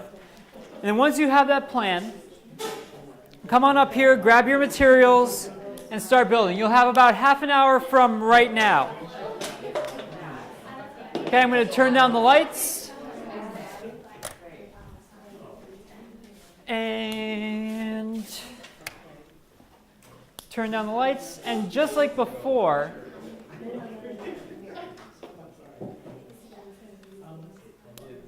just have some things. Just share your ideas with the group, plan it out, gather your materials, create your tomb, test it out, and calculate your scores. Okay, so I'm going to leave this up for you to see while you're doing this. And when you do your intensity scores, the ceiling of your tomb needs to be on your tomb.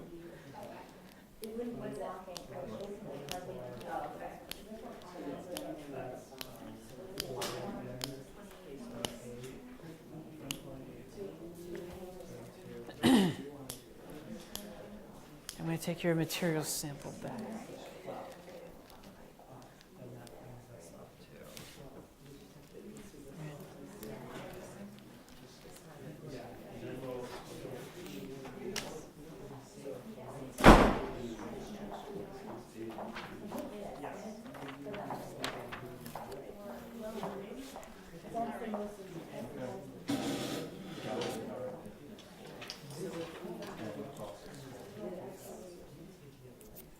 Well,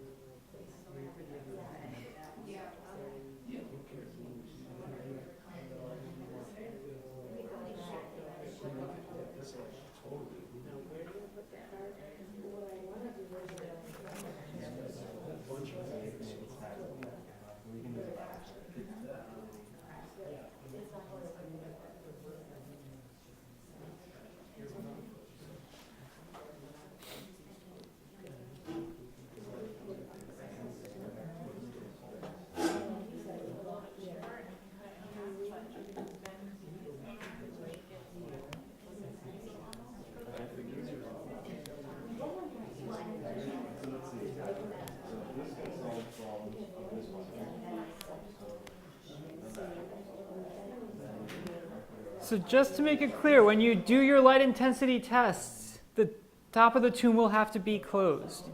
So just think about that while you're moving mirrors around, that those mirrors will have to stay there by themselves.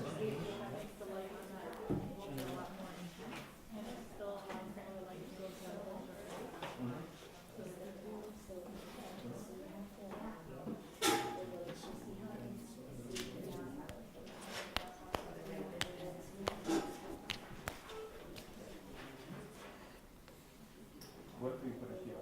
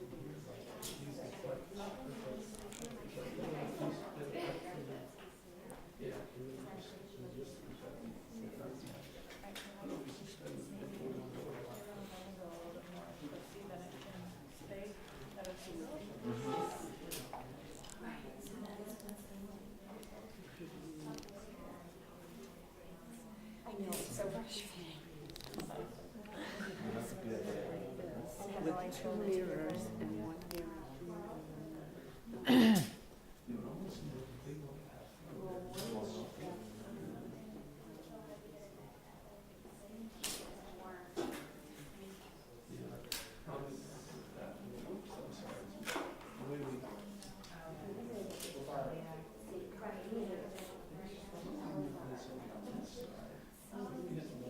It's a question of how will you get the light then from, or actually, Just use one of these scissors. Oh, yes, sorry.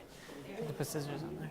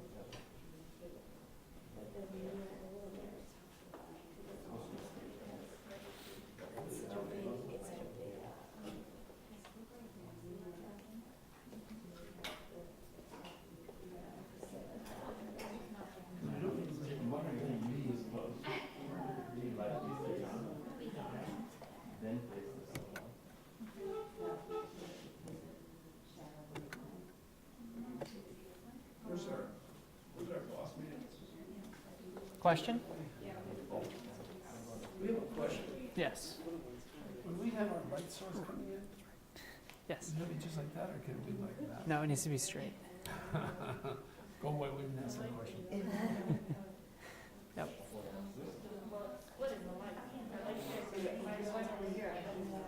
I like the idea of using the unit card at the beginning to split it, just like we saw in the already workflow.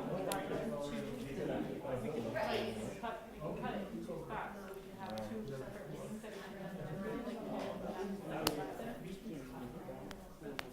And then we'll have two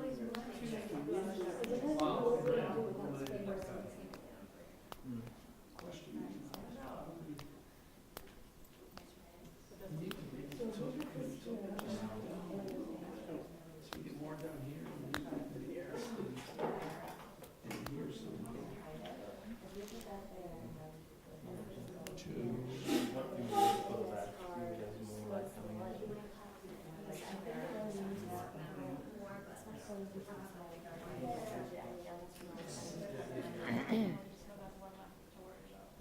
So, We're gonna have to split. splitting the light to which one and which one come? Um, If we go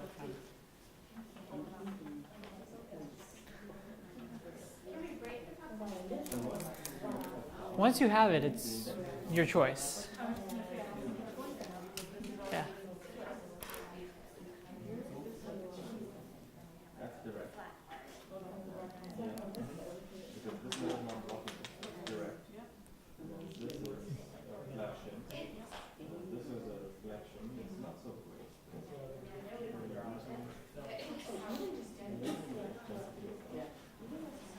still better than what we originally had. Oh, for sure.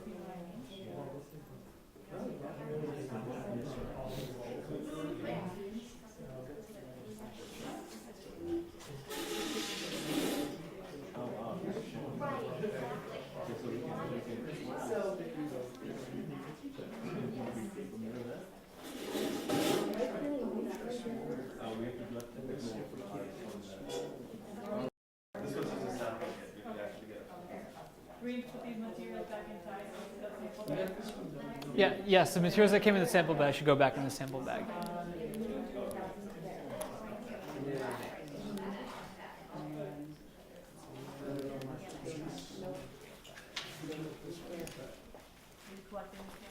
I can take it.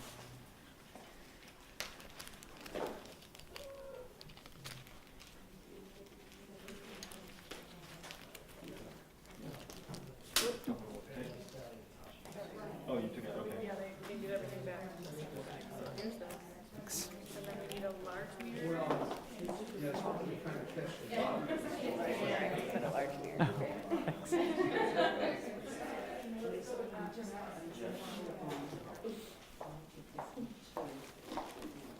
Put it right over here.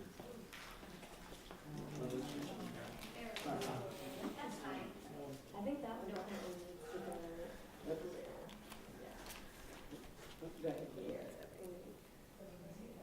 Thanks. So you're just looking at the eyes. You need to take that. So there's two mirrors there. So then you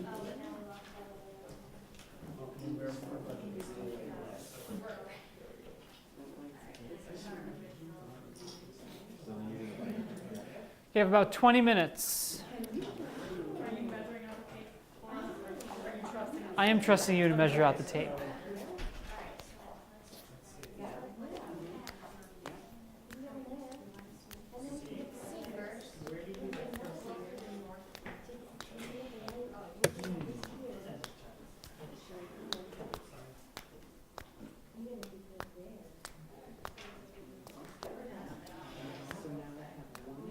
Yeah, things are right here, but so small, we haven't got enough area surface of it. Trying to at least get two. Illuminate that. Where do we need to split the light? Well, because that was just my original thought when I forgot But to is there, way it later. yeah. We could see Yeah. Can we get it, well, I mean, we can have to do two. Almost there. We're almost there. Yeah, but if we split it, we still need a mirror to get it to angle in the other direction. Slight. We just did. Everything else is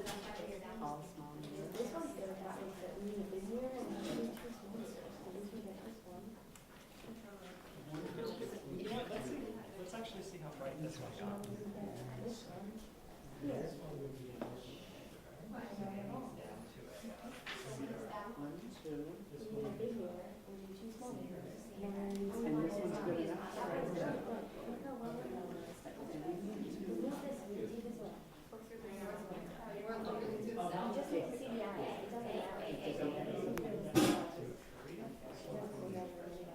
All right, so if we do that. Can you go to what? This one's lit now. But in your corner, Yeah. and depending on how you get it, you get. Is this one more? Yeah, What about? Oh, it's not this. Yeah. That's good, right? Oh, but it's right.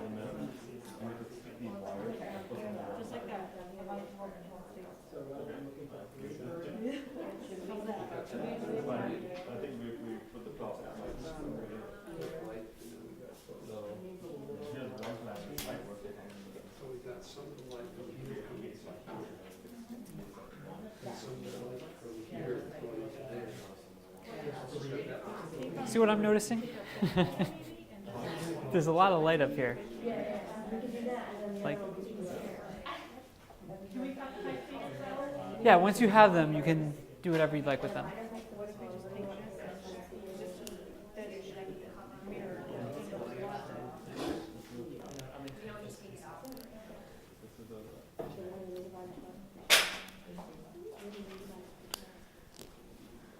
Okay, and then how do we get the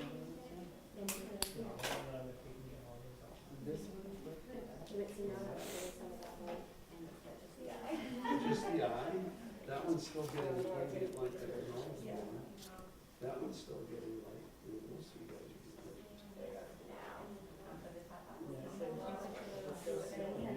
Sure.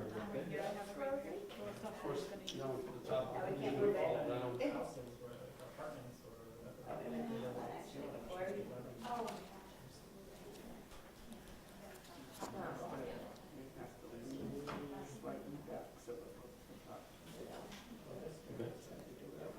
our expert reader.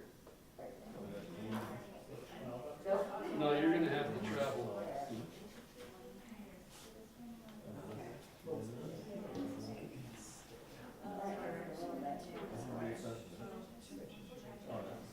And then we would do this guy over here. Not from here. So let's say for You go, example, bro. we would move one side. But it's not allowed.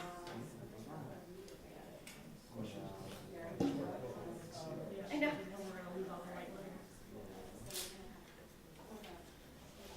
Can we do the same thing? Well, did we already decide the small one or the big one? This doesn't work. We get it right there. You want to get somewhere else? Oh, Right there.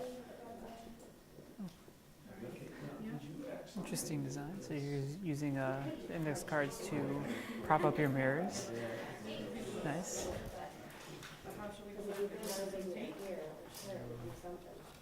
Very cool. So what are you doing here? We're painting our walls. You're painting your walls. It's not permanent, right? No, No. Okay, good. they'll all come down. We're rentals. Yes. So why'd you decide to do that? Get an overall brightening. Yeah, reflective. Cool. For less money. Less money, more reflective surfaces. And we already saw improvement in one. In one of them. So Oh, wow. if we get improvement in it, we get improvement in everything. Okay. Right. Great. Savvy shoppers. Very interesting idea.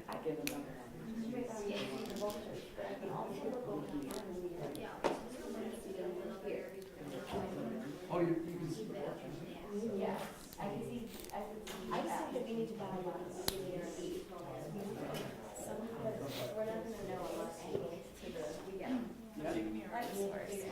Instead of trying to, but it might inadvertently do the same thing, but instead of trying to get the light to the pictures, if you were able to look into the mirror and see the pictures closer to the light source.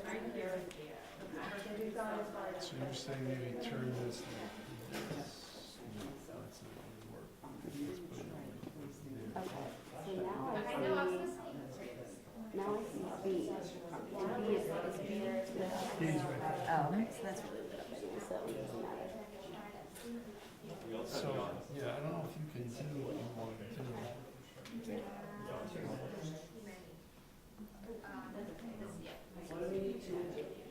Two small names and one big one. You don't have to do this more sideways, so I think we got, take a look at the culture. Try not to. These things here, hanging the mirrors from the wall. This Trying to figure out a way to do it, yeah. I tried to move this out of the way. Okay, so.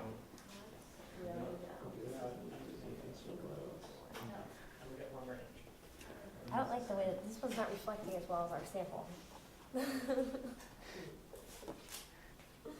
These.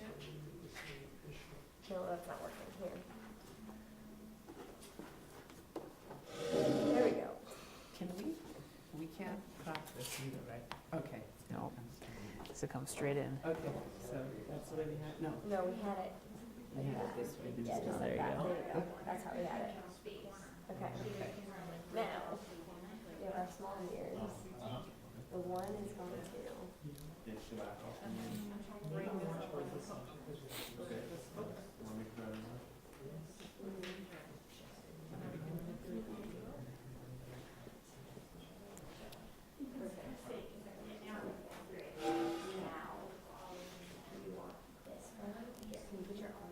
Yeah.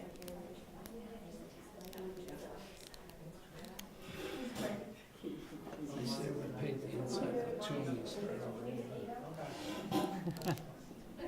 That's, actually, that looks pretty good there. I don't think we diminished that one at all. Can you get those or clips? Okay,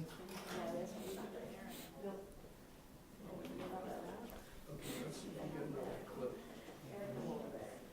Let's, there, that's perfect.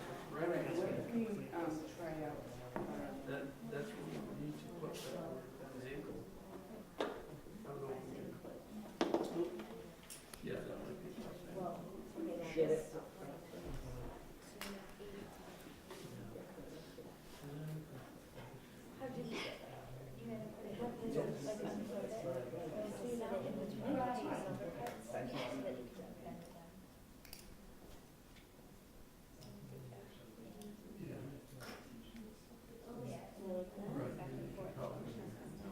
Yeah.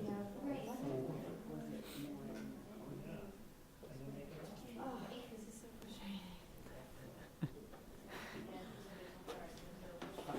What's frustrating? The mirror keeps moving. Every time we bump the box, we'll have it in the perfect spot, and all the mirrors will be lined up, and then we'll bump the box. Frustrating as those rules. Yeah, that is frustrating. Well, think, I mean, if it keeps on doing that, think about what you can do to that mirror to stop it from doing that. You know, we have to spend money. Right, but there are trade-offs, right? We're gonna go, buy some stuff and then return it. I'm on a budget. Right, you're on a budget, but think there are trade-offs. So All right. if that's a big part of your design, that might be important to keep like that. I don't know. And also remember, just as a friendly reminder, you need to be able to look through that window, possibly. What window? Oh, this one. That one in that corner. You had to ruin that. I'm just saying, if you're gonna look at these over here, you need to look through that window there.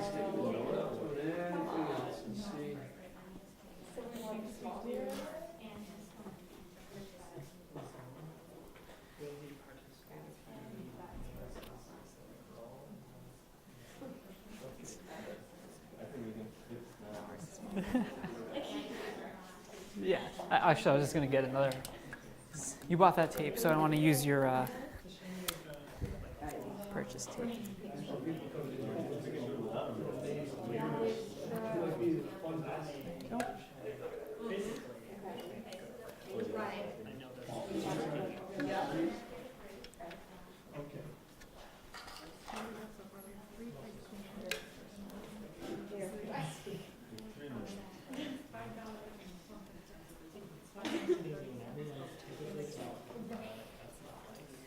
Okay, you have about 10 minutes. Yep. Depending on where everybody is, might give you a little bit of an extension, but in 10 minutes, if you can have your tomb done and tested, that would be great. Okay. Alright, come on over here.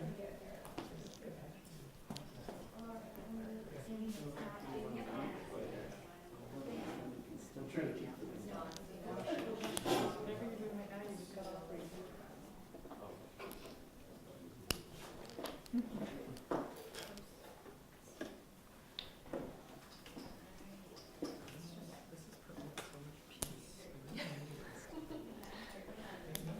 Oh, we can still see.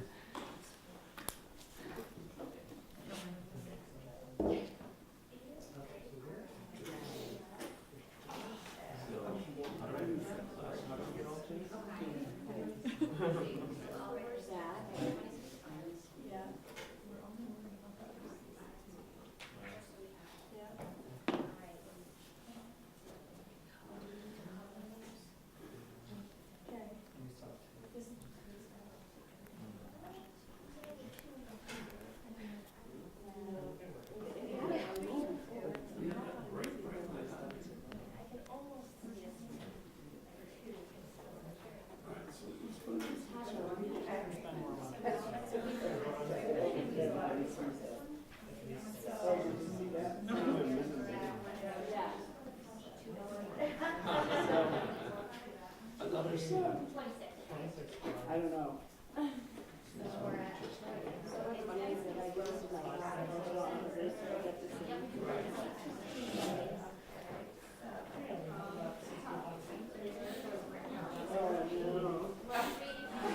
So we've got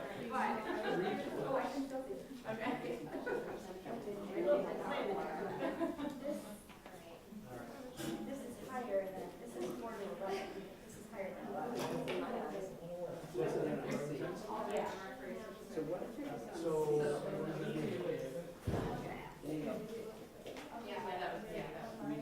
one large and two small. Because those are the most number of ones. Go ahead. So to get the intensity score, you're just adding up the numbers from each window for Yes. the vultures? Yes. Okay, so here it says 4 to 11. Ours exceeds 11. No, sorry. It's 4-11. So it's Oh, 411. oh. It's from this. So you should be recording your numbers on this sheet just like we did in lesson 3. Yes. Yes. Okay, so ours. So you have those readings. Record those readings here and then add those up. That's your intensity score. Okay, but ours exceeds 11. Yeah, That's okay. that's whatever Oh, it I is. see. Yes, Gotcha. 4-11. Gotcha. Yep. Yep. So it is, what about if I were close 60?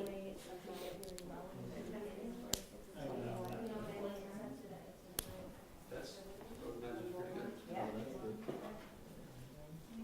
You've got F, 19.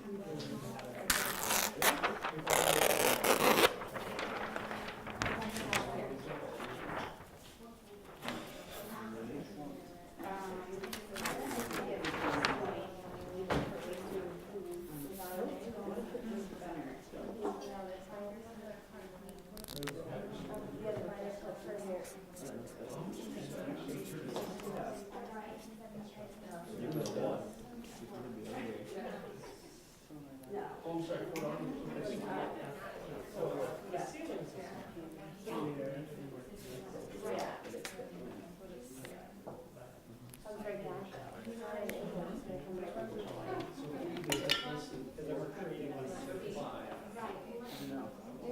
I don't see us getting better.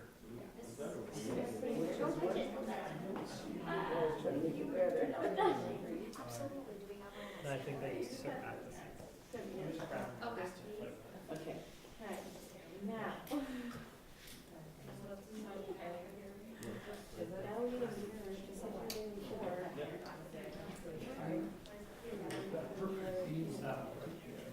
What if, So what step in the EDP process are you in now? Retesting, revising. So you're improving. Yes, we're improving. Nice. Yes, A went down.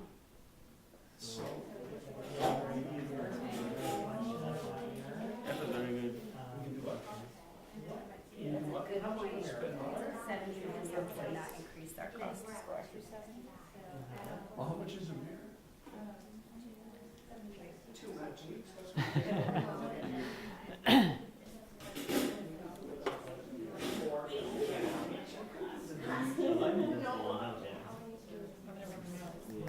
Okay, I got another one.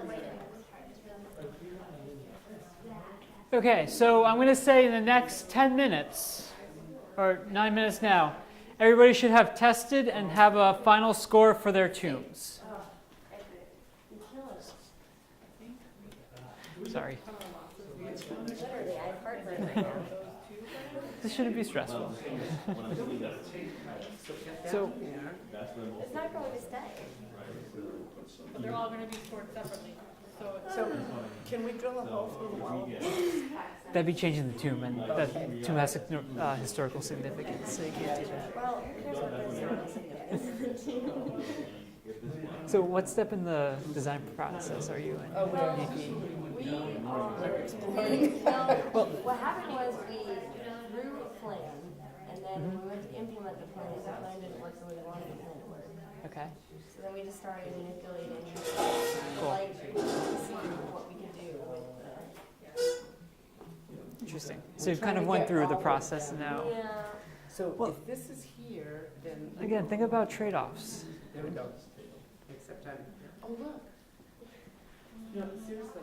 This No, light is just behind, but I don't know if we can see it Well, how are you through gonna cover this that? window with a paper clip and Can we drill a hole in the top of the box?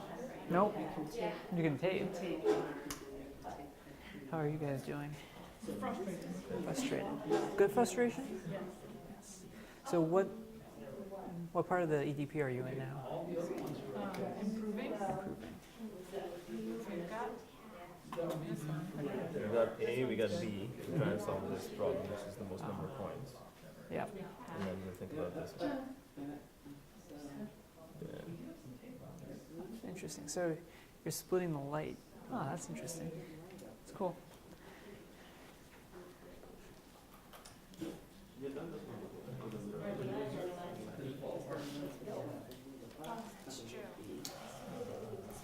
You guys splurged and bought a mirror. Well, yeah, we did.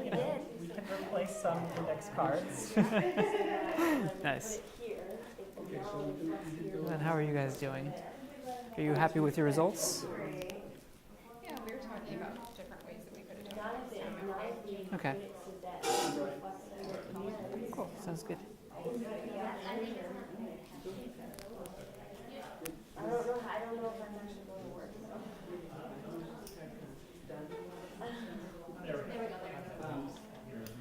I'm just thinking that if it's coming in here, the place Okay, 6 minutes. to reflect it would be with the mirror here. I think.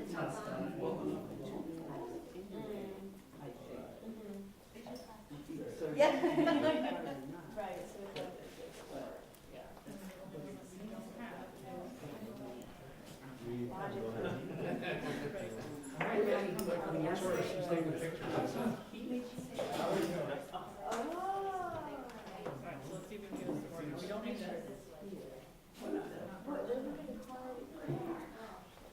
I'm very pleased with what we did with that tree over. and then it goes through here. Yeah. One mile. And then there's one like up in there. No index down. You wanna try that?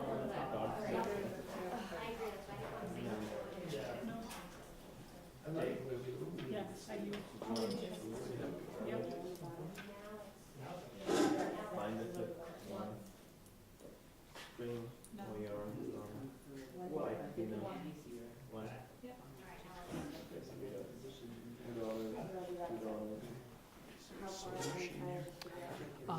Up in the lobby there is. So up by the security guards. Have about 4 minutes.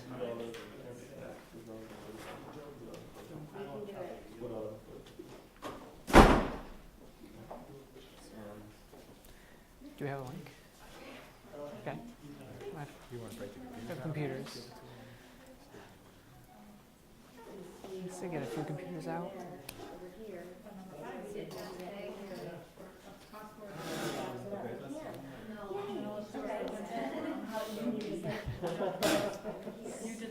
Can't make the sun brighter.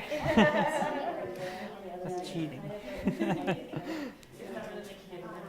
No, I mean, yeah. Is it making a difference? I think it's worse. I think it's worse.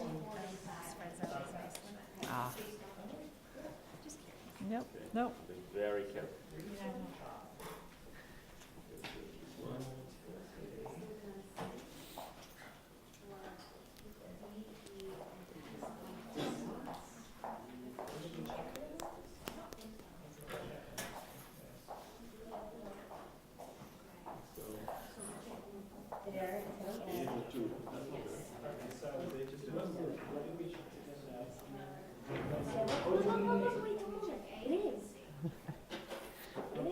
All right, good.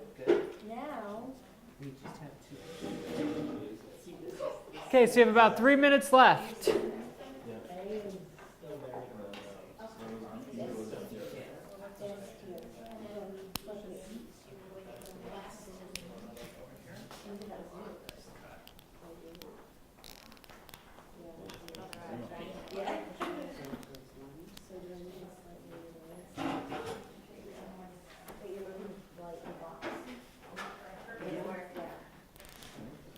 But anyway, wait a second.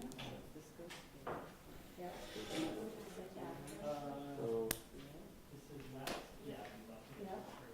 we had it, we had it.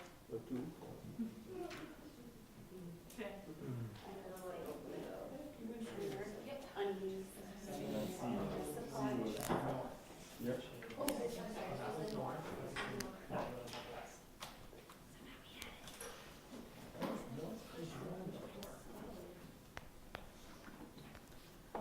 There. Kind of. That's up here. Doesn't get the light over here like we want them.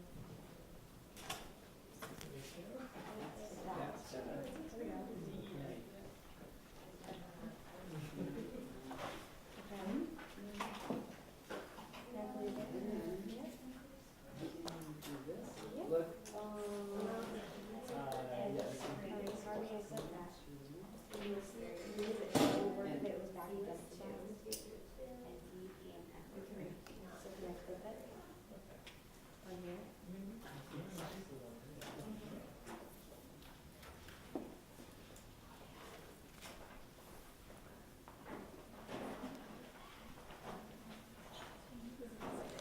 Okay, this is your 1-minute warning.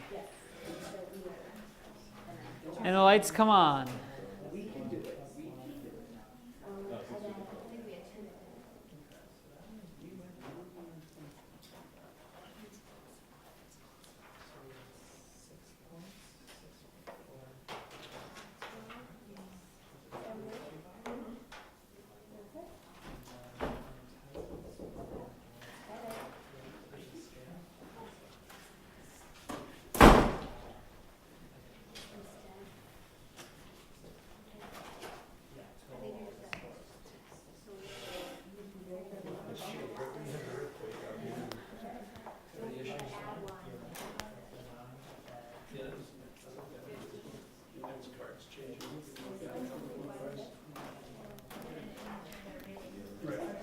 Okay, 15 seconds.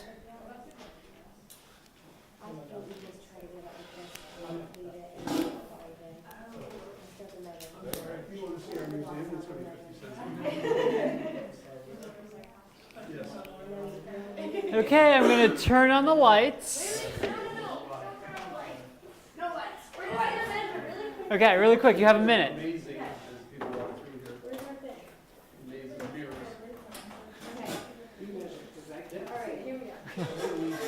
Okay, quick.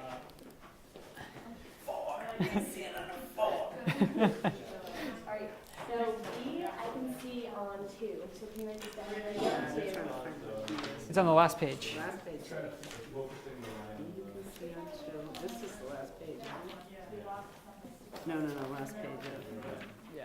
Wait, turn the lights on. No, I'm just kidding. B, where am I writing this? Come on, Just write it. Yeah. You're missing? On 2. Come on, you're missing B the last on page. 2. Go ahead. Yeah. B on 2. Patent pending.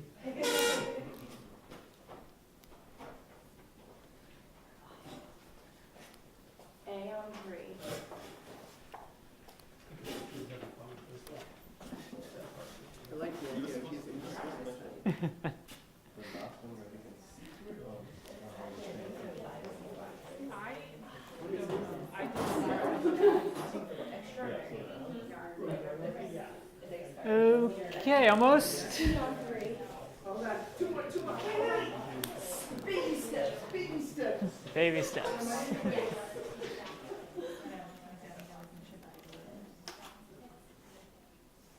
Oh, come on, open.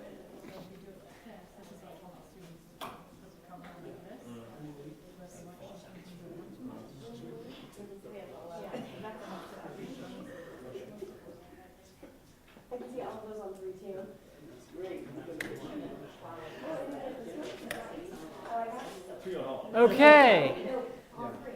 So, what we're going to do next, now that you've had a chance to get all your scores, I'm going to come around and just get the different group scores, just so we can see where everybody stands. So I'm going to start with ladies right there. What was your total score?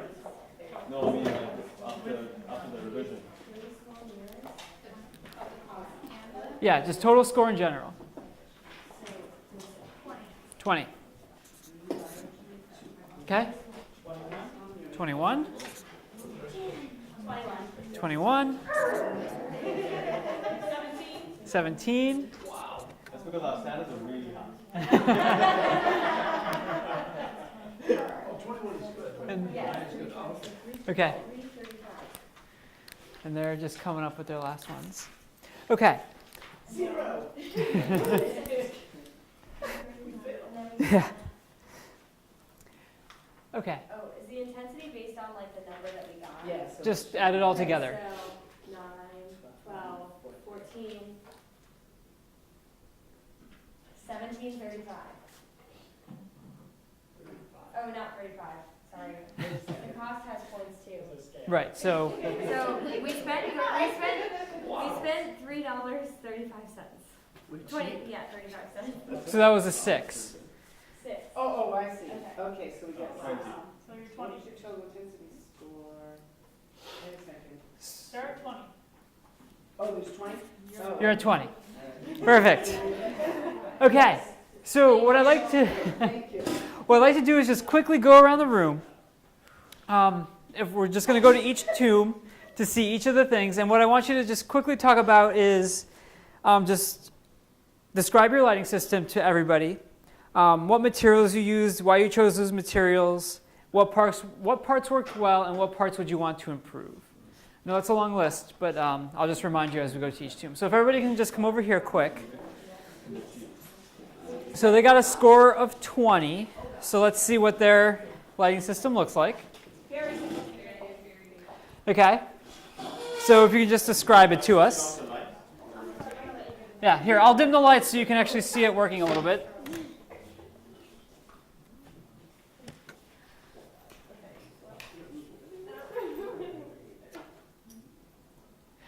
Can't be changing your design over there. Well, we took it apart. Oh. Okay, so just so what parts worked well, do you think? What was your strategy? We knew that we needed to position the mirrors at various angles in order to reflect the light onto them, so just different positioning. Nothing that complicated, actually. Just a lot of trial and error, really. Just trying to get it at the Cool. right angle, especially this one side. So did you light up the whole hieroglyphic, or did you light up a part of the hieroglyphic? We tried to focus on a probably more specific area, like the image Okay. itself. As much of it. Like the eye. We focus on the eyes. Yeah. Did you make any trade-offs? So was there anything major? No? Trade-offs in the sense that Like, did you maximize? Yeah, did you maximize mirrors? Did you maximize something? Did you minimize Did you use something? more, we talked about the pros and cons of using binder clips versus, like, we used the index cards to stabilize that one mirror, and because the tape was cheaper, we used tape on that rather than. Okay, perfect. So trading off the more expensive stuff for the license specs. Nice. Okay. Anything you want to improve? probably, I mean, Mm-hmm. and probably positioning of things a little bit more securely and trying different materials, which I don't think we ventured out much. Okay. I think we were playing it safe. Okay, so maybe take some more risks. Yeah. Okay, great job, everybody. So let's go to the next one. The same thing, if you can just quickly describe what you did and your reasoning behind it. So I think we're like, let's see what's the cheapest material to use, which was index cards. So I guess we felt a lot like when you paint your walls white and your ceiling white. So let's cover up everything as much as possible so you can get the light reflecting off of as many surfaces as possible.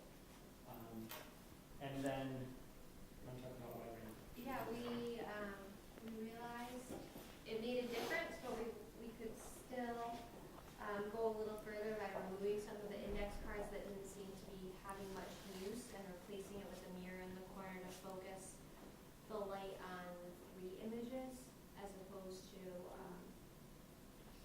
just having the white index cards. So we were able to be a little more resourceful there.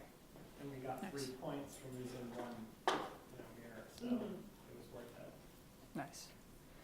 Great. Anything that you would change? Anything improve? Maybe if we could cut up the index cards a little more and use the walls even more. Okay. Cool. Nice. Very nice. Good job. Okay, next group. So just quickly describe what you did and your reasoning behind it. Use the mirrors with the binder clips, the silver part of the binder clips, and angle them and stand them. So they were hitting at least the eye of each one. And then we noticed when having all the mirrors in the center, the A vulture had lost a little light, so we put a couple index cards because we can afford them without increasing our cost score. Nice. And so we kind of put that around it to kind of bring him back up to where he was before we started it. And that's because we lost a little intensity over there. Great. So some of the light you were using got pushed to other places, so you had to bring it back by using those index cards. And we wanted to give visitors more bang for their buck, so they have to walk through the maze of mirrors. There you go. Can't see everything at once. Nice. Anything else you'd improve? Or We had talked about putting more index cards like over the brown endings here, like kind of how they had there. But We had more money we could spend without being moved up into another Into category. another bracket. Costs. we didn't want to go in. That's why we agreed to Nice. this, but we could have done more. yeah. So looking at that cost benefit sort of thing. How much more can you get out of it before you get bumped into the next category? Great.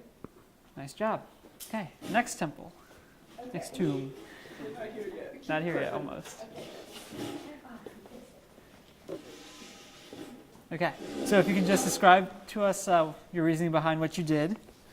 Sure, we just try to use the angle of reflection. And so with the flashlight, we get A directly. And then we focus next on these 3 birds over here because that's maximizing points. So we use this large mirror over here to break the light in 2 and get some of that over there. Right. And then we use the small mirror over here that's lifted up a little bit. We figured out a way to hang it so that the light can fall on B. And then on this one, Yeah, that one, that's where we were just adjusting it by hand by taking the top off. We lost this exact angle, but basically there's a mirror over here shining light us. Okay. So we got 3 mirrors positioned very precisely.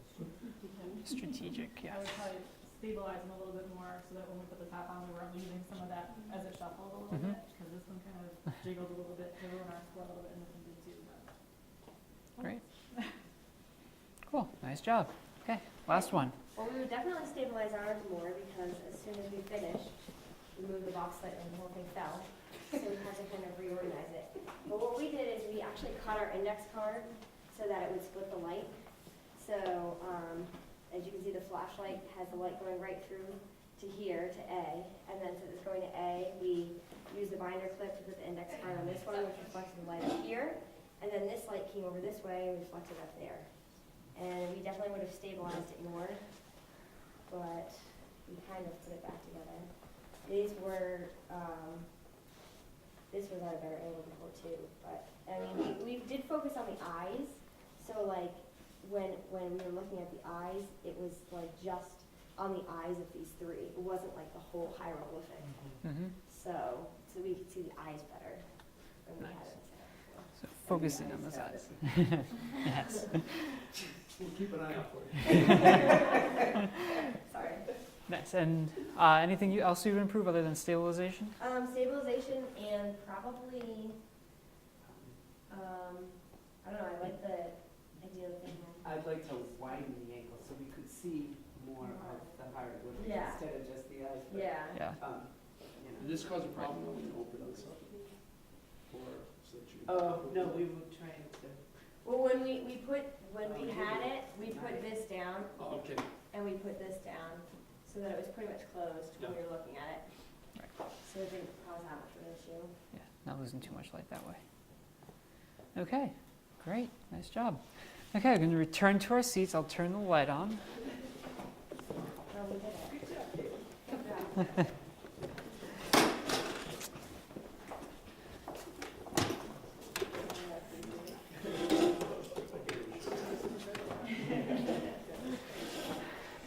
Okay. So,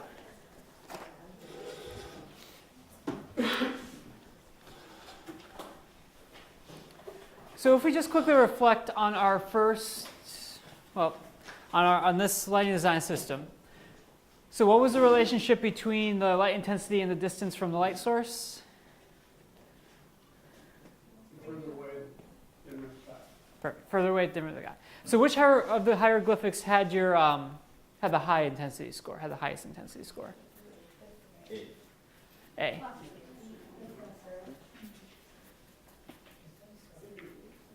So after the design, some of them changed because in our first model, A was a 2, and everybody seemed to say that was the highest one. So now that kind of changed. So which one had the lowest intensity score? C, B. So some of the ones that were further away from that light source. Cool. So in you have a piece of paper in the packet that has the improve step. So it asks you to record the intensity score and the cost score. And then the question is, how will you try to improve your design? What will you change, write, or draw your ideas in the box below? And then 3, on a copy of the engineering design process plan, work with your team to create a label diagram of your improved lighting system design. Then create your design to see if your improvement works. So if we had time, we would go through this step again, because the improved step is really important. But then we take a little bit more time on this just to get those improvements done.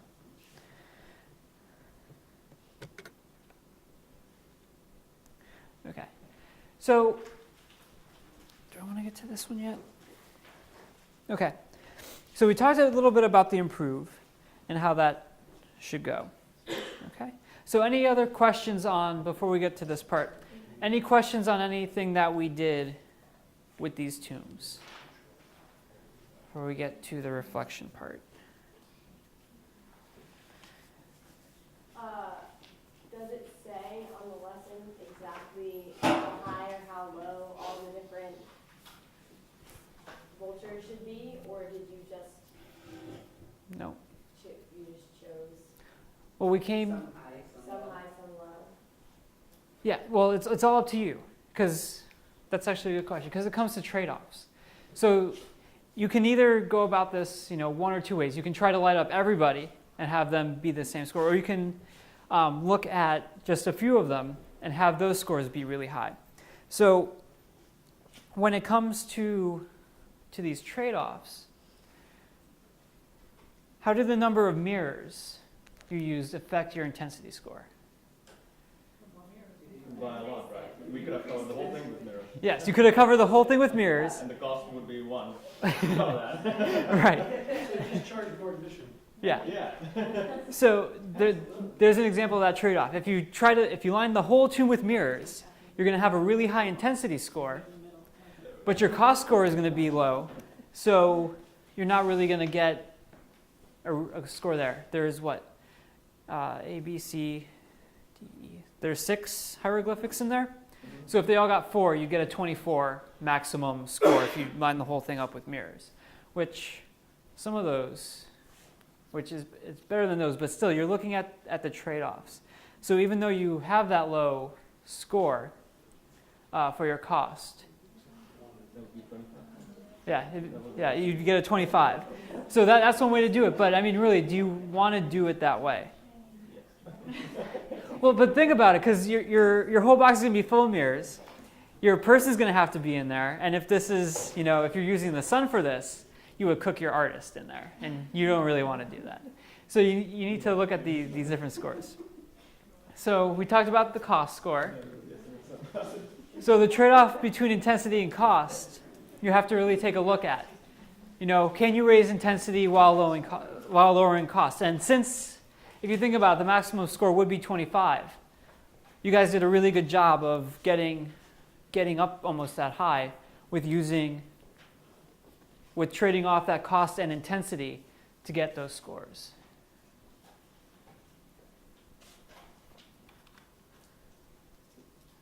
And we just talked how you balance these trade-offs with your lighting system design. So some groups used, like you guys, had all the cheap index cards everywhere reflecting that light and just used one mirror. All other groups had more mirrors but less of the other materials. So that's our trade-offs. So the whole lighting system design thing, remember, we're in a tomb, and if you remember back to the story, Zane is in the tomb with the lighting crew and they're trying to light up the interview. So that's kind of the context of where this comes from. So in this lighting system interview, which I can give you an example of, or give you the actual copy of, is basically asking you to describe your lighting system and what materials you use and why, how many hieroglyphics were you able to light up and the intensity of those hieroglyphics. And then based on your design and testing, do you think it is possible to light up the hieroglyphics so that you can see them clearly, and why or why not? So this is kind of an example of the culminating, after you do this, after you test, after you improve, kind of writing up this so that you can get your ideas down on paper.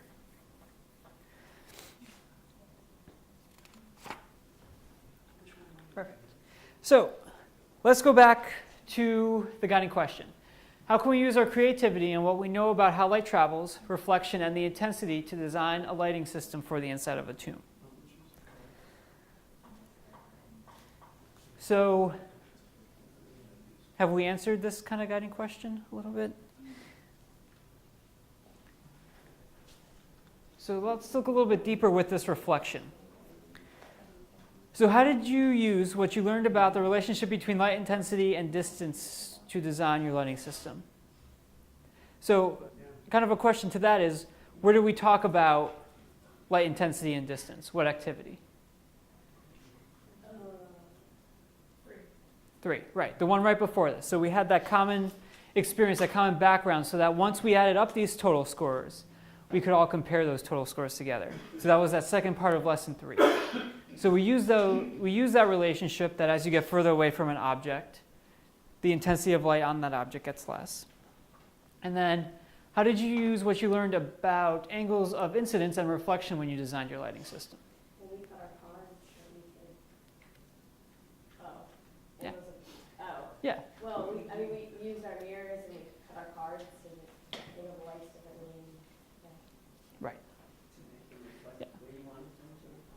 Perfect. So by using that angle of incidence equals angle of reflection, you're able to adjust those mirrors so that you got them to go where you want to go. So even though you might have not consciously been thinking about it, that's what was going on in the back of your mind. You're using that relationship.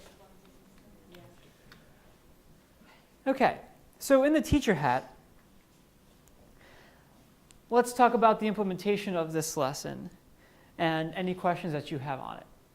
So the first one is, students often struggle between 2-dimensional diagrams and the 3-dimensional tombs. So I had you plan and imagine on these handouts, which were two-dimensional, which might, for some students, be a little bit hard.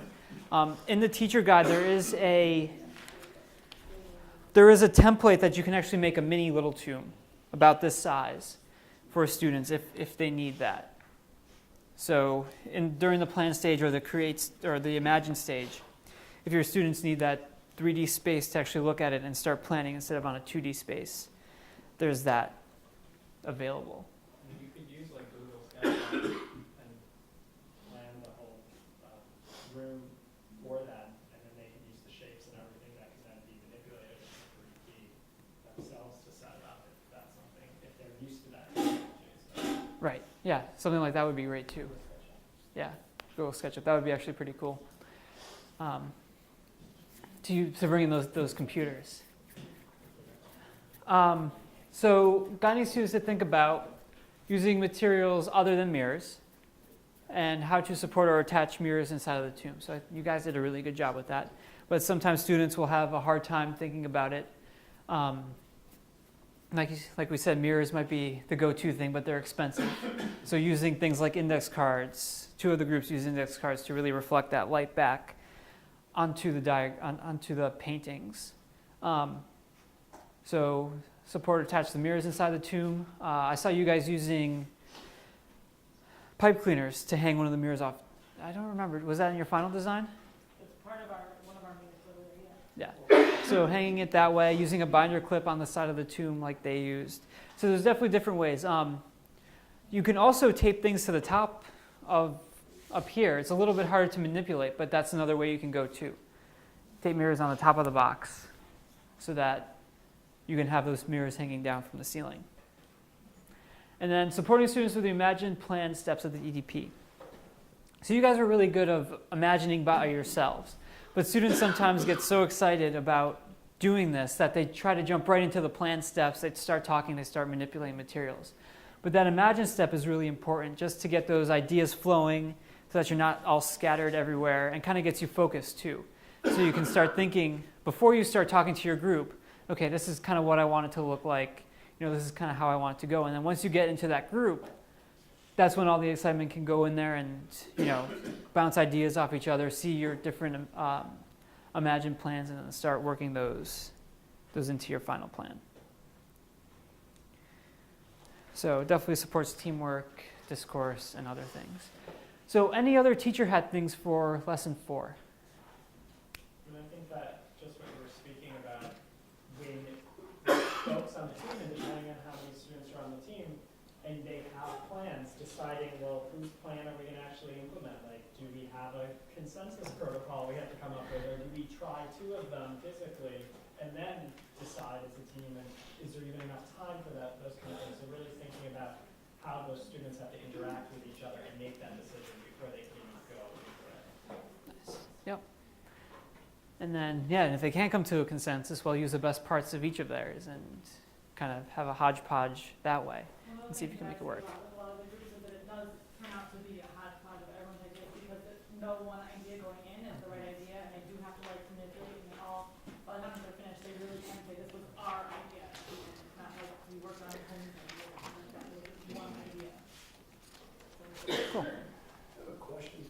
Yep. Throw in another piece of material in here if you want to. I was thinking, kind of interesting if you gave the kids some convex mirrors and put it into the cost list and then play with that just to see, and then see if they can try to come to a conclusion about how a convex mirror affects them.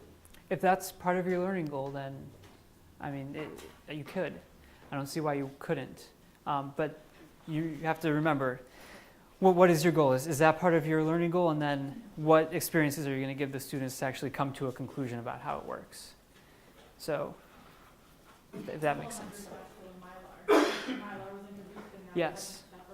Yep. First part of lesson 3, some of my students actually asked for the Mylar, because they're like, it's the best thing, it goes through the light can go through it, and bounce back. Yep, Mylar would be good. I did, I told them, I'm like, it's gonna cost you $2, and they're like, $2? Right. It's actually material. Yeah, it is. It's really expensive material, and I'm like, Right. we'll have to talk about it. You have to give me, I told them I had to write a plan of what they're gonna use it for, and how much they would use it, it cost them $2. Perfect. I was really use it. Nice. Yeah. So yeah, bringing in those materials that you saw before. Maybe if there was a way to poke a hole through something, you could get just right on the eye, and then the rest of the light being reflected off. So yeah, there's definitely many different ways of doing this. Any other teacher hat stuff for lesson 4? It took about 20 minutes a tomb to make, just so you know. And those are 5 of them. So it is a little intense to make the tombs, but definitely fun. Okay, so if we're all set with that, let's go into just talk about the teacher guide a little bit, so you have a sense of what's in there. Okay, so the teacher guide overview is that there's an overview, there's a preparatory lesson part, so and what is engineering and technology? So those first 2 things you did in the morning are in here. The engineering stories in here, lesson 2, lesson 3, and lesson 4. So that's all in here along with assessments. So educator resources, the EIE website has changed, I think, a little bit since this screenshot was taken, but it's all still there. There's EIE educator resources. So the PowerPoint that you saw with the storybook, that's online. Assessments are online. I think that's pretty much all that's online. Everything else, all the handouts and everything is in the teacher guide. They keep adding stuff too. Okay. You're gonna be able to add extra stuff. So Right. check it out. Yeah, there's videos and all this other stuff. So you create an account, you register with them, and then you have all these different resources. Yeah, so we're going to have to update this because this is an older version. So I'm not going to spend too much more time on that, but it's all on the EIE website. And we have access to that. Yes, you have access to the website. Now, you won't get all the activities, you won't get everything in this book, but you'll get some of the resources and things like that. So what they have on there, they have content connections, they have multimedia resources. So if you want to see how this Tombs lesson looks in a real life classroom, you can take a look at classroom videos. There's supporting documents. So storybook illustrations, like I said, there's a Spanish letter translation to parents. There's a letter to parents that says, hey, we're doing this. Can you maybe supply materials, like if you don't have 1 million copy boxes around your classroom or in the school. You can see if someone can donate them. High resolution EDP image, so you can blow that up really high and put it up in the classroom. And then research and evaluation resources. And then student assessments. So general engineering, technology, EDP assessments, and unit-specific assessments that are multiple choice and open-ended. And then other lesson plans. So, like I said, those are all the parts of it that we talked about. So introduction unit, it basically shows all the tie-ins. So it shows the tie-in concepts to science, to FOSS, to STC kits, and how all those different lessons integrate to those. Gives a list of all the materials for 30 students. Gives you vocabulary lists and definitions. Does it give you a cost? I don't think it has a cost in here. The kits are about $450 Yeah. per kit, depending on what the kit is. Per book, basically, Per- per book story? You mean What do you mean per? Yeah. like what we So, did today. Yes. So like that right there. So like this, plus behind Mike there is a bin. So all these materials that we used today came in that bin. So the tape, the binder clips, all of that material. To do this lesson Yes. with 30 kids? Yep. Is about $450? Depending on Yeah. what And then- pieces, there's a couple that are a little bit cheaper, a little bit, Yeah. I think Yeah. 450 is about the most expensive that they have. Uh-huh. Yeah. So like things like the boxes, these boxes didn't come with it, but it came with the little shoe boxes. So it all depends on what the kit's going for. The consumables usually aren't too much, but those are the materials. So like vocab, this is the letter to the family explaining what's going on in the classroom, just so that you can have that connection to the parents, so they know what their children are doing. So this is the first page of the prep lesson of Tech in a Bag. So it goes through the whole lesson of that. The same thing with tower power and how everything is outlined in there so that you could run that in your classroom also in this. There's a storybook, and each one has one like we talked about, and then you can get them in different packs. So these are examples of some of the handouts. So the geography. If you look at the A and B, so everything I gave to you today had an A on it. It might have had A and B if it was for both. But A is for advanced, B is for basic.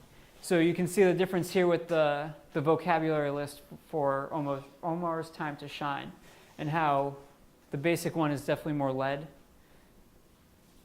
Is there a grade level that B is targeted for? I wouldn't say it's a grade level. It's more of what your students are able to do in the classroom. So in the classroom, you might have some that are, you might have maybe everybody or almost everybody that's A, but a few Bs in there, depending on how you, yes, differentiated for the students. I just looked up the kit. This kit was $350 for that box and that teacher binder. Yep. Cool.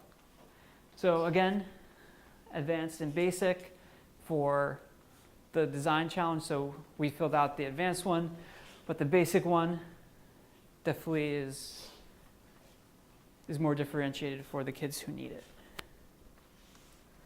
Everything that has kind of a, I don't want to say a right answer, but kind of an expected answer, they have an answer key in there. So this is for the vocabulary list. So then have lesson 2, think like an optical engineer. Everything is outlined. Lesson 3 goes with the ask. And again, everything is outlined. Everything is in that teacher's guide. Same with all of, like I said, all of that. And then lesson 4, again, all outlining, looking at the guiding questions, looking at the EDP, and then there's a rubric at the end. So like, for example, students will be able to identify and implement the steps of the engineering process. It goes from novice to distinguished. So those rubrics are in the teacher guide also. And then there are assessments. So here's what's technology and what's an engineer. Assessments that you can do after the introductory lessons. Some more open-ended assessments with some multiple choice. And then a vocab assessment. Cool. So we looked at that. Look at all that. So I think we are all set. Does anybody have any questions? Okay,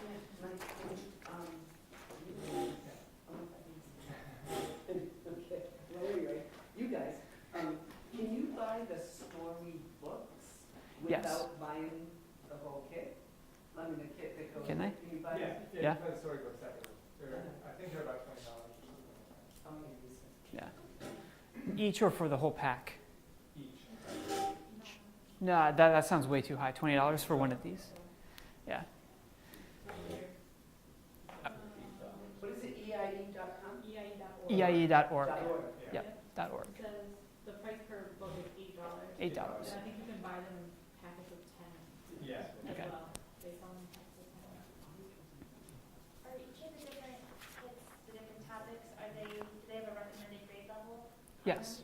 Yep, and you can find that on the EIE website. They'll have what grade and what units go towards that The grade. only thing is that they base those grade levels off of Massachusetts science standards, so they might not match up to Connecticut.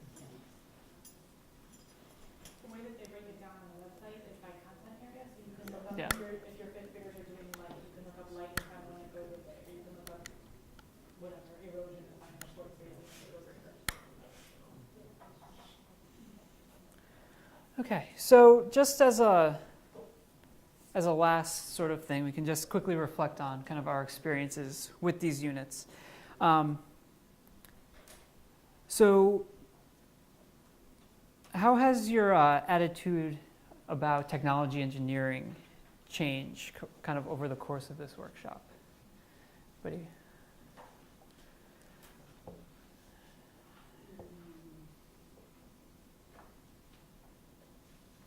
Go ahead.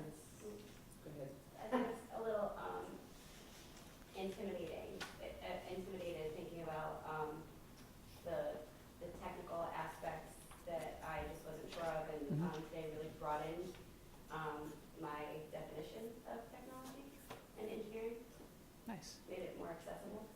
So more accessible. I found it less intimidating. I mean, having the opportunity to experience some of it and make mistakes and talk about it, and what, you know, was less intimidating than it would have been, you know, leaving it.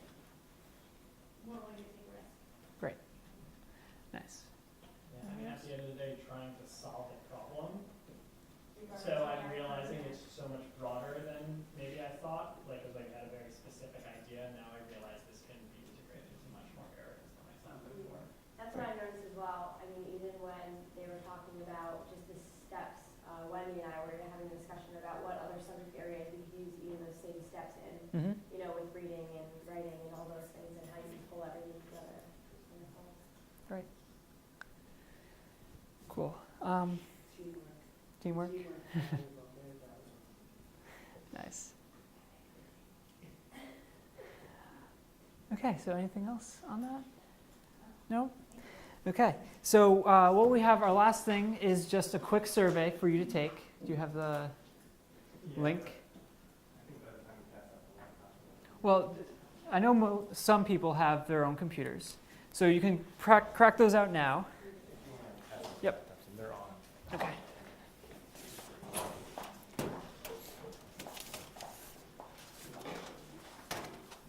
So if you have your own computer, I won't give you one, but if you need one, let me know.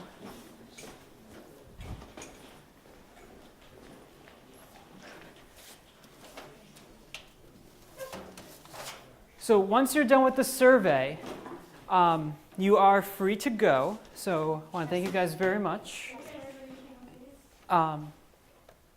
Yes, I'm going to give you a parking pass. That was my next thing. The password is password with a capital P 987. I'll take one. Me too.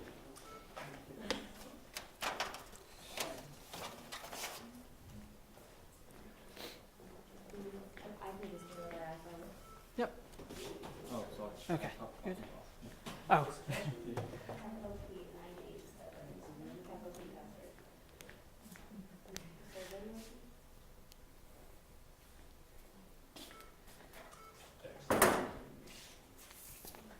okay, and everybody's signed in? Yes? So once you're done with the survey, you can sign out. I'm going to leave the parking passes and So it's the EDU or the public? EDU. Public. What? For yours, it's going to be public. Oh, okay. When you're all set, take a parking pass, sign out, and enjoy the rest of your day. What's the username and Password password? for, Are you doing SurveyMonkey? yes. Okay. Yeah, SurveyMonkey.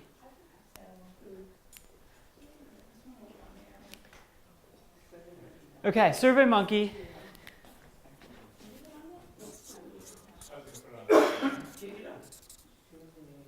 Okay. So if you can go to that website right there,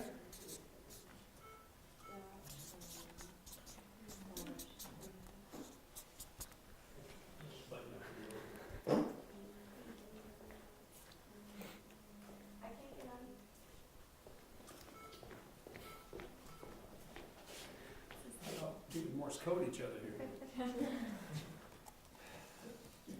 It's 1, 2, 3. Oh, 1, 2, 3. Oh, It's 1, 2, 3. Sorry. password is capital P 123. 1, 2, 3. You could have corrected me, 5 minutes ago. I was doing something else.